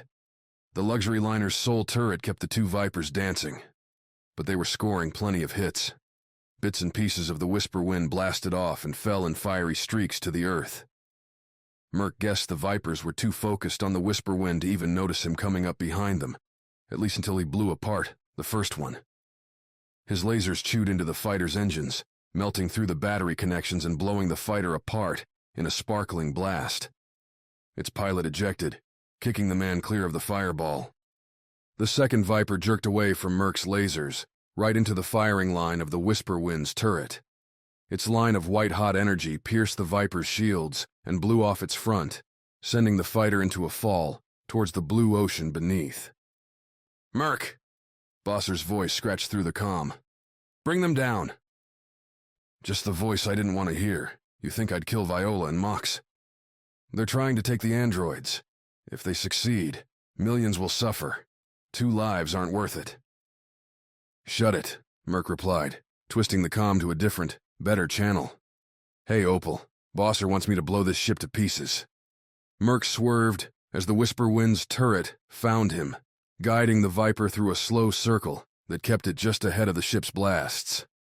He kept his own cannons quiet. Bosser's demand nagged at him. 2 versus millions, billions, and it was Merc's call to make. I'll shoot him once we're clear of this fight, Opal said. What would you do? Merc asked, over the comm. Would you shoot them down? They asked me to do that all the time on Mars, to look through the scope and not think about what was on the other side. I hated it, Opal replied. But I shot. I can't tell you not to. In front of him, South America was taking shape, its long green jungles rising up, the Andes mountain range defining the horizon. Another couple minutes, and it would be out of their hands, out of Merc's control. His fingers moved over the trigger. Message received, Merc said, then cut the comm. As he swung the Viper into position behind the Whisper Wind's engines, the turret keyed onto him. The fire was relentless, and Merc tried to juke, but the lasers followed him everywhere. Must have been why those 2 Vipers hadn't been able to bring it down. They had a good gunner in that thing. Merc scrambled in the thick air, the resistance slowing his turns. The Viper wailed at him, the damaged shields failing as the turret scored hits. The fight wasn't about saving the world anymore. It was just about staying alive. Chapter 35. Hands on. What remained of the red voice clustered around Mox in the center of the whisper wind. They watched on consoles meant more for film and entertainment than battle, as the 2 Vipers trailing them were blown from the sky. Mox recognized the last one, even with the new paint job. Merc's Viper looked heavier than Earth's too, bulked up with extra armor and energy. Though it looked like the fighter had taken its share of hits already. The deep green paint, pocked with silver slashes, where the color had been torn away. Merc's Viper floated behind the whisper wind as they descended, its cannon staying silent. The fighters around Mox muttered questions to each other, asking why the Viper wasn't trying to shoot. Don't give him a chance to change his mind, one said into his comm. Bring him down. There was only one worthwhile recipient of that call, the man in the turret. A moment later, Mox saw a stream of bright white laser flare out from the whisper wind. Merc wasn't paying attention, and the blasts splattered against the Viper's shields. The pilot wheeled the Viper around, trying to get beneath the turret's firing line. But he was too close, the angle too tight as the whisper wind descended, and the atmosphere too restrictive. Mox had seen Merc fly circles around ships in the vast vacuum of space. But here he was swimming in water. Sluggish. An easy target. Mox worked his way to the back of the room, to the hallway that led towards the crew quarters, the engines, and the ladder up to the turret. Nobody paid attention to him, their eyes glued to the frantic dodging playing out on screen. They were all waiting for the inevitable explosion, wondering why Merc hadn't yet decided to fire back. Mox clomped through the hall, leveraging the exoskeleton to make his strides faster, longer. In seconds, he was at the ladder. With 2 long lunges, he made his way up to the tiny chair and dome that housed the turret. The gunner didn't even realize he was there, didn't notice Mox, until the metal man had his hands around the gunner's throat. Mox dragged the man out of the chair and dropped him down the shaft. The man landed with a thud, groaning and curling up to shelter some likely cracked ribs. Mox glanced at the targeting console and saw Merc was still there, the Viper smoking from a variety of places. But it flew. "Burn us down," Mox calmed, adjusting his frequency to the pilot's line. "Don't let them win." Mox heard noises from below, reinforcements coming to figure out why the turret stopped shooting. He climbed into the chair, hiding himself from view. Another few seconds to convince Merc to kill them all. "Yeah, can't do it," Merc said. "Never killed my friends. Not about to start today." "Then don't kill us," Mox said. "Bring us down short of the facility." Behind the Viper, a larger shape closed in. The Jumper. Maybe, with Davin and the others, they could overpower what remained of the Red Voice, rescue Viola, and survive. "Push them to land," Merc said, thinking along the same lines. "Then we force a surrender, or we blow them away from the air." Mox heard hands on the ladder, heard the pulling of a sidearm. No point getting shot here. "It's a plan," Mox said. Then he turned to the soldier climbing into the turret, lifted his hands. "I'm sorry. I had to save my friend." The soldier leveled the sidearm at him, moved the slider to kill. "Can't have traitors on this mission," the soldier said. Chapter 36. Hard landing. They were close. Viola fired the braking jets, slowing the whisper wind down for landing. Ahead of them, through the cockpit window, and beyond the clusters of green trees, stood an immense gray-black complex, the factory that made, stored, and released the androids. "We'll land on the roof," Castor said. "Every second matters." "I'm not seeing any scrambled fighters," Gyro said. "Not reading much for defenses either. I don't think this'll be hard." "They don't need defenses," Castor said, "because they have a giant army of androids." Oh yeah. Viola had noticed a second ago that their own turret had stopped firing back at Merc, and now the pilot was hovering off their port side. What he was going to do, Viola didn't know, but she wished she could tell him to stay away. The pilot didn't know what was going on, and he would only get hurt. Behind the whisper wind, on the scanners, the Jumper drew close. Well, within firing range. But Davin hadn't shot them yet. For the first time since they'd flown into that firefight above Earth, she actually took a deep breath. They were going to make it. A crackling bang rang through the ship, the cockpit swinging left in a rapid spin. Viola grabbed the flight stick, tried to wrestle things under control, but the engines weren't responding. A second braking roared through the whisper wind, and Viola saw metal chunks breaking off and falling down into the forest. A forest that was rapidly approaching. "Your friends shot us," Castor yelled. "Brace for impact." Viola didn't know whether it was her screaming, Gyro, or everyone on the ship. Out through the cockpit's window, the green canopy rushed up to greet them. Viola closed her eyes as the world broke apart around her. Chapter 37. Left Behind. The wreck of the Whisper Wind carved a burning orange line through the middle of the jungle. Trees around the wreckage were wreathed in flames while bits and pieces of molten metal marked their passage with charred remnants of foliage. Davin looked from the jumper's cockpit as Phyla hovered over the wreck.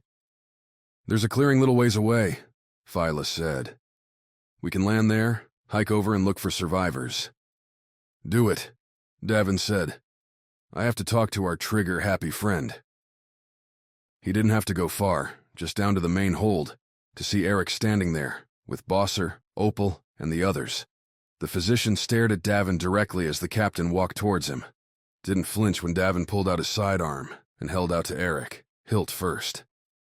"If you want to kill my crew," Davin said, "you start with me." "Davin," Eric said. "He told you that they had to die, right?" Davin said, gesturing with the sidearm at Bosser. "That the only solution was to blow that ship to pieces." "My family are here, on Earth," Eric said, spreading his arms. "They would be among the first to die if the Red Voice succeeded. And you don't think the rest of us, that Viola and Mox, are doing everything they can to make sure that doesn't happen?" "We don't know they are," Bosser interjected. "Alissa Reinhardt is known to be persuasive." "You stay quiet on my ship," Davin torched back. "Every time I see you, every part of me wants to melt every part of you with Melody's hot fire. Only I don't because there's more at stake here." Davin turned back to Eric.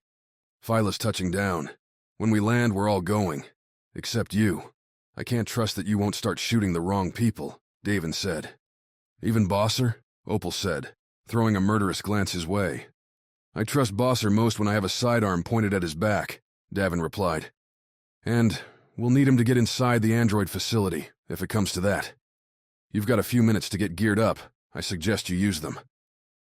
Davin left them in the main hold, then, and went to his cabin. Opened the locker with Melody, checked to make sure the weapon was loaded and ready to go. He hoped that Mox had survived the wreck, and that the Red Voice fighters that had torched his home and split his crew were already dead. Chapter 38. The Crash. The taste of blood filled his mouth and smoky ash flitted into his eyes.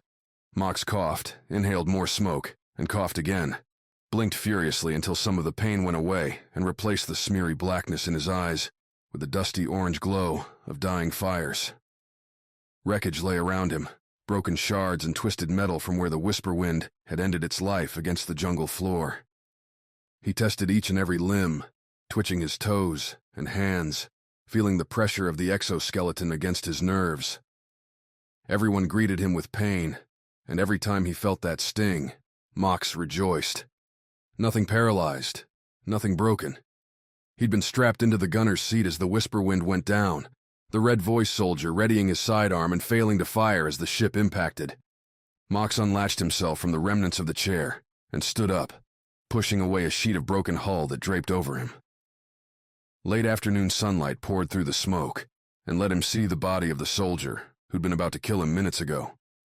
Over his head, leaves rustled as the wind carried the constant chatter of startled birds and bigger beasts. So this was what Earth sounded like, what it felt like to breathe in raw air. His skin felt thick, watered down.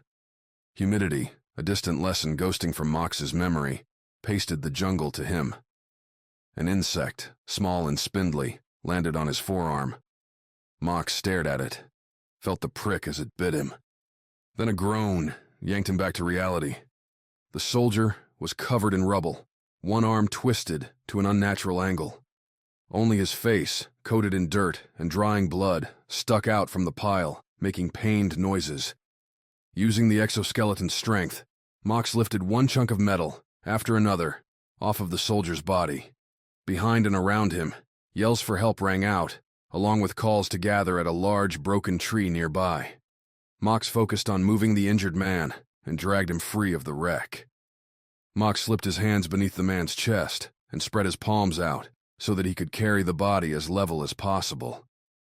He remembered Eric's instruction, the risks that unexpected movement had on fractured spines. Only, when he had the man hefted, did Mox look around. The surrounding clearing was a scene of disaster. Plants burned, and tall plumes of smoke reached up into the cloud-spotted sky. People scrambled, some pulling injured or dead, fighters like his own away from the wreck. Others stumbled around in a daze, eventually making their way towards the growing group beneath a large tree that had been sliced in half by the whisper wind's descent. Mox followed their lead, joining the crowd. One of the medics took charge of the wounded, laying out blankets near the tree and trying to smooth ground for bodies to be laid upon. Mox deposited the soldier on a cushioned patch of leaves and dirt, then turned back to the rest of the group. "The facility is less than a mile away," Alissa was saying to the fighters. "Our mission isn't over. We can still win." Mox counted about 15 remaining fighters, all in various states of disarray. Alissa at the front, blood from a shallow cut across her forehead mingling with ash on her face. Castor stood as unshakable as ever, eyes glued to his comm. He looked almost unharmed, the cockpit's armor apparently keeping him from consequences. Mox searched and found Viola, along with that hacker, standing to the side, looking shaken and staring at the ground. "We'll split into 2 teams. One group will attack the main gate, draw attention. The other will go in a back entrance that Castor identified," Alissa said. "Once we get inside, we'll activate the androids with the new programming gyro put together. The androids will rescue the fighters in the front. From there, it's a new world." "You can't win," Mox announced. "They know you're coming." Alissa looked over the fighters, directly at Mox. "So you're saying we should give up, accept our fate?" Alissa said. "Don't die for nothing," Mox said. "Any who die, any who have died today, do so because they believe as I do, that humanity needs its freedom," Alissa said. "Now you have a choice, Mox. Either help us, and we would greatly appreciate that help, or leave." Mox looked at Viola, who stared back at him with wide eyes, but her body shifted closer to Gyro. If he walked away, she wouldn't be coming with him. Except this wasn't about her. This was about everyone, about preventing those androids from falling into the hands of terrorists and murderers. Mox turned and walked away. He made it 3 steps towards the edge of the clearing, reaching for his comm to try to signal Davin, when every part of his body lit up in pain. Fireworks went off inside of his nerves, searing and twitching over and over as Mox collapsed to the ground. "Truly sorry," Castor said, standing over him. "Can't have you giving our plans to the enemy. You'll just have to enjoy the jungle for a while. And remember, this was your choice." Mox sunk into the agony as Castor walked away, closed his eyes and fell back to the last time he'd hurt so much, when the plates of metal that now lined his body were first stabbed into him, before the sedative knocked him out. Back then, he'd held on through revenge. Now, he clung to need, to the knowledge that he was the only one who could tell Davin and the others what they were doing, how to stop the catastrophe. Chapter 39. Earth, the first time. Phyla took a long breath, savored the sweet taste of natural air. Real soil lay beneath her feet, churned and made fresh through the work of thousands of natural processes. The smells of the jungle filtered in through her nose. Flowery perfumes, mixed with thick, pungent odors from decomposing plants and animals marking territory. Mixed in, floating at the edge of her senses was the sound, sight, and smell of a burning ship. She hefted her rifle and fell in line behind Davin and Bosser, along with the android 312, as they marched away from the clearing into the jungle. Merc moved alongside her, with Trina in the rear, and Opal disappearing into the foliage, the sniper finding her perch. "Your first time?" Merc said. "That easy to tell," Phyla replied. "When you live on Earth, you get used to seeing people's reactions. There's the stunned, overwhelming, wide-eyed stare. Some collapse and start kissing the ground. Others pretend they're not impressed. They shrug and attempt to walk away. But you know their minds are being blown every second here." "Guilty," Phyla said. "There's so much to take in. I'm so used to the sounds of space stations, the beeps, the recycled air. I don't know what to do with this." "Know what I'm doing," Merc said. "Enjoying it." Phyla could do that. At least for another few minutes as they trekked through the dense ferns, ducking under branches and stepping over the occasional bit of the whisper wind, black shards sticking out of the ground and looking unnatural against the verdant green backdrop. They stepped into the clearing, the wrecked luxury liner framing the back of it like a nightmare wall, black and smoldering. Plates, tubes, furniture, and sparking bits giving up the last of their energy, all crunched against a set of trees. On the opposite side, near a large tree, a medic tended to a line of wounded. When Davin pointed Melody at the medic's face, he didn't put up a fight, just dropped his sidearm and begged to be allowed to go back to his work. "Where'd the rest of them go?" Bosser said. "Towards the facility," the medic replied. "I don't know any more." "Liar," Bosser said. "Talk, or I'll have my android here turn you inside out. Literally." "Bosser, cool it," Phyla said. Davin, clenching Melody tight, looked like he was going to pop around at the tough-talking minor prime head. "We know where they're going." "Besides," the medic said, nodding past them, "you want someone to talk, bet that guy will tell you." He didn't look too thrilled with Alissa's plan. Phyla followed the look, saw Mox on the ground closer to the wreck, his arms and legs splayed out, eyes shut. His chest rose and fell rapidly, and his hands were clenched. "Trina," Phyla said. "Something is hurting him." Trina, the backup medic while Eric was on the ship, sat next to Mox and opened her first aid kit. She pulled out a small syringe, injected it into a vial of yellowish liquid, and then shot that into Mox. He relaxed almost immediately, his fingers going slack. As the rest of them crowded around him, Mox opened his eyes. "They've already gone to the base," Mox said. "How many?" Bosser asked. "Maybe 15 of them. Viola's with them too," Mox said. "You need to hurry." "You heard him," Davin said. "Let's go. We can't let them take that facility. Trina, you get Mox up and running, and then you guys come join us. If you're quick enough, maybe there'll still be stuff for you to do." "Davin, Castor's with them," Mox said. "Always wondered if he made it off Europa," Davin said. "Guess today's not my lucky day." "You're just realizing that now?" Phyla said. "Hey, at least it's not my ship that's burning apart over there." "Stop it. There's time for joking later." Bosser shook his head, shutting down the conversation. And then they were tromping through the jungle again, following the tracks through the smoldering plants and clouds of smoke.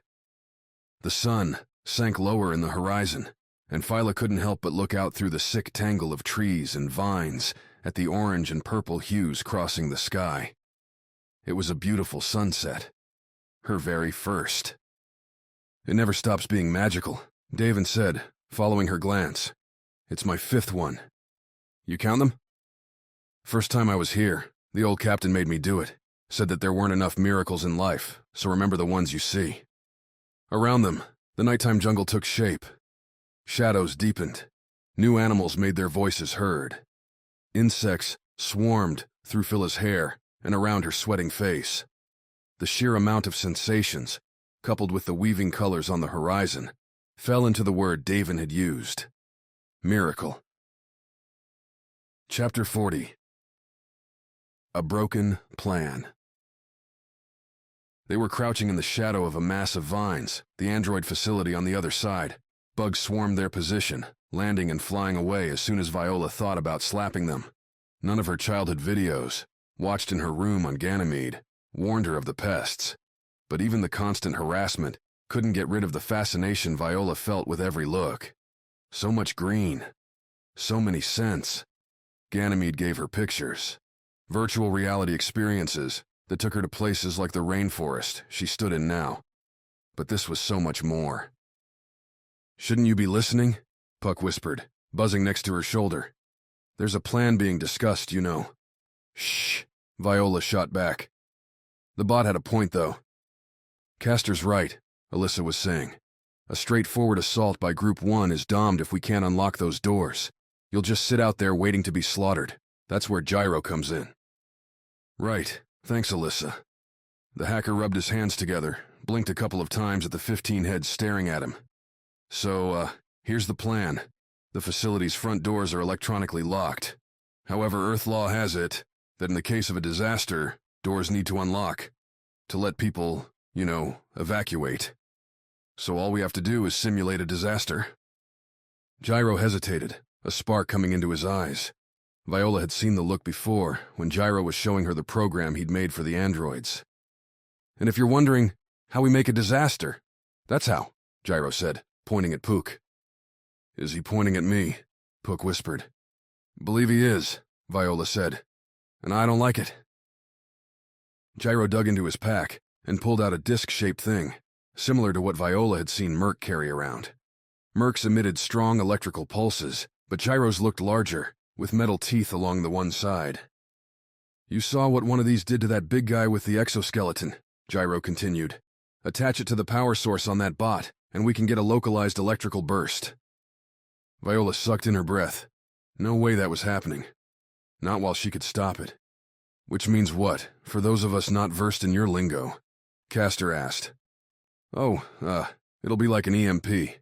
It'll short out electronics in the area. Overload their fuses. The doors will think it's an emergency and unlock," Gyro said. "Then you all just go in." "You're forgetting something," Viola announced, cutting in and bringing all the eyes to her. "Pook's my bot. You're not blowing it up." "Viola, you've come with us this far," Alissa said. "We need this. And once we have the facility, you can have an android to yourself if you want." Viola felt the burning stares on her, waiting for her to accept, to grind down under their pressure. "Viola," Pook asked, "I can shoot one of them, but I don't think we'll win a fight." "What are you saying?" "Let them load me up," Pook replied. "If you don't, they'll just hurt you and do it anyway. You can always make a new one of me." Viola could. Only the files with Pook's memory were all on the jumper. Davin wasn't going to be happy with her.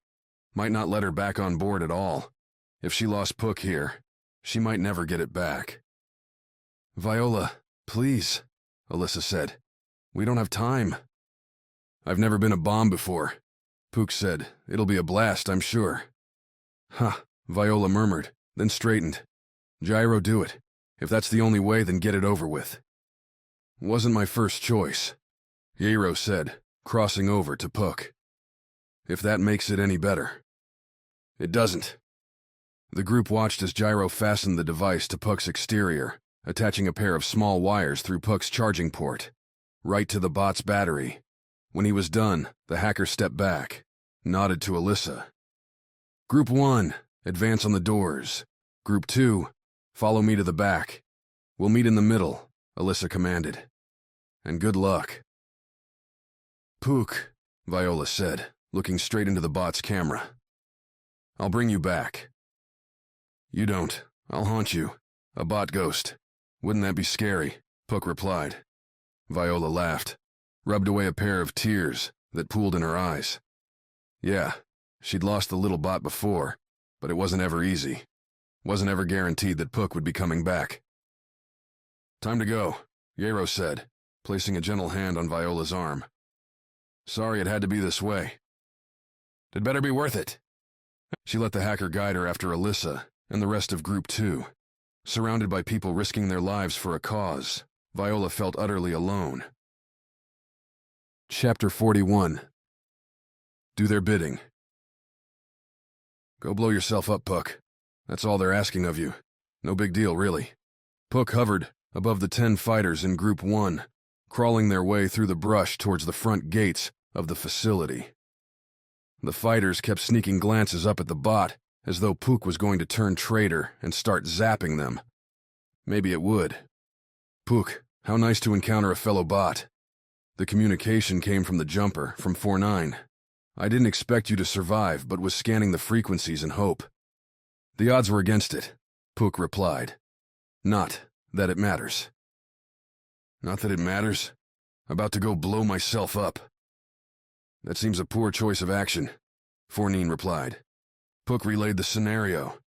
"Having been a walking bomb before," 4-9 said, "I can say that there are numerous costs, and not a lot of benefit. To you, in particular." "So I've gathered. Your destruction is a certainty?" "The timer is ticking, yes," Pook said. The group had reached a line of thick ferns bordering the trail, heading straight to the front doors. One of the fighters was waving at it, pointing toward the doors. "Time," Pook supposed, "to go." "Have you tried not following instructions?" That would trap the fighters outside the doors. You mean it would inconvenience the very people that are destroying you? Yes, Puck replied. You see my point? It is very clear. I look forward to rebuilding you here on the jumper after your successful mission. You androids truly are insane. I love it, Puck said. Love, of course, was an impossible emotion for a bot to feel, but the qualifying parameters were clear. There was a chance, of course, that Alissa and the others would hurt Viola if Puck didn't do as they asked. The odds of that seemed low, however. The fighters would still need a pilot to get them away from here after taking the facility. Besides, they were blowing Puck up. That was just insulting. Below the bot, the fighter was waving more frantically. Puck responded by shooting a low-powered laser, stinging the man's hand. Then Puck pushed all its power to its jets, pushing it higher and higher in the air, towards purple twilight sky. Attached to Puck, the timer ticked closer, and then hit 0. The bot vanished in a burst of crackling energy, burning up its insides and blowing Puck into oblivion. Chapter 42. Meet the Maker.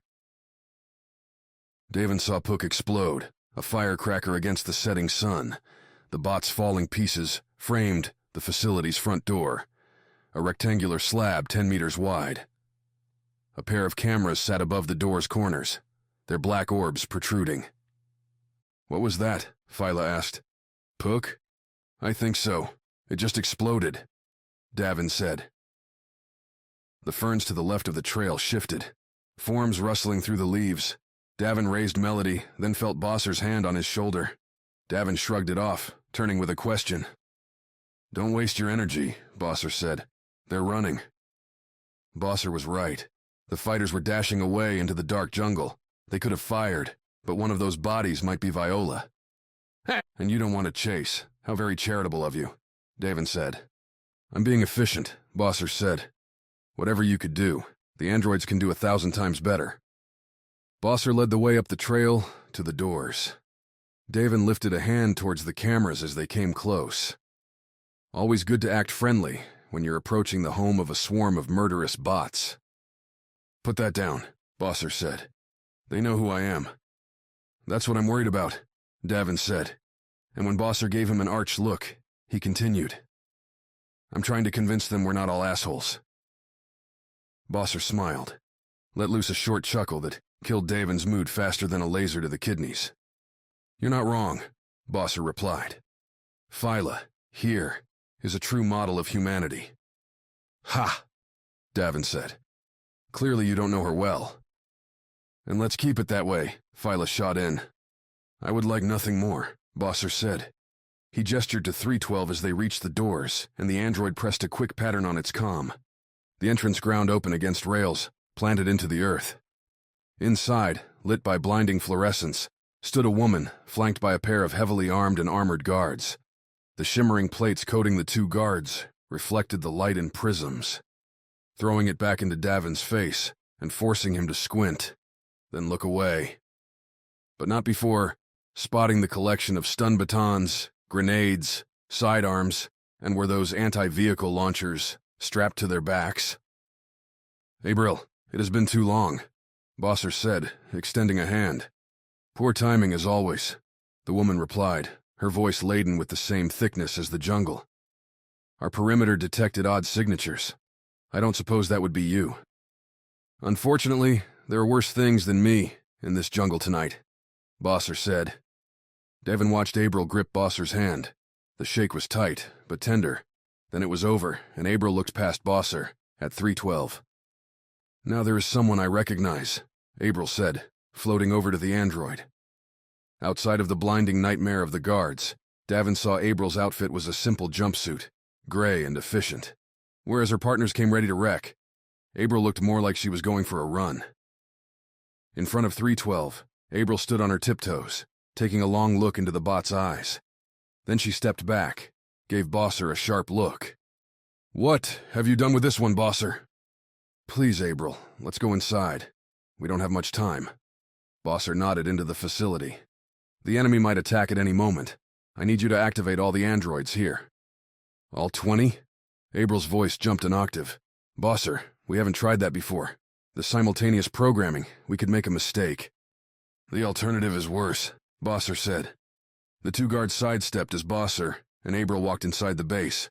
The 4 of them followed, 312 taking the rear. Davin swore the 2 guards never looked away from the jungle, never hinted at anything less than total vigilance. If he hadn't seen the sweat from the heat dripping down their faces, Davin would have sworn they were bots. Catch that handshake? Merc whispered, as they moved down a long hallway that broke periodically into rooms. The first one they hit had racks of clothes, the same sizes but covering all spectrum of society.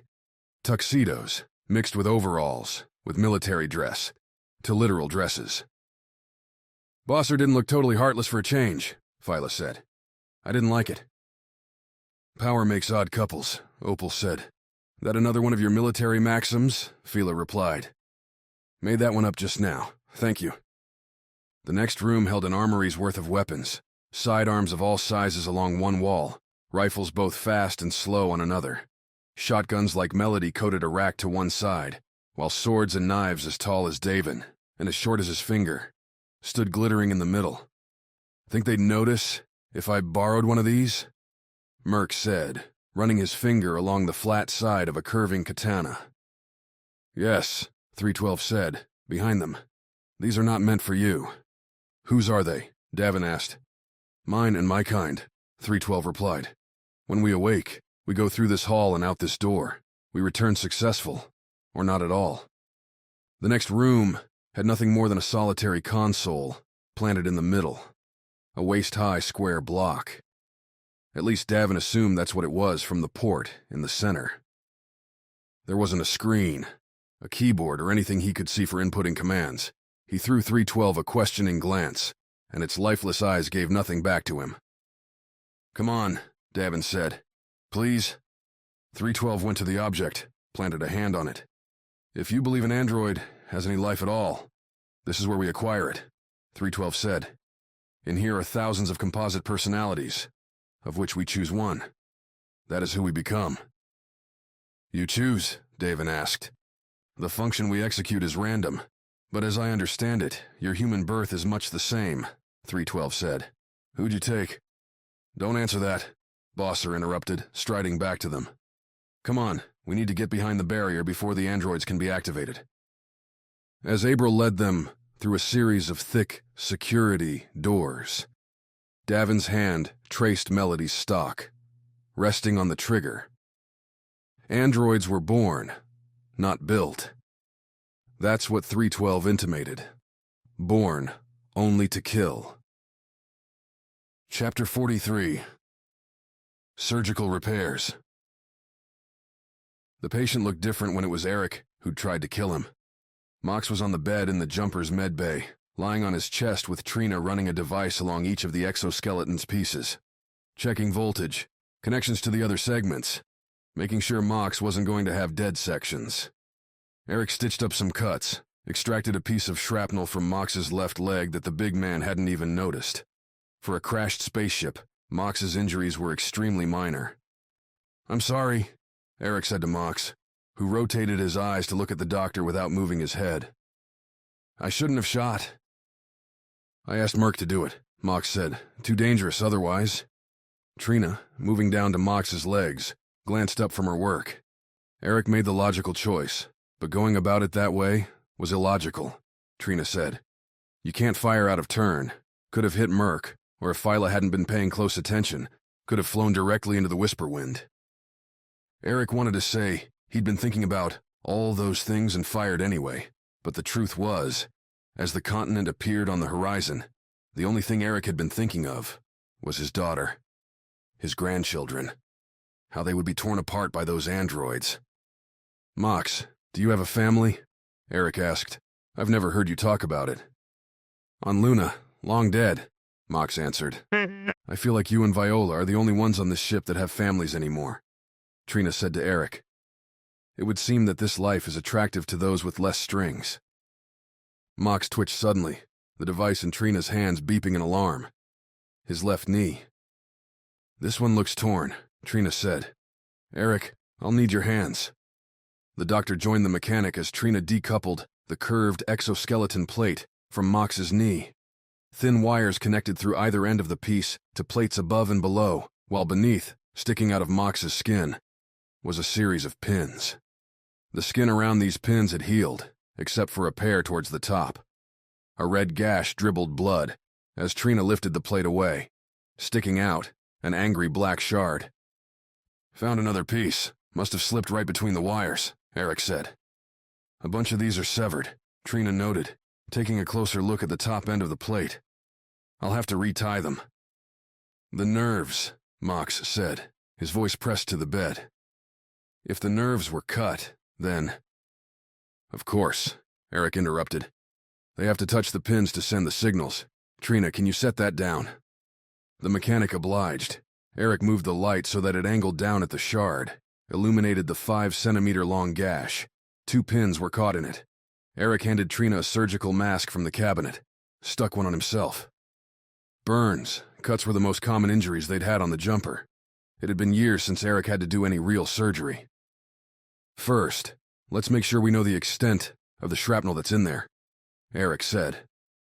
The tone, the language came back instinctively, talking like Trina was the nurse, like they were back in an actual surgical suite instead of a warm med bay in a dirty ship, landed in a jungle clearing. The shrapnel was a small piece, thankfully, but it had hit Mox at speed. The start of the gash, near the first pin, was shallow. It deepened as the cut went on, and at the second pin, the one that would be at risk for nerve damage. The buried shrapnel looked to be nearly 2 centimeters in. Not so deep as a knife, but enough to cause problems. Eric turned to the bench and picked out his pair of tweezers, handed Trina a small bowl, normally what he'd put ointments or salve mixtures in. This time, after a slow tug, he dropped the shrapnel into it. Now it was time for a closer look. The gash ran up against the second pin. In the cut, Eric could actually see the very end of the pin, where it fractured out into strands of wire that linked into the nerves and picked up the electrical signals. Eric moved his comm over the wound, turned on his diagnostic program. The comm projected, over the wound, an outline of Mox's knee, where Mox's nerves would run, whether it picked up any serious damage. "Mox, you're in luck," Eric said. "The shrapnel missed the nerves. You'll just have a cut." "Then I'll get these wires fixed up while you close him," Trina said, setting the bowl down and dashing off to her workroom to get her tools. "You said your family was here," Mox asked from the bed as Eric stitched together the cut. "On Earth?" "Yes, just a little north of here, actually. They live on an island in the Caribbean." "Why stay with us, then?" "Because Davin gave me a chance when nobody else wanted to," Eric said, 5 stitches in. The cut now just a red line. "All those gin games, you never mentioned it." No, he hadn't. Eric didn't want to live in that past. All those broken homes, all the cries for help, and not being able to save the one that really mattered. Then there'd been the request. A spot on a station needing a medical officer. A chance to get away. "Got it," Trina said, coming back into the room. "Should only take a minute." "Remember when we met, Trina?" Eric said. "On Canis Station?" "You were hopeless," Trina said, holding the plate back over Mox's knee. "I'd never seen a doctor looking so distraught." "Nobody really talked to me the first day," Eric said. "It was funny, really. I was thinking I'd made this horrible mistake, and then you walk up to me as I'm unpacking in my cabin and announce that it's unhealthy for a doctor to look so sad." "That's because it is," Trina said. "Who wants to be treated by someone that seems so depressed? Doctors are supposed to give hope, correct?" I laughed. The first time I'd laughed in days, Eric said as Trina lowered the plate back into place. "Now, Mox, we'll have to do this again in a couple of days. To take out the stitches. Try not to get your knee hit until then." "Is there more?" Mox asked. "To the story?" "If you win our next game, I'll tell you," Eric said. "But I think you're probably wanted out there." Mox didn't argue, and after Trina finished sweeping the rest of the plates, the metal man armed himself and left the jumper. Eric watched him go, Trina standing nearby. "Hey, you think you're ready?" Trina said as they looked at the dusky jungle. I don't think I can wait any longer, Eric said. I've missed too much already. Chapter 44. Distractions. The bot hadn't performed.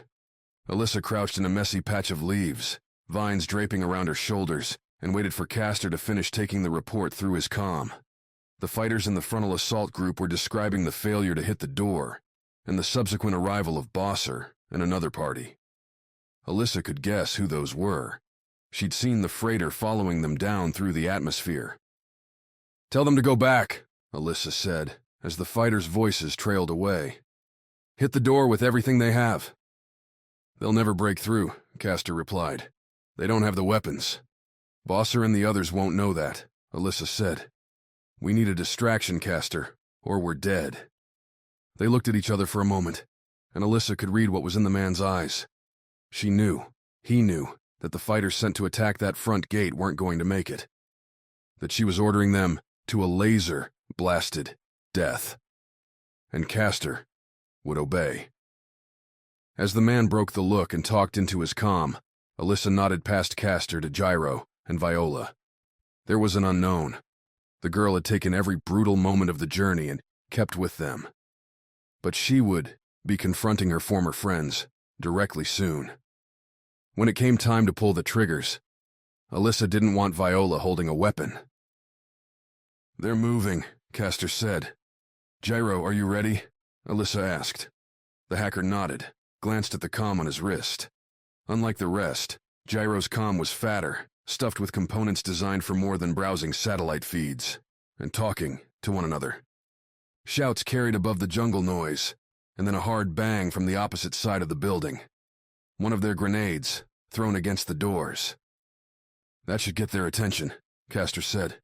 "We should move now." Alissa nodded, and they burst out of their hiding place, the four of them, plus a pair of fighters, scrambling towards the single-person rear door. It stood tall and rusty red, an emergency exit that looked unused for years. Gyro moved next to the handle, where a small badge scanner sat, a plastic white bulge over a black plate. The hacker stuck his comm up to the scanner, then tapped away. After a moment, the white bulge turned a dark red. "Running a blast here," Gyro said. Alissa was about to tell him to be quiet, then realized Gyro wasn't talking to her. He was talking to Viola, explaining to the girl. "It's going to cycle through hundreds of frequencies a second, all targeted towards what this brand of scanner handles." During the ride over here, Alissa realized Gyro and Viola had spent most of the days together, either in the cockpit or in the back, working on Hyro's broken android. Enough time to get entangled. Hopefully not enough to compromise him if Viola decided to turn. Alissa looked at Castor, and again, he met her gaze and nodded. "Wouldn't all the wrong scans trigger alerts?" Viola said. "That's why we've got people at the front door," Gyro replied. "Who's going to pay attention to a scanner error when you've got grenades blowing up outside?" The noise from the front of the building grew louder. Several more bangs went off, still sounding muffled. The facility wasn't opening its doors. Would they just let the red voice fighters sit out there, shooting endlessly at the barrier? The scanner suddenly blinked green. Locks tumbled inside the door, and it popped open with a soft thunk. Alissa grabbed the handle and swung it wide, the pair of fighters aiming over and under her shoulders into the opening. Not that there was anything to shoot. A thin hallway, more doors on either side, before a fork 20 meters away. Alissa went in first. Castor beside her, then Gyro and Viola. The two fighters came last, one closing the door behind them. Turned out the exit was next to the crew quarters. Appropriate, given an alarm happening in the middle of the night. A night which, Alissa reminded herself, would be more than just a ship's effects here. A night that was descending rapidly on the base. At the fork, Alissa looked at Castor, who shrugged. "You two, head that way," Alissa said to the two fighters, nodding to the right. "Comm if you find anything interesting." "By that, she means a secured room," Gyro said. "One with a big console in it." The fighters nodded and went down the hallway while Alissa led the four of them to the left. She didn't say it, but she'd sent the fighters in the direction of the front door, towards where Bosser and his force would be going. What Hyro needed Might be that way, but more likely, the two fighters weren't going to find anything other than the business end of a sidearm. Still, she couldn't take chances. Couldn't get hung up on Hart. Not now. Not when they were so close. Chapter 45. Superior Force.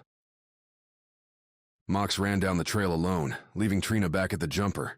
Laser flashes lit through the twilight jungle, bright pops between leaves and trees. Rustles cascaded between his footsteps as animals fled the fighting. He'd left the cannon on the ship, but carried a sidearm in his hand. In the dark, though, hitting anyone would be more luck than skill. Mox clenched his sore hands. Those, he expected, would be doing the real damage. Rounding past a thick, gnarled trunk, Mox saw the front of the facility. Saw 10 fighters arrayed on either side of the door, pouring shots into it. The steady stream of heat didn't seem to be doing much more than burning the door black. Mox moved back behind the trunk and looked for a good strike point. Going 1 against 10 didn't make for good odds, but surprise could make a difference. Moving away from the trail, Mox stepped lightly, as lightly as he could anyway, through the mess of plants, branches, and hanging vines. Every breath inhaled 1,000 insects, forcing Mox to keep his mouth shut, and breathe through his nose to keep from coughing. Sweat soaked through his clothes and gathered in the creases around the exoskeleton, as though Mox wore 1,000 small puddles. Eventually, though, he crept to within a few meters of the group on the door's right side. 4 of the fighters were engaged in chewing through power packs and a constant battery of fire, while 2 others stood back, closer to Mox, arguing about how to get past the door. "We don't have many grenades left, man. Throw them all at the door. Then what?" asked the taller one, his arms crossed, chin buried down in his own chest as he stared at the ground. "We get in, that's what." The smaller one, covered in charred remnants of his red voice garb. He'd had the worst time in the wreck, with visible burns running up and down his body. "What does it matter if we hold onto the weapons, if they get killed?" "You don't know that," the downcast man replied. "They might be there already. Or they're pinned down, waiting for us to come to the rescue." Mox took as deep a breath as he could through his nose, ignoring the panicked buzzing of captured bugs, and stepped out from the cover. Pulled out the sidearm, then stopped. Everyone did. The front doors were opening. The slow grind as the doors split was agonizing, mystifying. Any lights in the facility, any that Mox could see, were off. Everything was black inside. And then Mox's world went orange. Bright lances shot out from the opening, burning down at both groups of fighters in a precise rain of deadly heat. The shorter fighter in front of Mox collapsed, smoke rising from 4 holes that weren't there a moment before. Other fighters screamed. A couple of haphazard countershots flitted into the dark void, but within 5 seconds, every fighter Mox could see was dead and smoking on the ground. From the opening, in the grim beginnings of the night, nearly 20 androids walked out and surveyed the dead. 2 strode up to Mox, staring at him. "Did you like our show?" the android asked. "Bosser said to make it quick. I trust we fulfilled his parameters." Mox had nothing to say. He leaned back against the tree. The androids, they were supposed to only attack criminals. Only be unleashed against the worst of the worst after approval from an independent judge. Now, though, they had annihilated a group without any questions, without any investigation, without even an ask for surrender. All on one man's word. Alissa and her red voice weren't the real threats here. Chapter 46. The console. The guard led them right to it, his prismatic armor a beacon for Alissa and the others to follow through the shifting hallways and wider manufacturing rooms in the facility. The latter were especially surreal. Robots, assembling robots. Mechanical arms welding smaller versions of themselves onto carbon silk skeletons. Birth, systematized. The control room sat at the end of the cycle, a conveyor running alongside and vanishing into a wall, next to a door. A slate of steel unadorned with anything save restricted access, in bold red letters. The guard stood in front of it for a moment, and then the door opened. Some unseen key then, a camera or other sensor giving access. Regardless, when that door shut, they might not be able to open it again. So Alissa ran for it. The guard heard her footsteps, turned with his rifle already rising. Alissa slid as the guard fired, the laser flashing over her. She drew her sidearm, planted her heels, and, as her momentum pushed her upright, dove forward. In the air, Alissa pulled the sidearm's trigger and lanced a bolt right into the guard's chest. The hot light hit the mirrored glass and split, reflected rays sparkling around her. A reflected bolt struck Alissa, hot, but nowhere near deadly. And then she rolled through the doorway. It slammed shut behind her. The guard grabbed Alissa's jacket and threw her to the side, her sidearm flying out of her grasp across the room. Alissa rolled with the throw, coming up in a crouch. The guard had his rifle holstered, and catching a glance around the room, Alissa could see why. A gigantic console covered the wall opposite the door, showing scrolling stats on the androids being made, androids out on missions, and other data Alissa didn't have time to interpret, because the guard swung a stun baton at her face. Alissa turned her left shoulder into the blow, the baton's crackling energy loosing itself on her jacket. The shoulder went numb, but the layers kept the rest of her intact. Alissa grabbed the guard's hand as he retracted for another swing, the motion lifting her up. And then, Alissa went in close, getting inside the guard's arms and ramming her head into his chin. Her right hand grasped at the guard's belt, found the man's second stun baton, and tried to lift it free. Except these weren't cheap holsters. These were designed to only allow drawing from specific angles. The baton didn't budge. The guard kneed her in the stomach, Alissa's mouth opening in a coughing yell as she staggered back. Another swing of the stun baton, but Alissa stumbled back out of range, pressed against the side of the room. The guard straightened, rubbed his chin with his left hand where she'd hit it. "Was worried I wouldn't get any of the fun," the guard said. "They sent our androids out to say hi to your friends. Guessing they're all just burned bodies about now." "That make you feel strong?" Alissa shot back. "Having bots do your work for you?" "Brave talk. Aren't you trying to do the same thing?" The guard didn't wait for Alissa's answer. He went forward, feinted with a swing of the baton, but led with a left-handed haymaker. Alissa ducked underneath and to the right, moving forward. She wasn't fast enough. The punch caught her numbed shoulder, and Alissa felt something pop, the rest of her left arm dropping senseless. But the momentum shifted the guard past Alissa, who jumped, wrapped her right arm around the guard's neck, and pulled down. The guard overbalanced and fell forward, his head striking the wall with a sick crunch. He collapsed on Alissa, eyes closed and groaning. Pushing her way out from under the guard, Alissa stood up and, still unable to use her left arm, went over to the door. On the inside, there was a simple green button on the door's right. Alissa pressed it and stared straight into Castor's drawn rifle. "Hurt?" Castor asked. "I'll live," Alissa said. "Have a live one." Then as Castor went to check the stunned guard, Alissa looked to Gyro and Viola. "We're here. Get to work." "On it, boss," Gyro said, and the hacker, with his protege, brushed past Alissa and went for the console. A second later, the door shut behind them. Alissa stared at that steel slate and took a long breath. Took her right hand and placed it on her left shoulder. She could feel the dislocation. Turned to see Castor's sidearm flash blue, stunning the guard. "Castor," Alissa said, "I need a reset."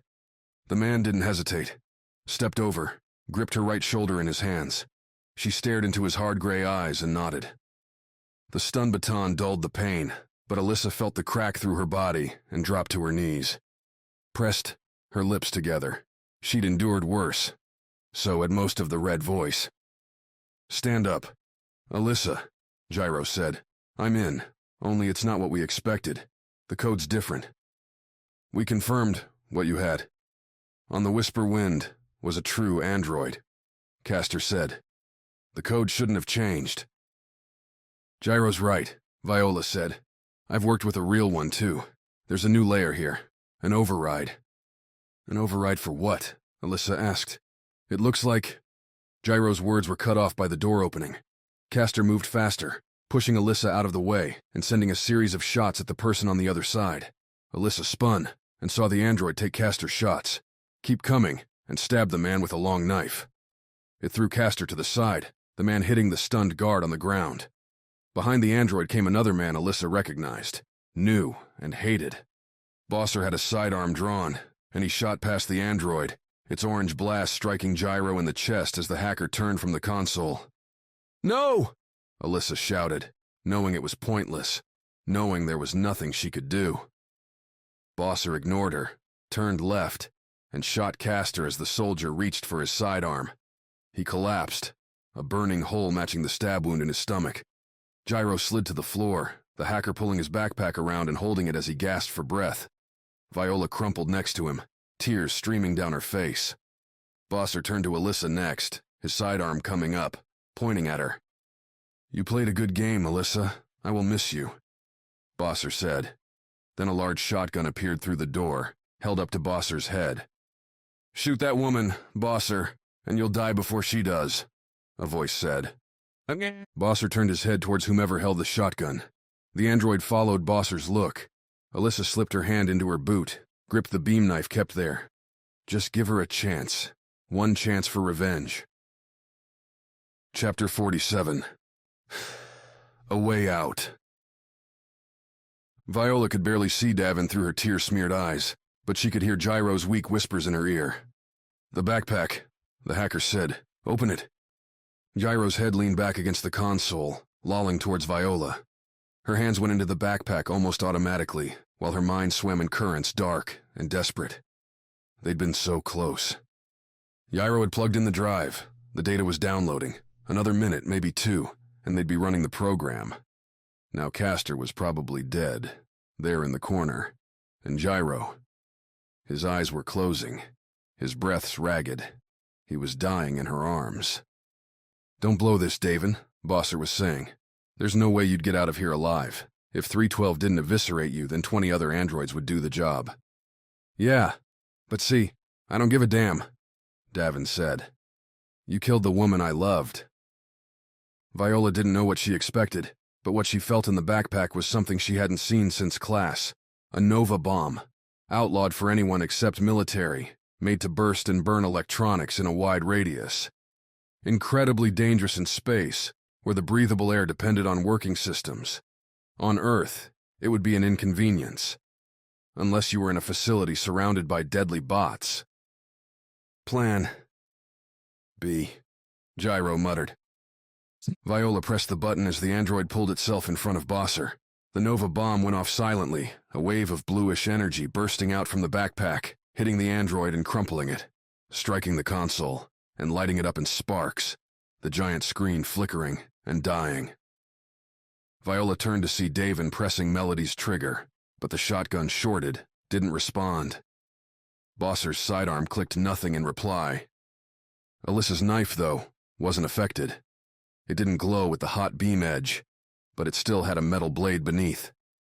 She rushed Bosser, hitting the man and stabbing him once, twice, 3 times.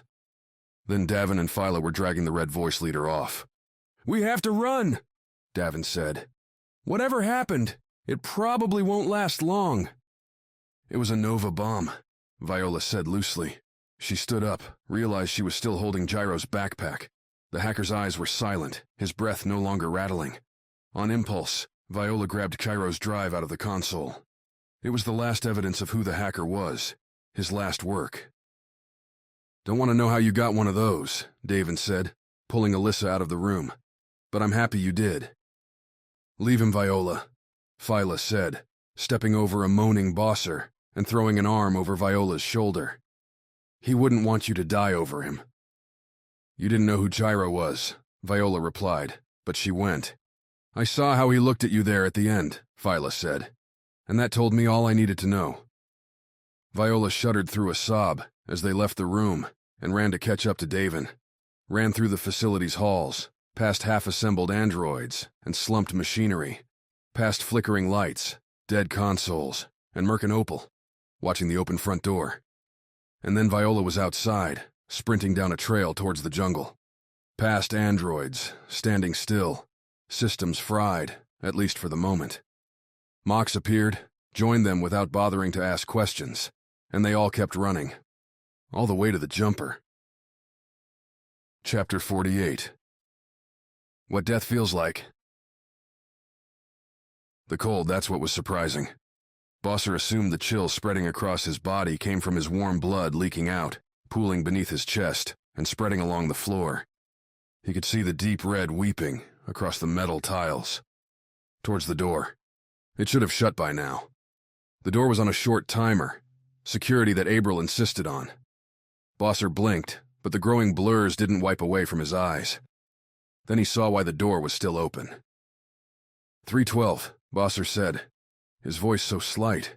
How cruel that dying should steal all his strength, even his voice. The android, lying in the doorway, didn't move.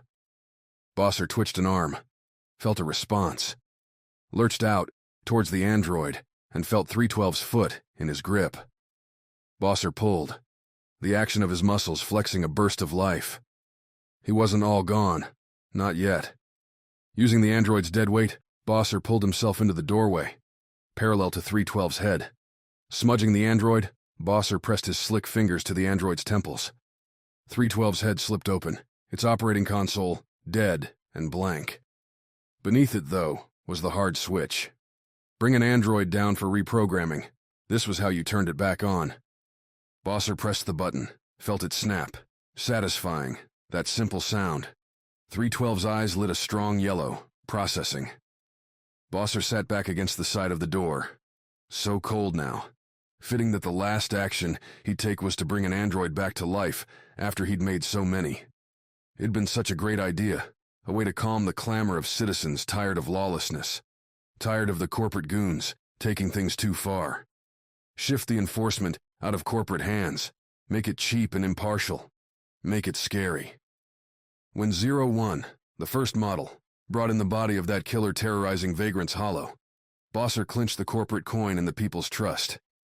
When 312 picked him up, Bosser's eyes closed. It was too much effort to keep them open, but he could feel the air flowing across his face as the android ran down the hallways. Could hear Abril's voice calling for help. Could feel the prick as a needle broke his skin. And that spike, that new pain amid the numbing agony from the knives, gave Bosser hope.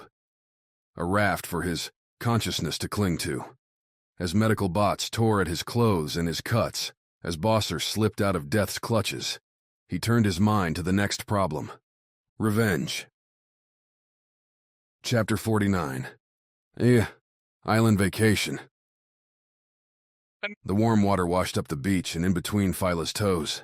The gentle wave soundtrack playing background to an orange dawn, palm trees shaking in the slight breeze.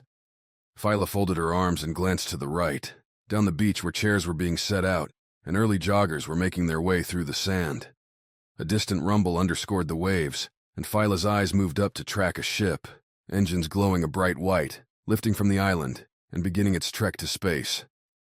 "You'll have to sleep sometime," Davin said, coming up beside her. "I'm not the only one," Phyla replied. "Your captain has a little too much adrenaline to crash now." "I'm sure Eric can help with that." "He's already gone," Davin said, running a hand through greasy hair. Phyla wasn't much better. Jungle sweat and a frantic night flight to the island hadn't given them much opportunity for hygiene. "Not sure he's coming back." "He deserves to stay." "I'm not arguing, but the way we've been fighting, losing the doctor isn't going to be good." "How are the others?" Phyla asked. They'd all wandered off the ship dazed, each one going in a random direction, exhausted. "You think they talk to me?" Davin replied. "Hell, sometimes I think the only reason anybody says anything to me is because I cut their paychecks." "It's been tight. What just happened wasn't easy for anyone." "Well, I hope they enjoy the moment," Davin said. "It won't last long." "You said Alissa stabbed him? You think he lived?" "I hope he did." "What?" "I want him to pay for Lena," Davin said, staring out into the ocean. "One death won't be enough for him." Phyla shivered. "Davin, that's cold," she said. "And Alissa, what about her? Doesn't she deserve death too? For all the people she ordered killed on Minor Prime?" "Probably does," Davin replied. "Then why'd you save her?" "I didn't care about her. I saved us," Davin said. "You know androids don't stay knocked out for that long." "That's crap," Phyla replied. "You could have made sure Bosser was dead first, and then we could have run." "We still need him," Davin said. Bosser's the only one that can clear the charge, get the murders off our records. If that doesn't happen, we're still back where we started. And if he clears those charges, then I get my shot, and the rest of you are free to go. Breaking waves held sway over their conversation for a minute. The water caressed her feet. Phyla reached down and picked up a handful of mud, the first real mud from real earth soil she'd ever felt. She stared at it, watched a tiny crab squirm through the sand grains. "You're so brave, you know that?" Phyla said. "Taking all this on yourself, saying the rest of us can just go our own way while you go and shoot a man? I'm so impressed." My sarcasm detector is going off. It should be. If this is going to be it, for the Wild Nines, for the group we started years ago, don't you think it should end together? Phyla expected the same softening she'd seen before, when Davin relented and acknowledged they were a team. Only his face didn't change. That hard line didn't sink into a smile. "Wherever he goes," Davin said, "we can go together. But at the end, when it comes to it, I'm the only one pulling the trigger. I'm the only one with the charge on his head for it. We're a team, Phyla, but this one thing can't be shared. I don't want it to be shared." Phyla bit back another sarcastic response. Davin's eyes had an off cast to them, a shade that threw her off. Another wave caressed her feet, and Phyla took another deep breath of the salty air instead. If Davin wanted his final shot, fine, she would help him get there, help him get even. And when they came after Davin for killing Bosser, she'd help him get away. Because on Minor Prime, stuck in a path to a dead future, Davin had done the same for her. Chapter 50. Libra. Viola looked out at the ocean, its soft ripples inviting in the early morning sun. Her eyes were as bleary as the cafe's employees, stumbling through their first pot of coffee. What she wouldn't give to take a long, slow walk through that sand. Feel a natural breeze, but she felt the pull of the backpack beside her, occupying its own thin-backed chair. Squat and navy blue, the backpack was everything its owner wasn't. Bland and boring. Gyro had been murdered. That's what Gyro had been, shot right in front of her face while Viola did nothing. At least nothing yet. She began to take apart the hacker's backpack, unzipping the main pocket and rifling through the contents. A pair of EMP discs, the weapons designed to knock out electronics in a local radius. One more Nova bomb, a black sphere interlaced with azure lightning. And then Viola's fingers found what she was really looking for, the drive. The little piece of hardware that had all of Gyro's code inside it. Everything he'd learned about the androids, and what made them run. Viola took out the drive and stuck it into a small slot on the side of her comm. The thing was a pair of centimeters long, felt cool against the skin of her forearm. That feeling went away as she lost herself in the long series of numbers, words, and symbols that floated in the air through the comm's projection. Her right hand brushed the comm's screen, shifting the projection through the file.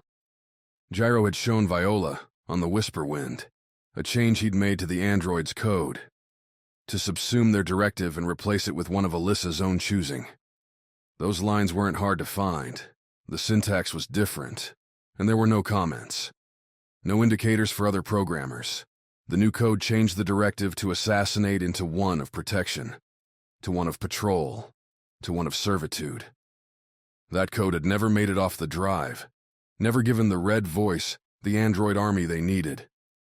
Beneath Gyro's lines was another new batch, not written in Gyro's signature, nor like the original android code, what Hyro had downloaded from the central console in the facility before he'd been shot, when he'd muttered the comment about a surprising find. This code was simple too. Obey, Libra, a variable that, when set, overrode any other orders from the facility or anywhere else. Who was Libra? Viola dug deeper, looked for fingerprints. Sometimes people gave themselves away in how they wrote their code, or they put in a designation, a tag to identify who they were, even if they didn't realize it. In this case, the order to obey came from one phrase in particular, keyed to one man's voice. When spoken to the android with that vocal signature, it would stop and wait for further orders, and follow those orders without hesitation. What's done is done. That was it. All it would take to reduce an android to nothing more than a standing pile of metal. Viola looked at the language, those words.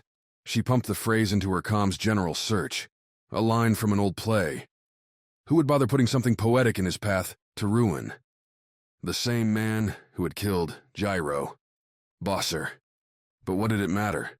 Androids were sent after criminals. There wouldn't be any point in building in a secure phrase, unless Viola was missing something. She flipped to the general news headlines and filtered by pieces about androids. And the answer slid in front of her face. Article after article describing a new service offered by Eden, by the androids they produced. Bodyguards, loyal and unwavering, for everyone and everything. Corporate leaders, government leaders, valuable ships and places could now have their own automated protection brought to you by the deadliest machines humanity had ever made. And one man could control them at will.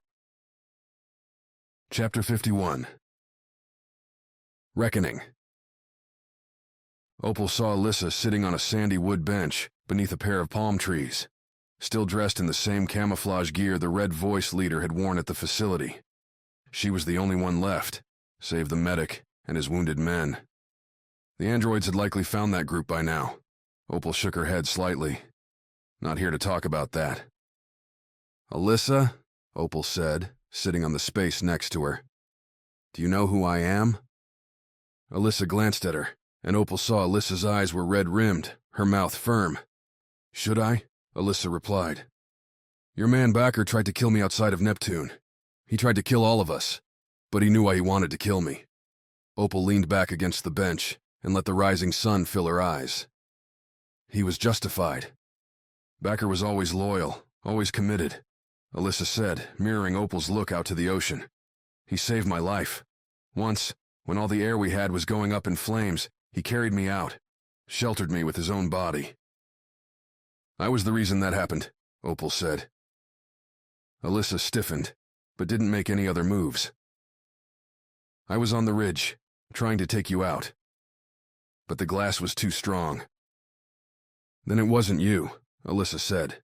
Someone else pressed that button, someone else designed that laser, and someone else ordered it into position. That last was who we were after, what the Red Voice wanted. Destabilize the rulers, and the rest would fall apart by itself. You and the other soldiers were never the target. Even so, I'm sorry. It doesn't matter. Are you going to keep fighting? Alissa rubbed her eyes, sighed. I don't think Bosser will let me do anything else, Alissa said. Would you want to? How many people have you murdered through your scope, sniper? Alissa replied. If you had the chance to put it down forever, would you? I did have that chance, and I didn't. Alissa nodded. I think I'd be the same. Alissa rose from the bench, gave Opal a final look of downcast determination, and walked away down the beach. Where will you go? Opal called after her. Back home. Chapter 52. Breakfast interrupted. On the first day, Trina had been overwhelmed by Eric's family. So much laughter, so many happy tears at seeing their long-lost father, their grandparent. It was altogether too much emotion. Trina had forced a few smiles to her face and turned her attention to playing games with the many children, teaching them about the jumper and how its engines worked, telling stories about flying among the stars. Though the children always wanted more about the fighting, the lasers, and less about how proper cooling technique was necessary to keep a ship like the jumper reacting quickly in dangerous situations. When she wasn't with the kids, Trina was back at the spaceport, fixing up Merc's Viper, and playing with her own mind. Eric's eyes had changed, lost that hungry look when they softened in the smile of his daughter. Trina doubted the doctor would be coming back with them, and those same doubts were seeping into her own head. It would be hard to say goodbye to the blue sky, to the wind rustling through her hair, to rebuilding an engine in a hangar with the sound of the ocean just outside the doors. They sat down to breakfast, 10 of them, and Trina looked at the plate full of fruit and eggs in front of her.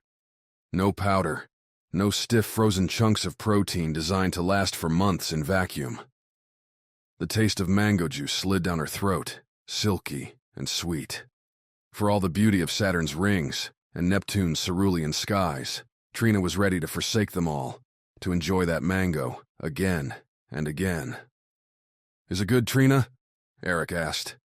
Rather than the white coat he wore on the jumper, Eric was in a simple brown robe, sandals on his feet, and sand in his hair. Already the sun had pinked his face.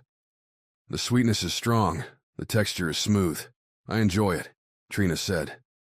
"Comparatively, the food I'm used to having is far less appealing."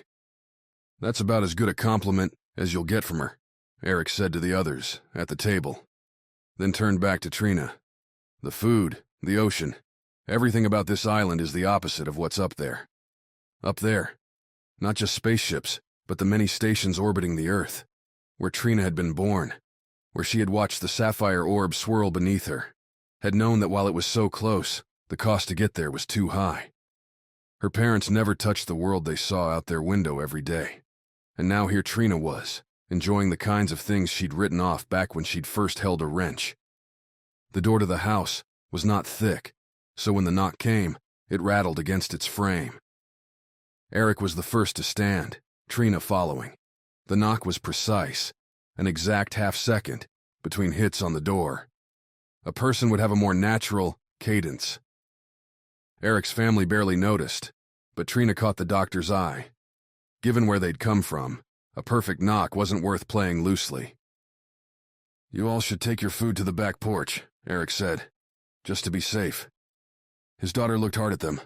Her eyes narrowed, but not harshly, no, concerned. Her mouth opened, and Trina spoke over it. "There's a chance that what is on the other side of that door is deadly," Trina said.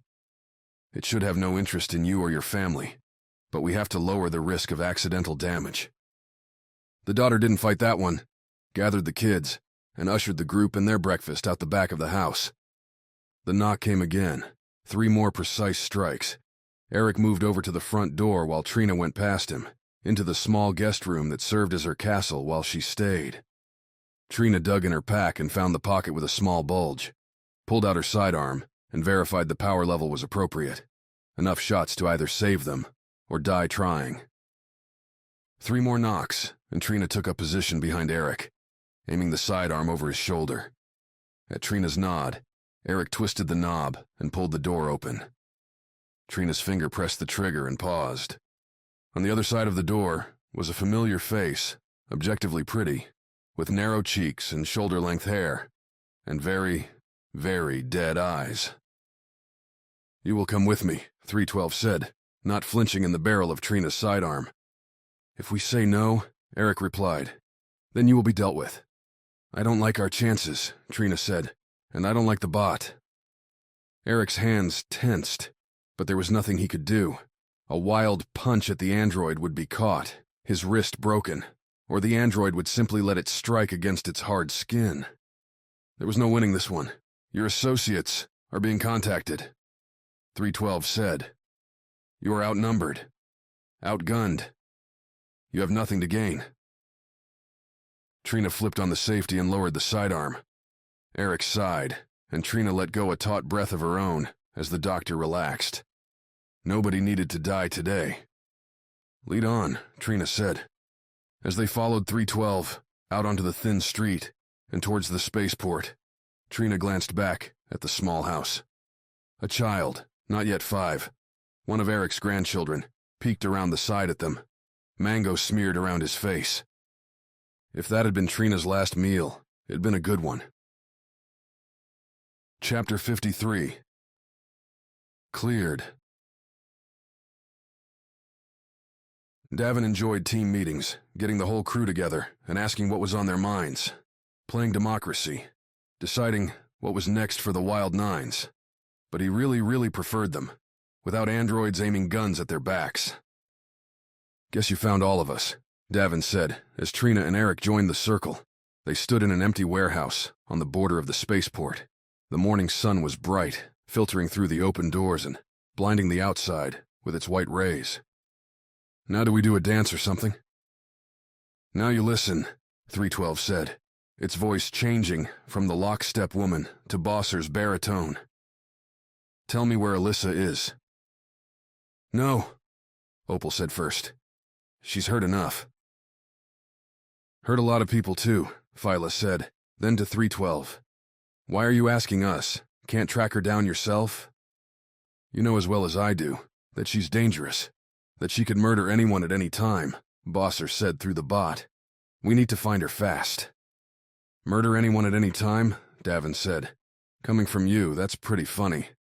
"I shot to save us," Bosser replied. "Another few seconds and who knows what the hacker would have done." "Doesn't matter," Mock said. "We don't know where she is." "You brought her here," Bosser said, "to save her from you."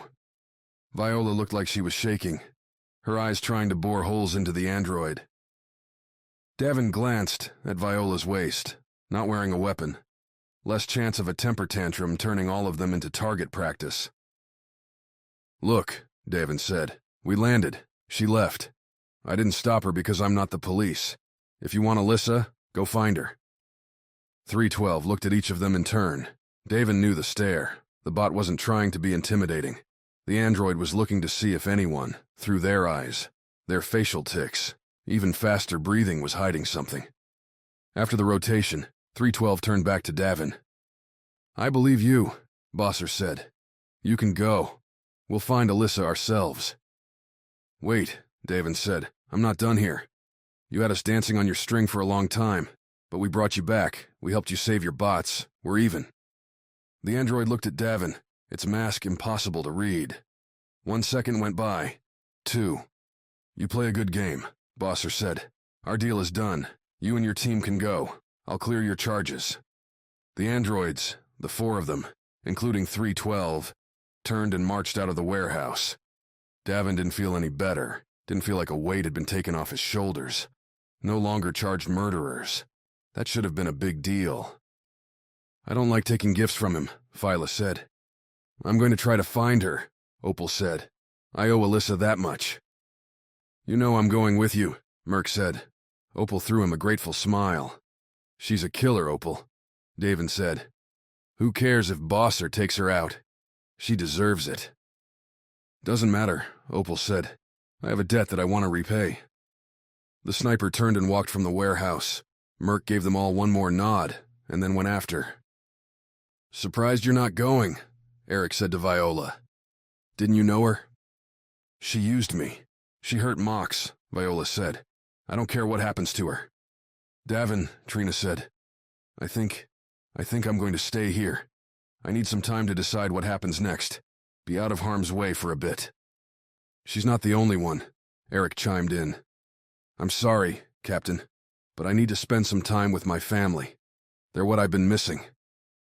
Davin felt the shiver scroll up through his veins, the impending certainty of a decision that he wouldn't be able to take back, but it was one long overdue.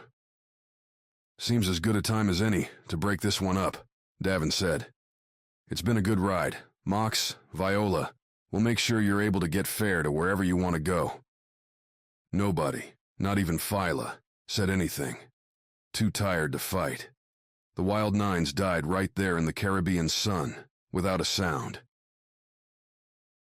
Chapter 54. Tracking. Viola didn't have much to pack, the product of being a runaway. Everything she threw into the bag just brought more questions to her head. She was walking away from the greatest adventure of her life, and she didn't know where she was going. There was Ganymede, Galaxy Forge, and working for her father. There was Earth and all of its natural wonder waiting for her to see. And then there was Bosser, the lines and the code, the android stationed around the solar system, waiting to strike. "I don't stand a chance," Viola muttered. She wasn't a weapons expert. She couldn't fight her way into the android facility, find Bosser, and get her own revenge. At least not from the ground. But she could fly. Viola turned to the console in her crew cabin and flipped over to the cameras. There it was, sitting and ready to go in the bay. Trina hadn't finished with the Viper, but it would fly, refueled and recharged. From the air, Viola should be able to get in a couple of runs. Maybe if she was lucky, one of those lasers would fry Bosser and put an end to what he was trying to do. That was it. Viola left her bag behind and crept out into the jumper's hallways. Davin and Phyla were somewhere on the ship. No idea where Mox was.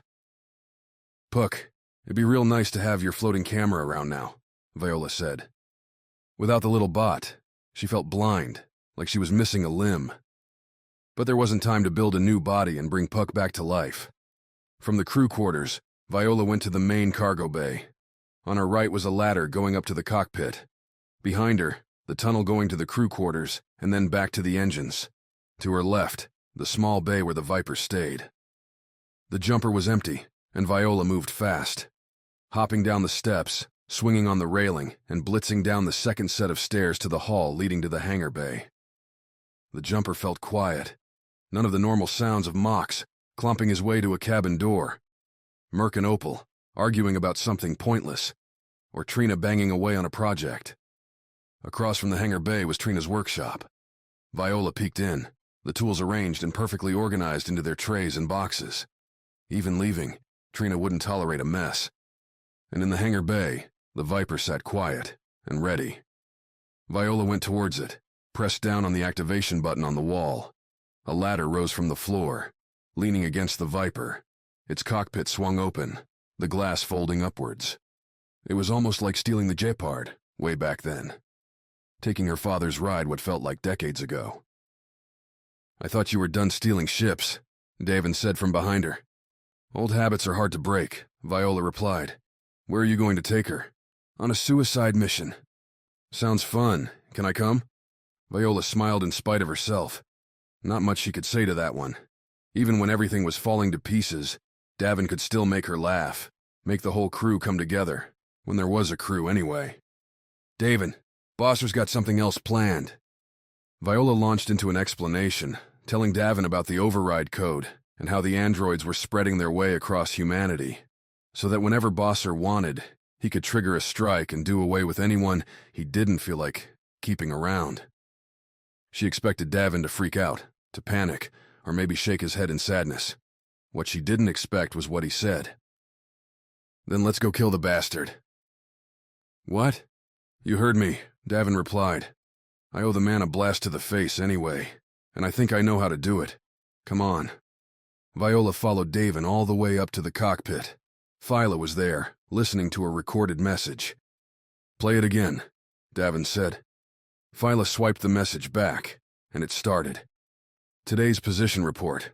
Bosser is spending the morning at the facility, going over final progress reports with April. Then he's departing to Loci Station." The voice on the other end of the message was mechanical, but feminine. "Is that 312? Viola asked. "Trina left us a present," Phyla said. "We've been getting these daily reports ever since we landed on Earth." "This one just gave us a target," Davin said. "Loci Station is a bare-bones communications outpost. Helps redirect messages coming and going through space, and sends them back out to where they need to go. So if Bosser's going there, he could send a message to anywhere, to anybody," Viola said. "Didn't make sense until what you told me back there in the bay," Davin said. Phyla raised her eyebrows. "Don't worry, I'll tell you all about it. For now, though, we gotta get Mox back here. Loci might not have much security, but I bet Bosser isn't going alone." Chapter 55. Find Alissa. For a spaceport, the island wasn't exactly busy. Merc had seen more crowded asteroids. The board for departing passenger flights only had 2 entries, and one was for far later in the evening. The other one, the first one, of the day, left in an hour. The sun was starting to slant into the afternoon, pouring through the gaps in the palm trees that lined the avenues of the spaceport. Open air. What a marvel, after being stuck in metal tubes for years. "I think Alissa's options are a bit limited," Merc said to Opal. "Going to go ahead and guess she's on that one." Merc pointed to the ship docked there, already boarding passengers, as it finished refueling. Destination: Luna. "Then let's go," Opal replied, and headed towards the ship. The boarding area was a cluster of bags being loaded, people saying goodbye, and an indifferent crew, more interested in catching the tropical sun than actually taking off on time. Alissa was nowhere in sight. "She could already be on," Merc said. Then we have to get on that ship to check, Opal said. She has to know the androids are coming for her. Hang on, I've got an idea. Merc slipped past the line of boarding passengers, up to a crew member working on their company-issued comm. As Merc closed, the crew member, decked out in a red suit so that he appeared less like a person and more like a lipstick smear, looked up. Can I help you? The man's voice was layered with so much exhaustion, so much boredom. The Merc almost felt bad for what he was about to ask. Yeah, I don't see my friend out here, but she forgot her favorite pair of, socks, Merc said, wincing. Can you check if she's already on? What's the name? Alissa. Last name? Merc paused. Everyone knew Alissa's last name. The leader of the Red Voice had her name and face posted all over the solar system. If she was on the ship, Alissa probably wasn't there under her own name. I'm not sure, Merc lied. We just met last night. The man glanced back at the comm display, scrolled through a list of names, and then shook his head. Maybe she's on the later flight. There's not an Alissa on this one. Oh, maybe I got the times wrong. At least now you can get her the socks. The crew member deadpanned, then went back to looking at his comm. Socks. Come on, Merc, you can do better than that. He told Opal what he found, or what he didn't find. She could be using a fake name, Opal said. Then we don't have a chance. The two of them wandered away from the ship, looking around for anything that might provide a clue. Maybe Alissa would wander into view, or someone would shout that the Red Voice leader had been spotted. Outside the spaceport, towards the long series of wooden docks stretching into the ocean, a large ship blasted its horn. Merc could make out dozens of people on the boat, a few vehicles, and cargo. What's that? Merc asked a passenger struggling by them with a series of bags. He pointed towards the boat. It's a ferry. Go straight to the continent, the passenger replied, then shuffled on. If I were a hunted rebel leader, and I was trying to get away, would I take the obvious route? Merc said. Names don't mean much when there's cameras everywhere. You think she's on that ferry? Opal replied. When I flew for Earth, there were always plenty of dumb criminals. The ones being flashy about it, trying to land in their wanted ships, or brute forcing their way onto the planet. The smart ones, though, they came through the normal way. Didn't draw attention, didn't use the obvious transports. Bosser knows we came to this island, knows there's only one spaceport here. But he wouldn't see her taking the ferry, Opal finished. I get that. Let's check it out. They hustled over to the dock, getting there as the last of the passengers reported in. A series of dark, sick clouds rose over the horizon, reaching to cover the sun. The crew members here were equally bored as the ones in the spaceport, glancing at tickets, and then back at their comms. Another routine in a lifetime of routines. There was plenty of space, and Merc snagged a pair of tickets.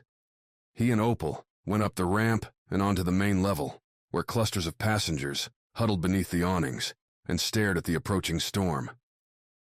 Merc followed their eyes and saw the first flashes of lightning, heard the low ripple of thunder. Coats went on, hoods went up. Well, this just got harder, Merc said. Nothing's ever easy. You go aft, I'll take the bow. Calm if you find her. As Merc split from Opal, the first drops of rain fell. The boat blew its horn a second time, and its engines spooled up, adding their roar to the thunder. Chapter 56. A Shot of Rum. Picking mocks from a line of tourists at a beach bar was not exactly difficult. Almost twice the size and sporting the same greased-up clothes he wore on journeys across the solar system, Mock stood out. Add in the fact that he was the only one not drinking something tall and fruit-colored, fruit-filled, and Davin found him easy enough.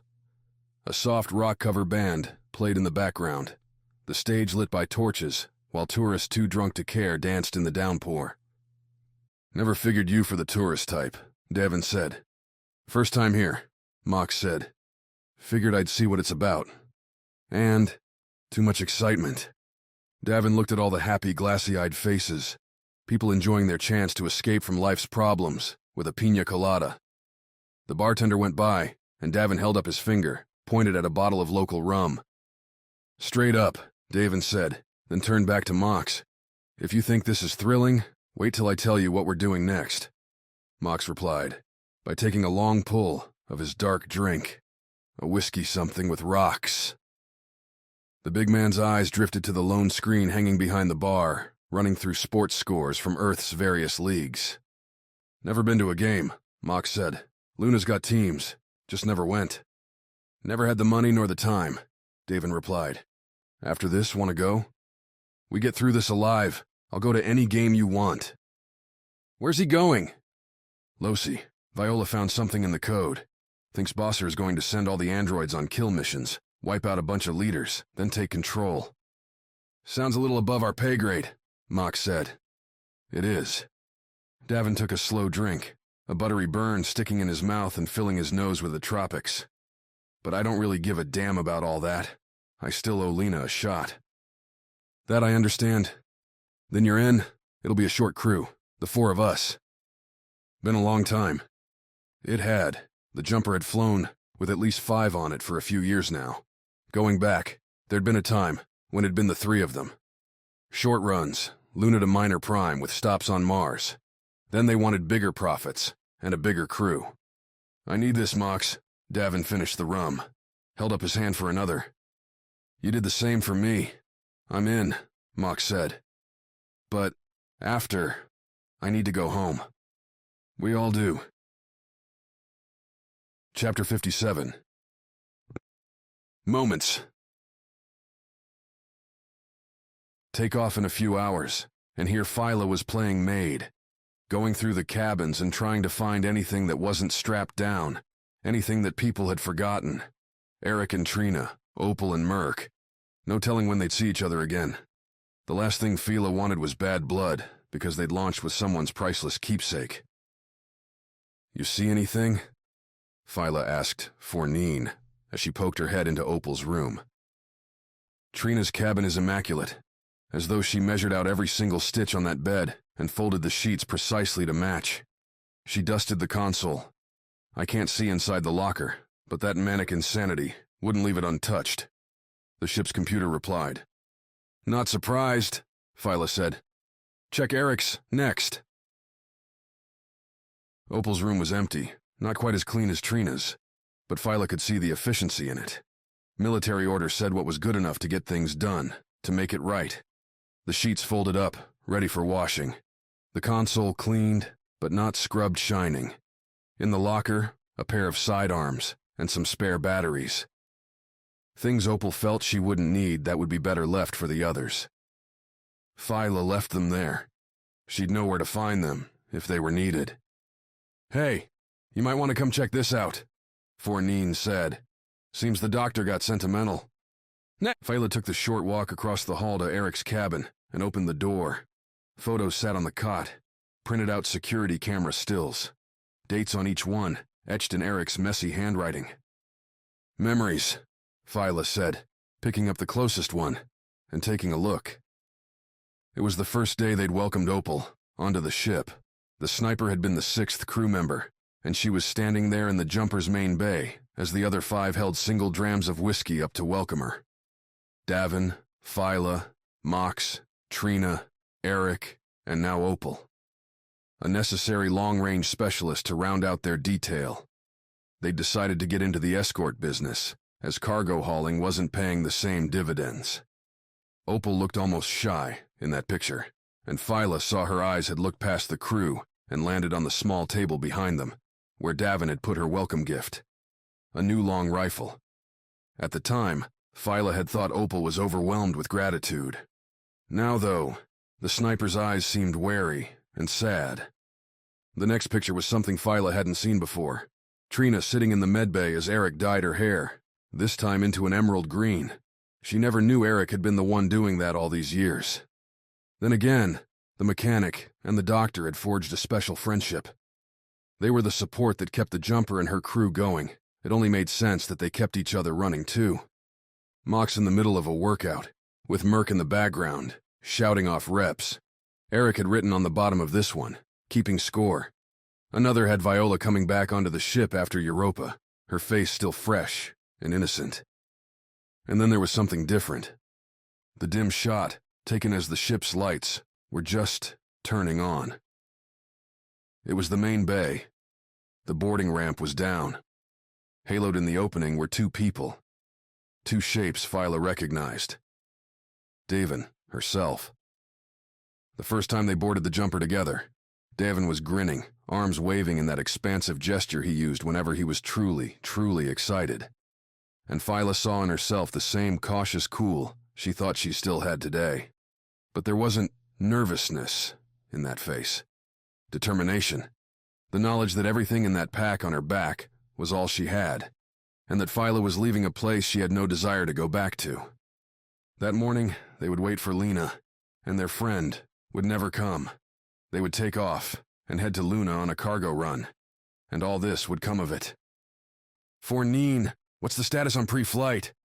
Phyla said, staring at the photo. "Green and good," Fornine said.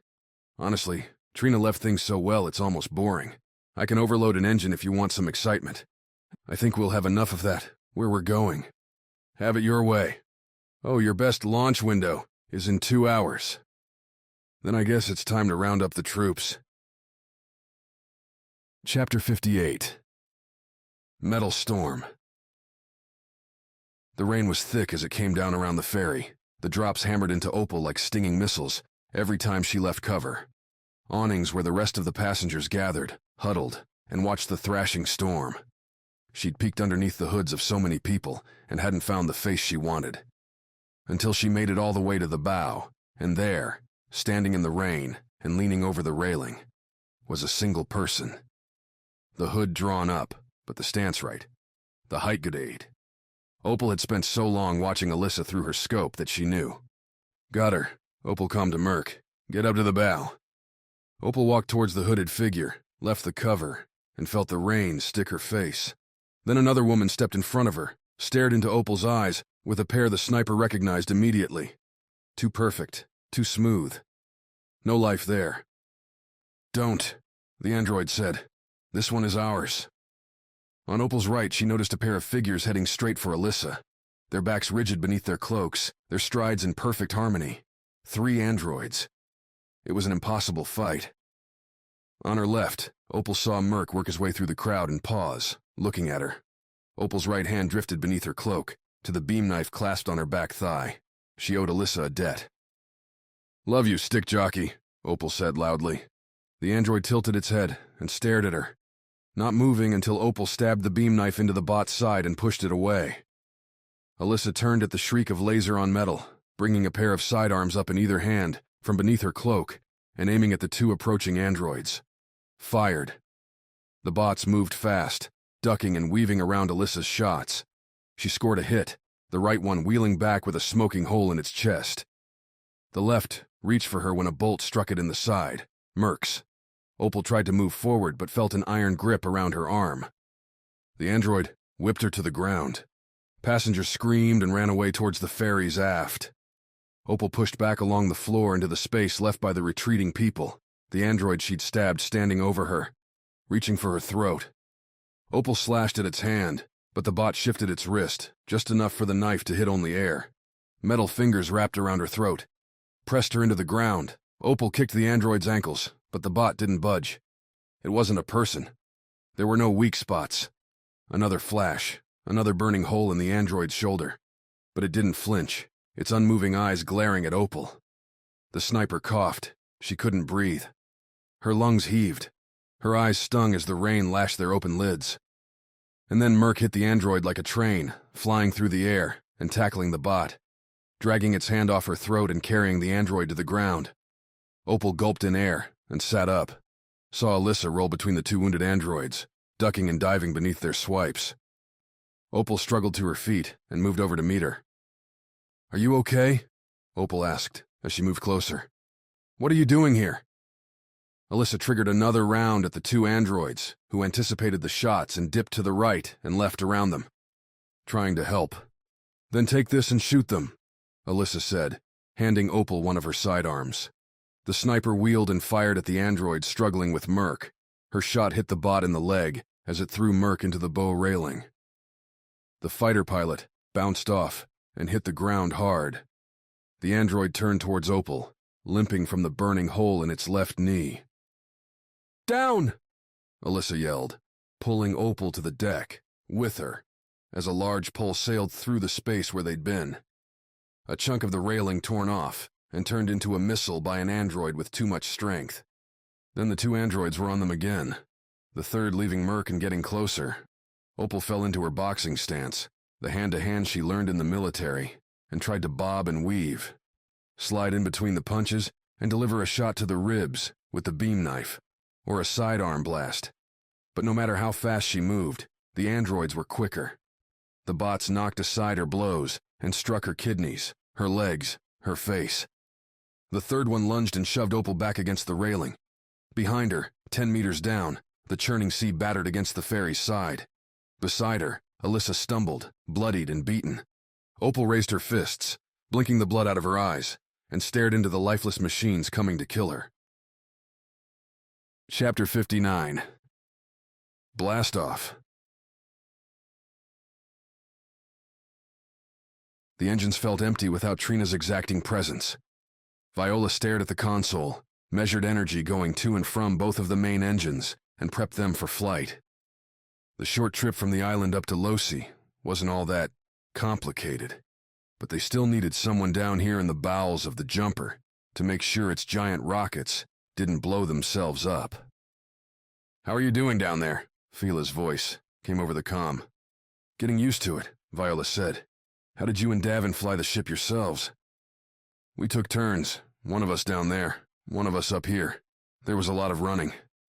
"That sounds exhausting." It was worth it to escape Vagrant's Hollow. Viola understood that one. When she ran away from Ganymede, she'd wanted to get away, see the real world, experience an adventure before locking herself away in an office or a lab for the rest of her life. Now, she'd reprogrammed an android, piloted a freighter out of the swirling winds of Neptune, staged a commando raid, and killed a man. Guess that qualified as experience. The jumper rumbled as Fila ignited the engines for takeoff. The spaceport retracted the roof over their bay, and the downpour from the overhead storm battered the jumper's hull. Not great conditions, but when you're going to attack a guy holding humanity hostage, you don't get to wait for perfect weather. The liftoff felt different here, so much more energy sent to the engines to pick them up from the ground. Viola's stomach slammed into herself, and she was glad Trina actually installed straps down here. Earth's gravity was stronger than Mars, Minor Prime, Ganymede, almost anywhere that a ship would regularly land. Viola played with the mechanisms, modulating which tanks and which batteries drained first. There was no window to the outside, just the sensation of the world falling away. "What do you think?" Mox's voice on the comm. "About what?" Viola replied. "Earth," Mox said. "Wasn't that your first time?" "I want to go back," Viola said. "I want to try it without all the anger and sadness, without death." "That would be nice." "Was that yours?" Viola asked. "Grew up on the moon, never made the jump till now," Mox said. "Would you go back?" "If we make it, yeah." "If? There can't be an if, Mox. We're going to win. We have too many friends who are depending on us." "My experience. That's no guarantee." "That's no guarantee." Viola glanced back at the console, the workload on the engines decreasing as they hit the upper atmosphere.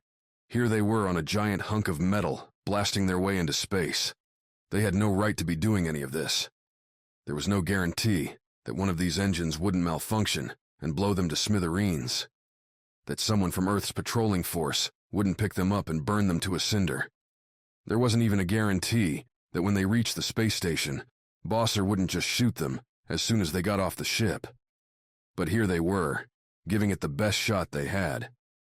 "It's all we've got, Mox. I believe we're going to do it. I have to." "Hope you're right, Vi." Davin clanked around the corner into the engine space. He caught Viola's eye and nodded back towards the main bay. "Go take a look. Loshi's pretty cool to see from the outside. I can handle these," the captain said. Davin wasn't wrong. From over Fila's shoulder, out through the cockpit window, Viola could see Losi as it came over the horizon. A central sphere covered with chutes in almost every direction, a porcupine whose spines ended in satellite dishes. As they came closer, the definitions of the space station became even more apparent. Company logos and artwork covered many of the dishes, creating a multicolored palette that shined in the sunlight, skipping off Earth's atmosphere. "At least if we're going to die, it'll be somewhere pretty," Fila said. I feel like that's anywhere in space, Viola replied. You haven't been inside some asteroids, or in a Mars dust storm. You don't want to go out there. Viola nodded. Fila started the docking sequence, and as the jumper slipped between a pair of giant green dishes blazed over with Eden's logo, Viola dipped out of the cockpit to her cabin. Time to check the weapons. Chapter 60. Take a dive. Man, they were blowing this. Merc pulled himself up, his sidearm still gripped in his right hand, and fired. The bolt glanced off the top of an android's head, the one dancing in between the other two, and getting unblocked punches on the two women. It was the only bot, far enough away to not risk blasting Opal or Alissa in the eye. The android turned its smoking head at Merc and charged. Merc ducked a right punch from the android, then took the left cross hit in his side, the force barreling him into the ferry's railing. He looked right, trying to stuff away the pain, and saw Opal and Alissa buried beneath constant blows. They couldn't stay here. Couldn't win this fight. Merc's android came at him again, metal feet pounding on the deck. Merc tried to lift his sidearm and triggered another shot. It went wide, but the android flinched, possibly worried about another strike to its head. The pilot sidestepped along the railing, felt his hand run over a length of rope, a rope tied to a lifeboat, one of a pair hanging off the bow over the open ocean. The android rushed him, and this time, Merc pushed with his feet, jumped as the android hit him. The bot pushed Merc over the railing and into the lifeboat. His back slammed against one of the bench-style seats, numbing his nerves, for an instant, and sending waves of cascading pain up Merc's spine. The breath left his lungs, but Merc managed to squeeze off a shot, the laser slicing through the rope and sending the boat falling. At least the aft end. With his left hand, Merc wrapped his arm around the seat and hung, suddenly in the open air, as the lifeboat dangled from its remaining rope tie. With his right hand, Merc twisted and shot the other rope. The lifeboat plummeted towards the ocean, scraping against the side of the ferry. The aft hit the churning waves first, shoving the boat backwards and causing it to land right side up on the water. Merc's head cracked against the seat, and his vision blurred. Everything hurt, shocks crawling up and down his body from muscles done wrong. But he had to focus. His right hand still held the sidearm, and Merc aimed towards where Opal and Alissa were struggling. Fired a shot. The laser went over their heads and struck the awning of the ferry, but it got their attention. "Jump," Merc called, but his empty lungs couldn't do more than a whisper. Opal saw him and threw Alissa over the side, then she jumped. Merc tried to sit up as the two women splashed into the sea. The ferry was motoring past, the large wake of the engines coming closer. If the ferry went by while the two were still in the water, they could get sucked in. Merc rolled over and grabbed an oar locked into the side, pulled it free, then scanned the dark ocean for any sign. Alissa's hand, then her head were the first things he saw breaking for a second between the crest of a wave. She was throwing off her coat, ditching her vest, anything that weighed her down. She was almost 10 meters away, and Merc had never been on a boat in his life. "Throw the ring," Alissa shouted. "Ring." Merc glanced around, then saw it in the bow. A red and white circle. Merc dropped the oar and lunged for it, threw it to Alissa, the ring's white rope billowing in the storm's wind. Still no sign of Opal. Alissa caught the ring, then dove beneath the surface. Merc kept looking, trying to find the sniper, but in the dark, lightning-lit sea, he couldn't make out anything. To add on to the misery, the pain in his stomach was rapidly being replaced by a rolling nausea. Then Alissa broke the surface, holding a coughing Opal against her chest and grabbing the ring. Merc stared for a second, stunned, before pulling the rope. The waves bashed the boat up against the side of the ferry, but the lifeboat was well made and didn't tip. As the ferry went past and the churning wake spun the lifeboat, Merc pulled the pair in, brought Opal over the side by grabbing her arm and falling back into the lifeboat, pulling her with him. Alissa clambered in after. "Thank you," Alissa said, as Opal continued coughing. "It's what I do," Merc said. Alissa looked at him confused. "You throw life preservers?" "No, I never mind." Merc sat back on the seat, turning to look at the retreating ferry. The island where they came from was still in sight, its outline on the horizon popping in when lightning flashed. Rest for a while in the rain, then they could row back. This one had been close, too close.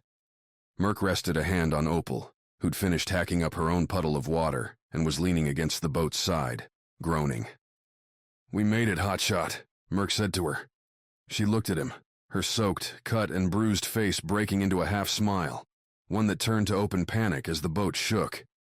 A hand, its metal fingers gripping the side, appeared over the aft edge. After came those dead eyes, looking right at him.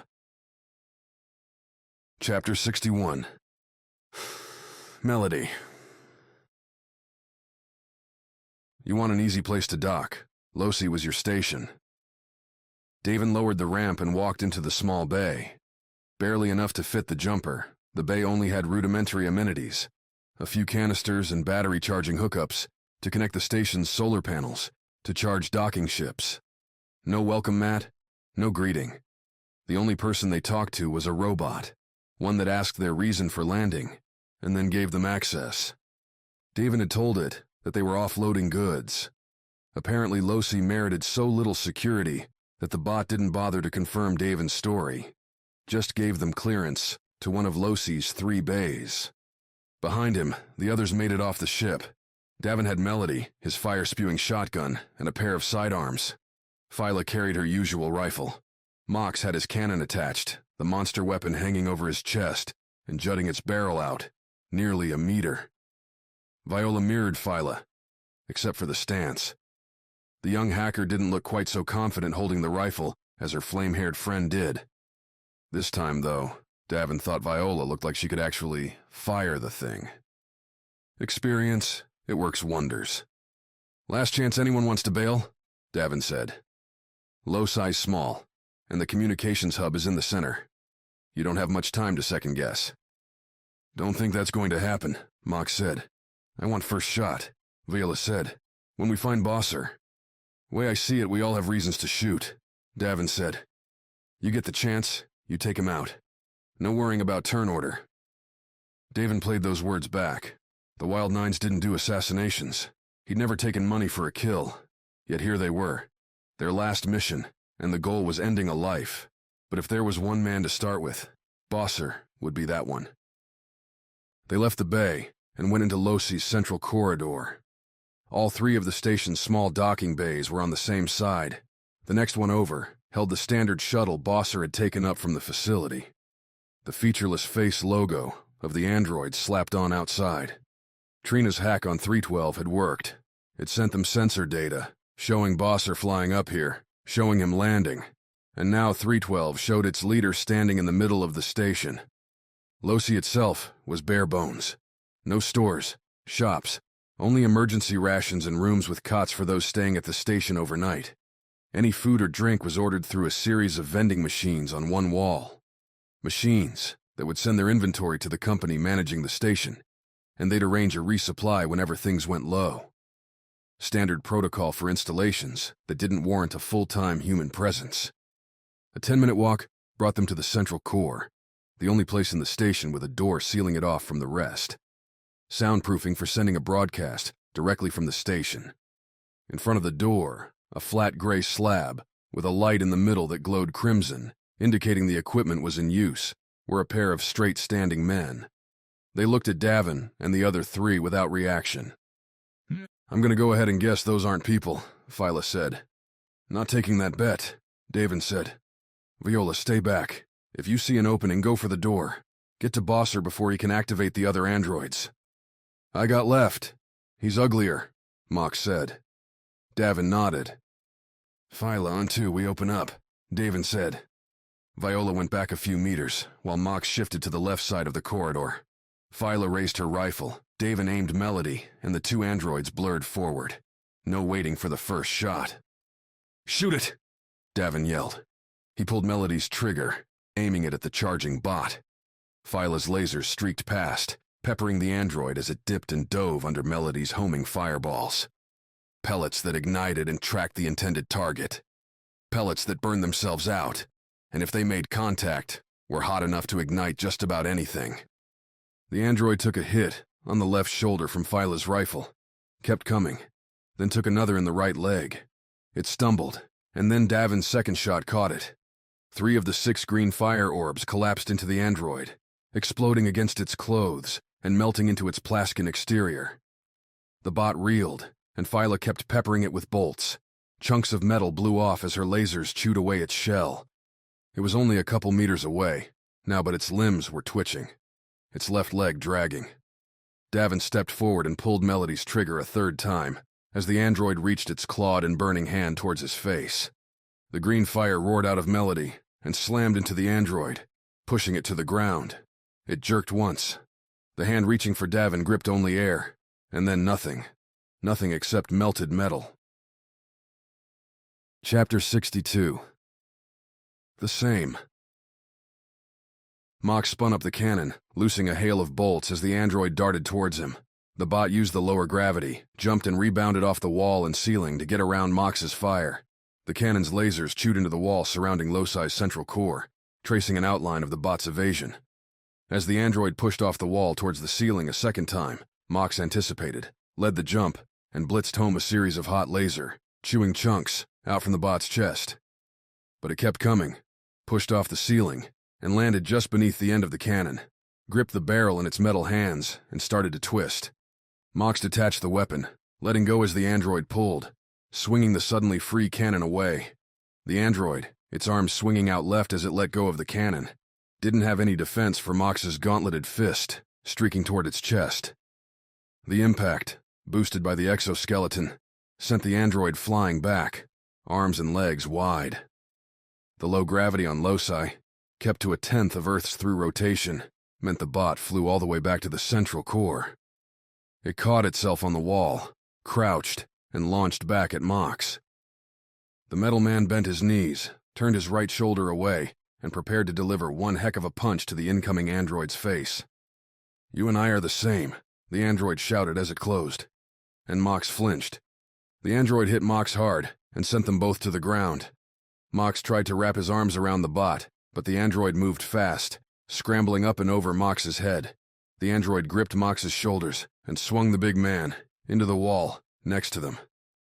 Mox felt his back crunch into the metal slate, his head ringing. And then the android was on him again, swinging punches into his abdomen. The force of the blows and the low gravity pinned Mox to the side of the wall. "I'm made of metal," the android said, tapping a series of rapid jabs into Mox's ribs. "And so are you." "Not only," Mox said. He felt blood in his mouth, warm, sticky iron, spat it into the android's eye. The bot paused, the red smear covering its face, and Mox fell to the ground. As soon as Mox hit the floor, he swept out with his left arm and caught the android's ankle, pulled. The android hit the ground, but the low gravity robbed the hit of much force. Mox pressed down on the android's ankle to push himself up, just in time to catch the android rolling forward and punching him in the chin. Mox stumbled back, seeing the endless flashes from Davin and Phyla's weapons to the side. Hopefully, they were doing better than he was. "And I am also made of code, instincts I don't understand, that tell me how to operate," the android spoke quickly, closing with Mox. "Just like your brain, I interact and react based on my intuitions. Intuitions designed, not learned." Mox jumped the bot's first swing, then kicked, the low gravity giving him plenty of time in the air to swing his leg forward and strike the android in the face. The force pushed the bot into the wall, bouncing off it to the ground. Mox landed, walked over to the android as it picked itself up. "You don't make choices," Mox said. "Not your own ones anyway." The android rotated, bringing with it a hard fist. Mox took the hit, but grabbed the bot's left arm as it rebounded from the impact. His leg was numb from the shot, but Mox had the android's left arm tight. With his right hand, Mox grabbed the android's other right wrist and pulled them apart. He felt the android resisting as its arms spread. The force pulled the android's face close to his own. "You don't believe I'm making a choice," the android said, its yellow metal eyes boring holes into Mox's mind. "I believe you're following instructions." The android was almost as strong, almost able to push Mox's arms back, but the exoskeleton, Mox, had the leverage, had the muscle. The tearing and snapping wires came first. followed by sparks as Mox yanked the android's arms out of their sockets and threw them aside. The android faltered back 2 steps, tilted its head at Mox. "I suppose it is impossible to know," the android said, and then it blew up. Chapter 63. I can't give up. The water pouring off the android's skin made it glisten as lightning blitzed in the night. Between flashes, Opal saw the android grab Alissa and turn back to the ocean. It was just going to take her and leave. "Hey," Opal said, pushing herself up and diving onto the android's back. Her lungs still burned from the water she inhaled a moment ago, her legs and arms and chest raining with 1,000 bruises. But Opal pushed her way, past the pain, to cling to the android's head and pull it back. The bot struggled, the back of its ankles hitting the boat's aft bench. With nowhere to backpedal, the android fell, smashing Opal into the bottom of the boat as it rocked in the wave. The sniper didn't see what happened to Alissa, but saw the android, clearly, as it rolled over in the boat and reached out towards her. A laser's bright flash echoed the lightning and struck the android in the shoulder. Merc sat in the front of the boat, holding his sidearm out, dazed and determined. The android propelled itself across the 2 benches and slapped the weapon away from the pilot. Opal got up in time to see Merc take a hard blow to the head and collapse. She hoped Merc still armed himself, as she taught him. As the android turned around, Opal reached into Merc's right boot and found the beam knife strapped there, pulled it out, and activated the laser blade, a hot piece of sharp metal. In the pouring rain, thunder and lightning thrashing, the sniper faced the android on the rolling and pitching boat. Opal kept her weight moving with the waves. It felt similar to keeping her footing while making an aerial drop in atmosphere. Even on Mars, where the gravity wasn't quite so strong, a windstorm still had Opal moving to keep her feet. The android didn't hold its arms wide for balance, just shifted slightly around its knees. "Come and take her," Opal said. "You can't win," the android replied. "The odds are poor with that weapon. In this environment, I offer you a chance to surrender." Chance refused. Opal lunged as she said the words, aiming the knife for the android's face. But her feet slipped on the base of the boat where puddles of water were forming and making the floor slick. The strike fell short, grazing the android's chest, and Opal caught herself on the front bench. Then the android grabbed her back, picked her up, and slammed her against the floor of the boat. Everything went blurry for a moment, but Opal held her vision onto that glowing blade, still gripped in her hand.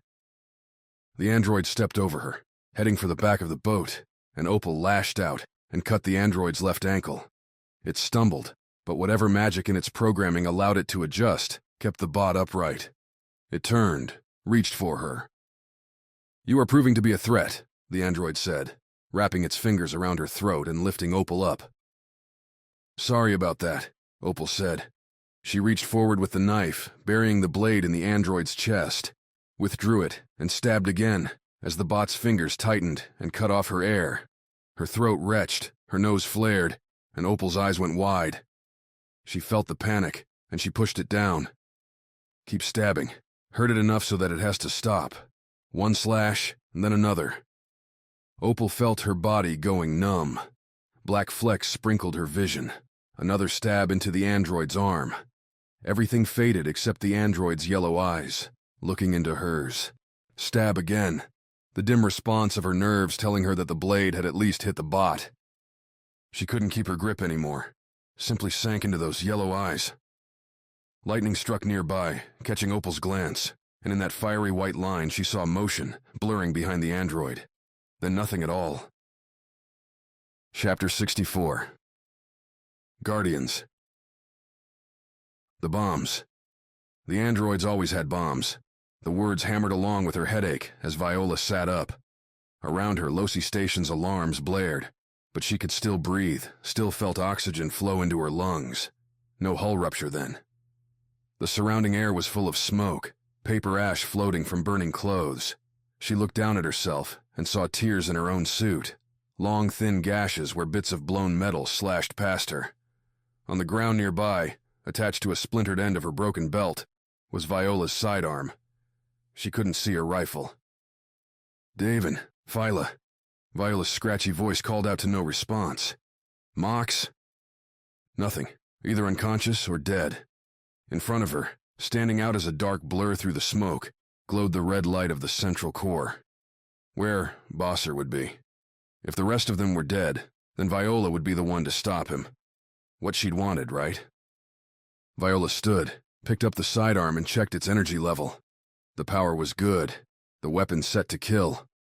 Coughing, stumbling, Viola held the sidearm in her right hand and made her way to the door. There wasn't a lock, just a simple open and shut button. Boarding Lochi was hard enough and had no value to someone without the right transmission codes. Why bother with security? She pressed the button and the door slid open. On the other side was a short, dark hall. Following the smoke in, Viola walked to a large circular room. One wall dedicated to a massive screen, the middle an open stage, and the other half a set of chairs arranged as if for a play. For those special recordings that demanded an audience. On that stage stood Bosser, talking to the screen, not seeing Viola. As you can see, with the data I've sent along, we're in prime position, Bosser said, and the trial run went perfectly.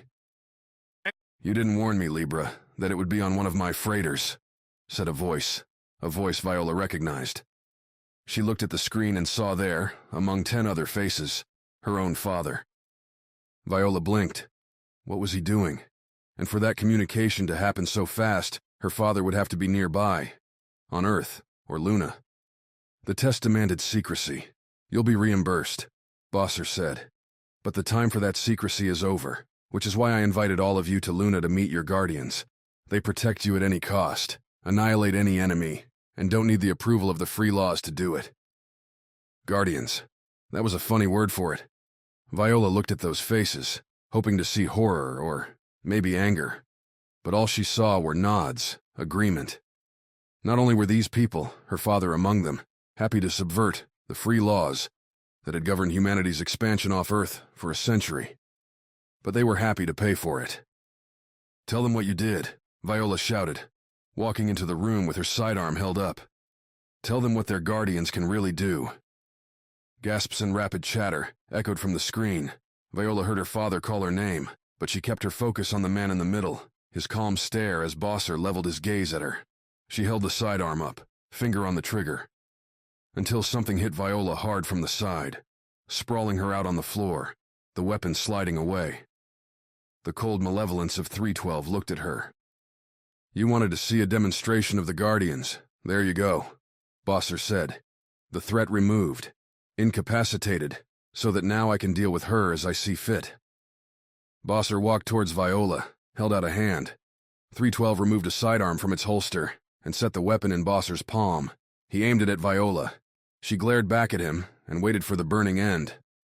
If you shoot her, Bosser, you're done, Viola heard her father say. Annoyance flickered across Bosser's face, his eyes rolling and his mouth setting in a half-frown. Then the man's small smile snapped back into place. He turned to the screen. Your daughter has proven herself to be quite the annoyance, Bosser said. The red voice used her to get to Earth.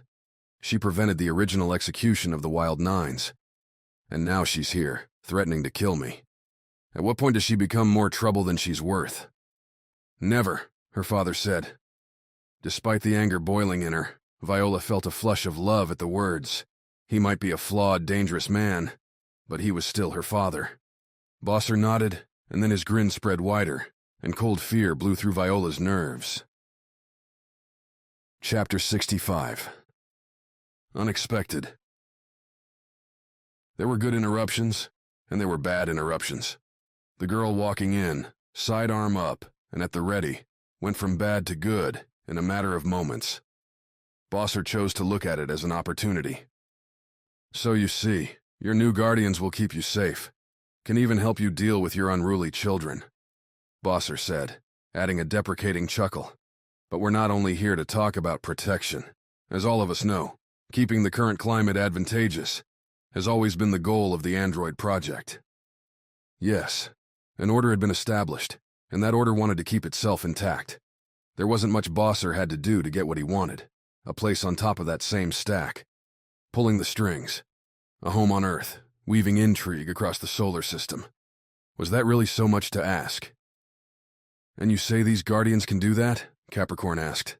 The woman led a biome development corporation, a business dedicated to creating those bubbles that kept humans alive in the worst environments, a venture that was proving increasingly susceptible to lawsuits, to frustration from governments and citizens who just didn't understand that it was risky, that some might fail, that the occasional accident was a necessary marker of progress.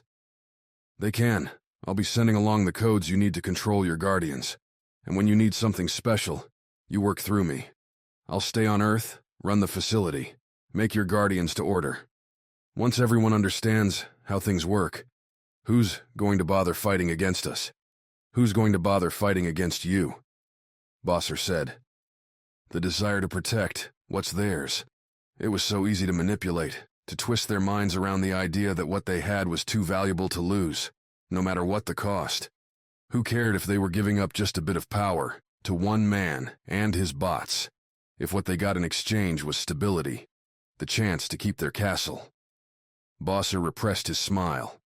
Careful now. Unanimous agreement, followed by financial investment, and then everything Bosser needed would be his.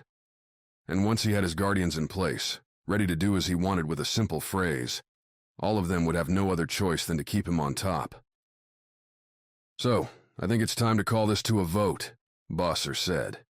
Those who like what they've seen, who want to move forward into a new stable world where our interests are protected and the risk of opposition is made moot by an invincible protecting force.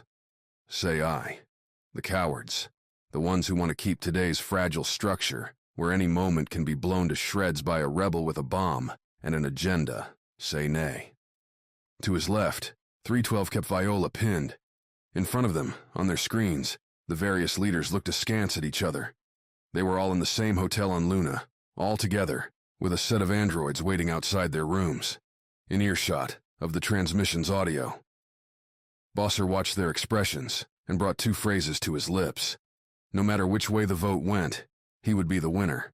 Then the first eye came, from Cancer. Then the second from Capricorn. And the cascade began, Bosser's smile growing wider, unhinged with the adulation. Hey, jackass, time's up. A hoarse voice shouted from the hallway into the studio. Bosser turned and saw the wreck of a man standing there.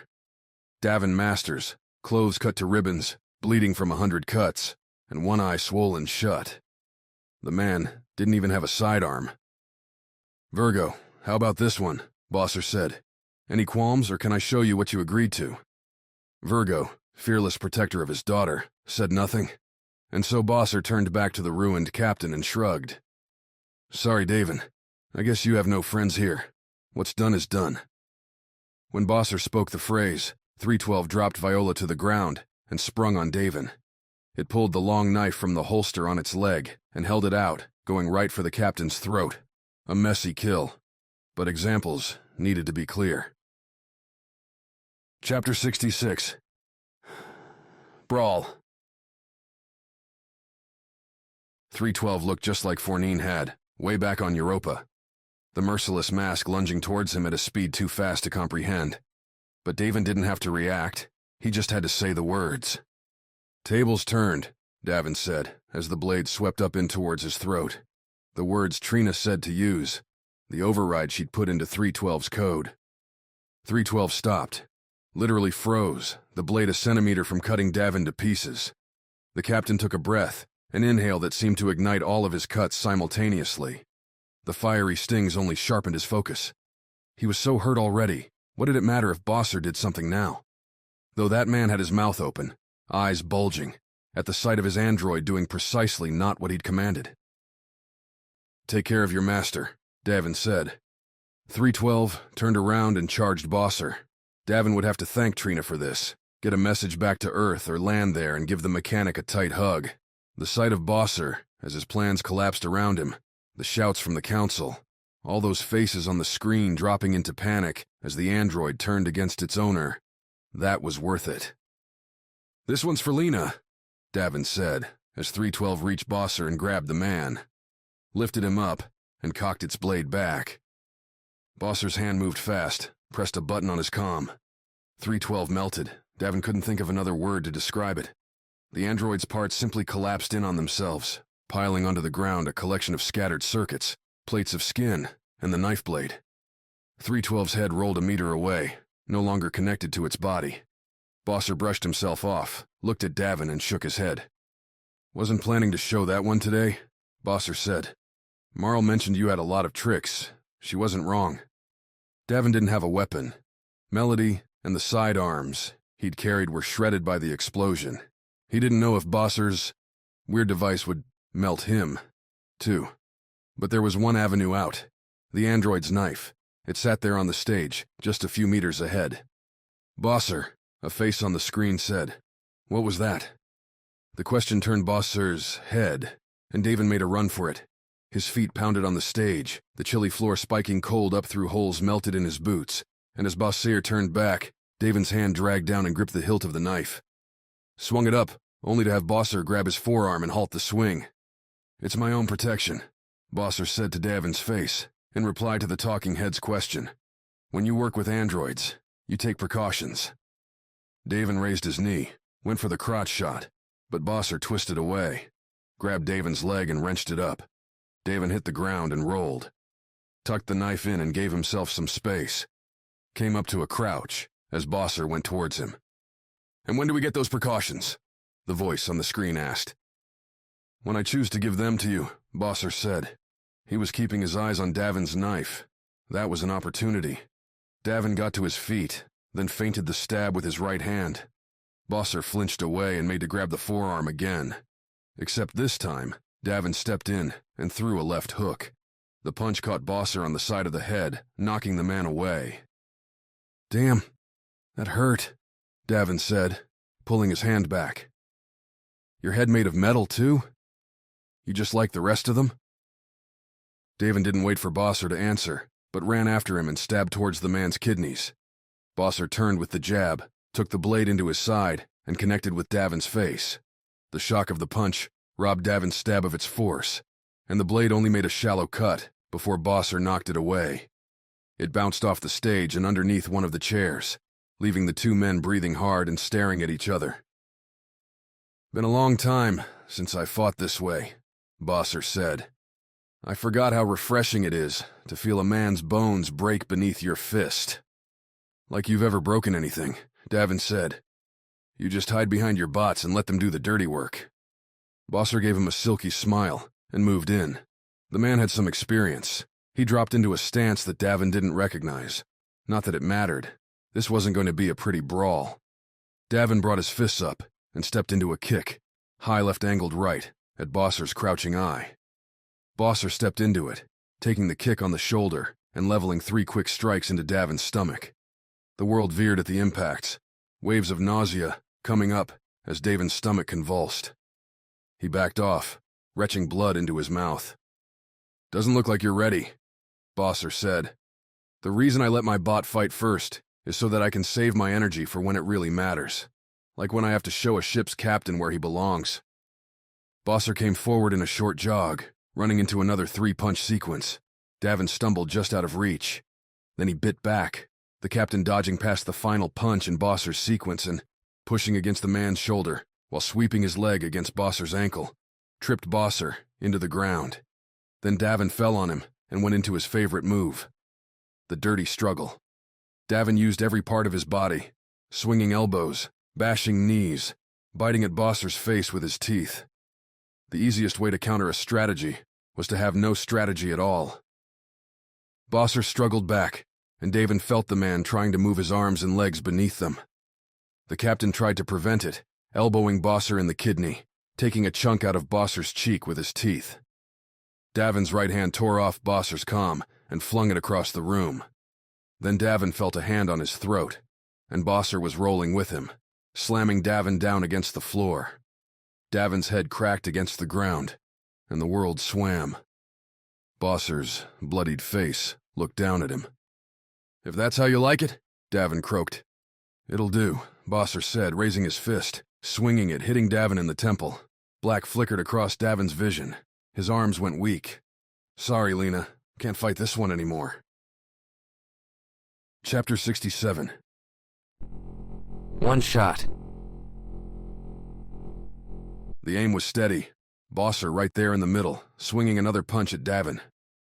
"Don't do it, Viola," her father said on the screen. Bosser turned up at the words, paused his beating, and stared at Viola in the sidearm. Davin turned his head more slowly, and Viola winced at the sight of the captain's bruised and battered face. "Listen to your father," Bosser said. "You have nothing to gain, and everything to lose. Shoot here, in front of a dozen witnesses, and you're a murderer. Your future ruined. Your father's business tainted." Viola's eyes moved to the screens, to those famous, fabulously wealthy owners of the engines of human commerce. All of them judging her, waiting, and watching to see what she would do next, to see if she would take the shot. The first time, the only time she'd killed, was to protect a friend.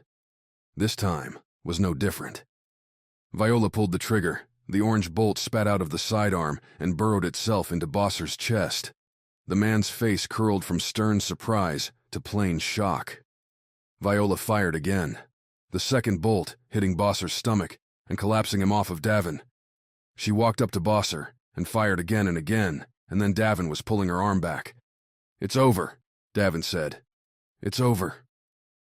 Viola took a breath. Her fingers let go of the sidearm, and she stared into the wide, glassy, dead eyes of Bosser Oates. Chapter 68. May Mars never be silent. Alissa had swung the oar. It had hit the android's head, and the bot dropped Opal, staggered to the boat's edge. Alissa swung the oar again, cracking the android in the face as it turned to face her. The force toppled the android over the side into the raging ocean. Alissa dropped the wooden weapon, grabbed Opal's beam knife, and as the android's metal hand again gripped the side of the boat, slid across the bench to meet it.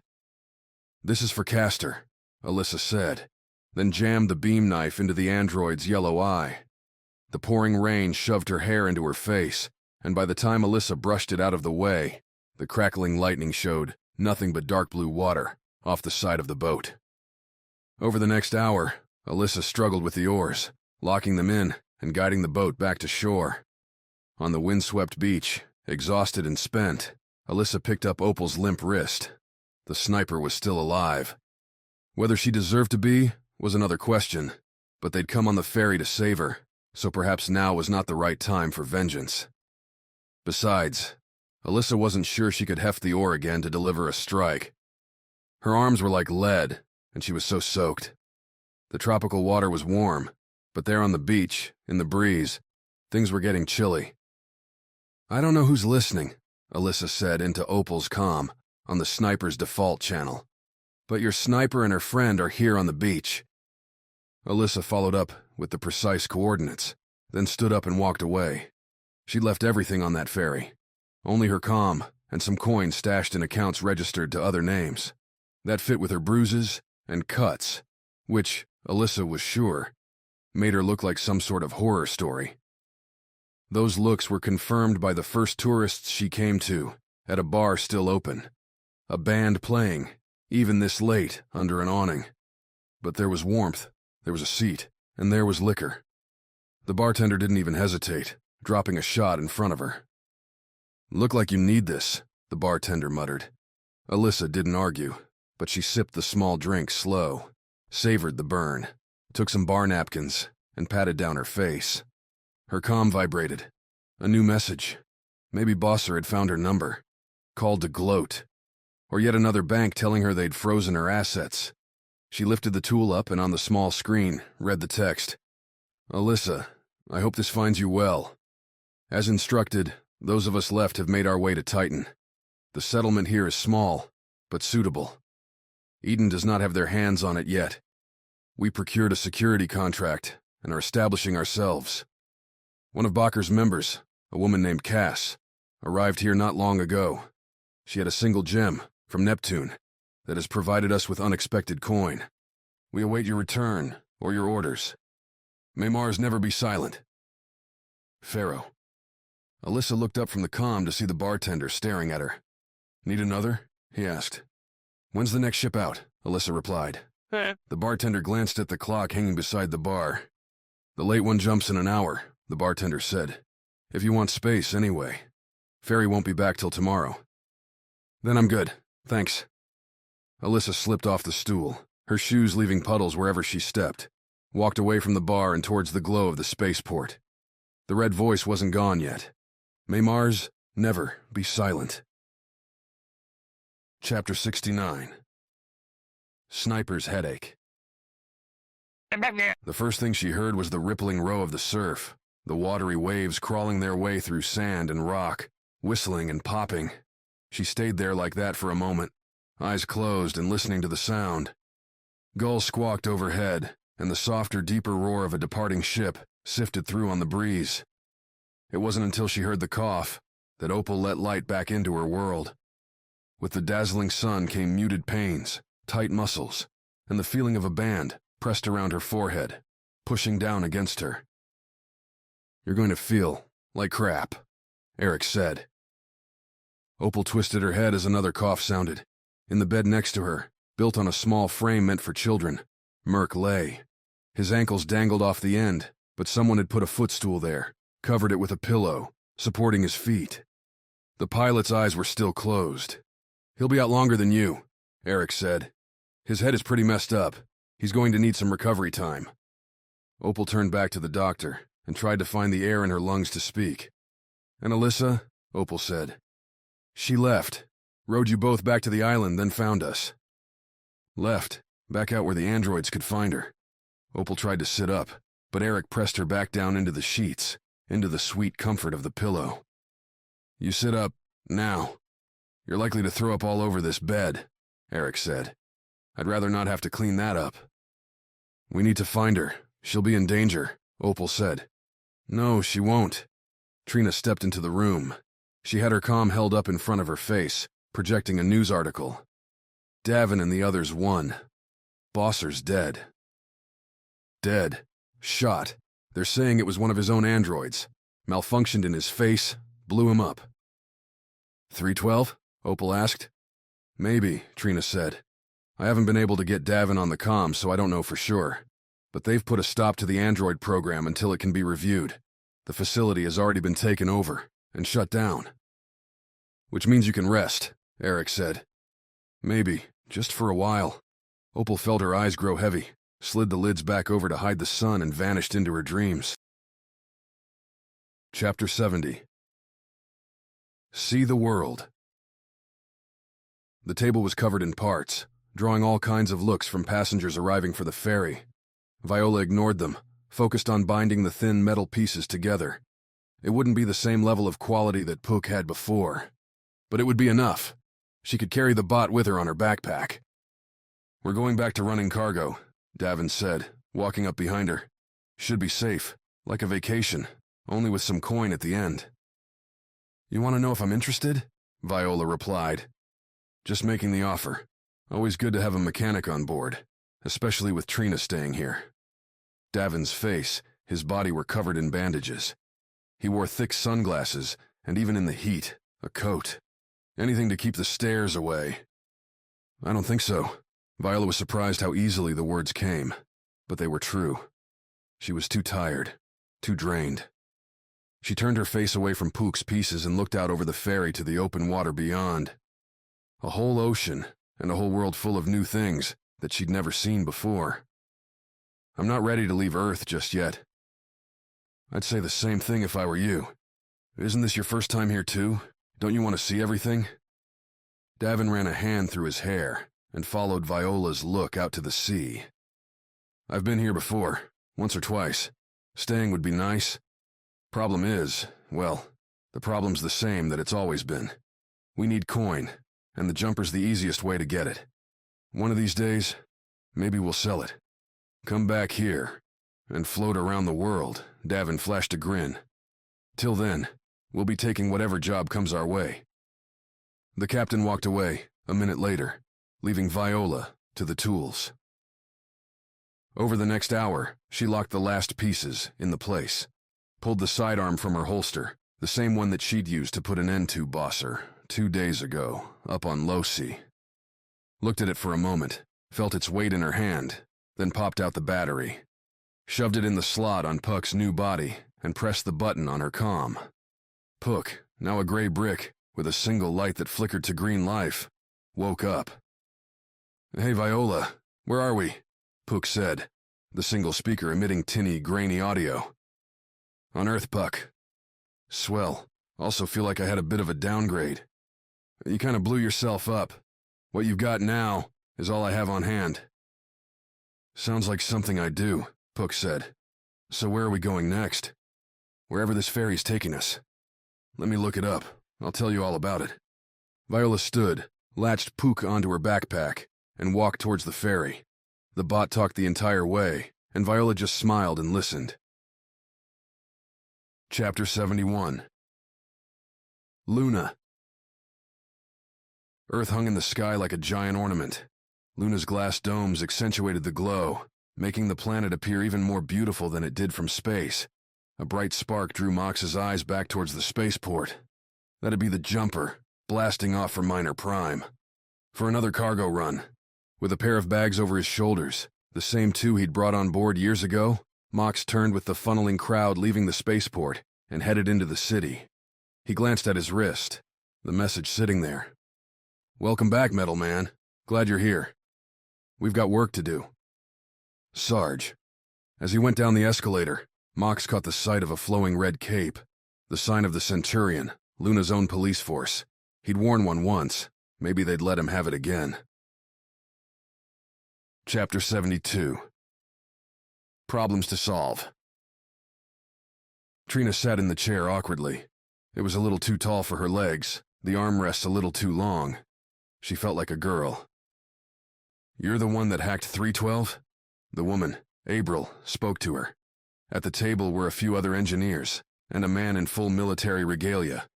The representatives from Earth's governments. "It wasn't that hard," Trina said. "And you could make it harder," April said. "Make it harder? Give her enough time, and Trina could turn these androids invincible. Not that they hadn't been deadly before, but without Bosser introducing weaknesses for his own ends, Trina could make the bots strong. Perfect. It would be a problem, a challenge, and she'd get to stay right here on Earth, out of range of any more lasers. But controlled, the military man said. No chance they could go rogue. No chance someone could do what Bosser did. "Sir," Trina said, "all I want is interesting problems to solve." "And what could be more interesting than this?" April asked. The military man shook his head, looked at April skeptically. "We'll be keeping a close eye," the military man said. He turned back to Trina. "No matter what she says, remember that you're working for us now. For Earth. Bosser made a promise of guardians, one that he didn't fulfill. I hope you can." Trina didn't do more than nod. Her mind was already racing forward into plans, equations, and solutions. When the androids lived again, they wouldn't be walking weapons for one crazed man. They would be the ultimate sword for justice. Chapter 73. The Whiskey Jumper. Davin looked up from the console at the vast array of stars laid out in front of him. The moon receded behind the jumper, and all they had to do now was follow the yellow line to Minor Prime, to where Mako, the junk dealer from Europa, wanted Davin to pick up some special supplies. Just the things Mako needed to finish his masterpiece on that Jupiter moon. What that masterpiece was, Davin didn't ask. The surprise would be good enough. "Did you see the pictures that Eric took?" Phyla asked from the pilot's chair. "Man was always getting sentimental," Davin replied. "Oh yeah, like you're never that way." "Phyla, I'm a forward-looking dude. The past only has problems." "Problems? I thought the whole reason you went after Bosser was because of your past." "And look what it got me." Davin looked down at his bandage-wrapped body. "But do you regret it?" "Not at all. It was for Lena." They sat in silence for a minute. Phyla's hand found its way to Davin's. Her fingers threaded between his, squeezed. "I don't think you should leave the past behind," Phyla said. "You don't want to forget who you are. That's why you're here, to remind me." Phyla laughed. "Do I get paid extra for that? Feel like it's going to be a lot of work." "Not a chance," Davin said. Fournine announced that the jumper was about to punch the engines to full cruising speed, and Davin got up. His turn to watch the energy levels, make sure things weren't going to blow up all over them. As he started down the ladder from the cockpit, Davin glanced back at Phyla. Caught her smile, the same bright eyes he'd seen when they first left Minor Prime years ago. Before they'd met Mox, Kaj wandered back and forth across the solar system searching for adventure. Maybe she was right. Maybe some things were worth remembering after all. Chapter 74. A special offer. The cafe overlooked the long scar of the Grand Canyon. Viola sipped from the frothy cup and watched a flock of birds fly by overhead. In between the clouds, she could pick out gray shapes, dots in the sky. Earth's space stations ringing the planet, spoiling the flawless blue, but down below the lines of orange and purple rock spread out untainted. Another one off the list, Viola said. Put it at number 3. That's pretty good, Puck said, but I can't argue with you. The canyon is beautiful, said a new voice. The chair across from Viola pulled out and Captain Yuan took the seat. He didn't look much different from when they'd met on Neptune, except here he was in civilian clothes. A jacket, plain gray t-shirt, jeans. He didn't do anything to his eyes, that same calm intensity. You're a hard woman to find, Viola. Didn't know anyone was looking, Viola said. She tried to keep her hand steady, wrapped it around the cup. Last time she'd seen Yuan, they'd blown apart 2 spaceships and nearly got themselves killed in the vacuum around Neptune. Not the most pleasant memory. Eden has a job for you, Yuan said. I told them I'd ask. What kind? Before I go on, Yuan softened. You can say no. I'll walk away, say I couldn't find you. But if I tell you, then you can no longer just disappear. You'll be committed. Viola paused. She'd been around the Earth, but still had plenty left to see. Still had a lot she wanted to do before getting back behind the desk. But something in Yuan's voice said that this wasn't something she wanted to miss. That this wasn't an opportunity that would come around again. There'd been adventure, and she'd seen more than her share of violence, but something tugged at her, kept her from saying no. Maybe it was time for something new. This is the end of One Shot, The Wild Nines Book 3, by A.R. Knight. To find more of our books, check out www.blackkeybooks.com. Thanks for listening.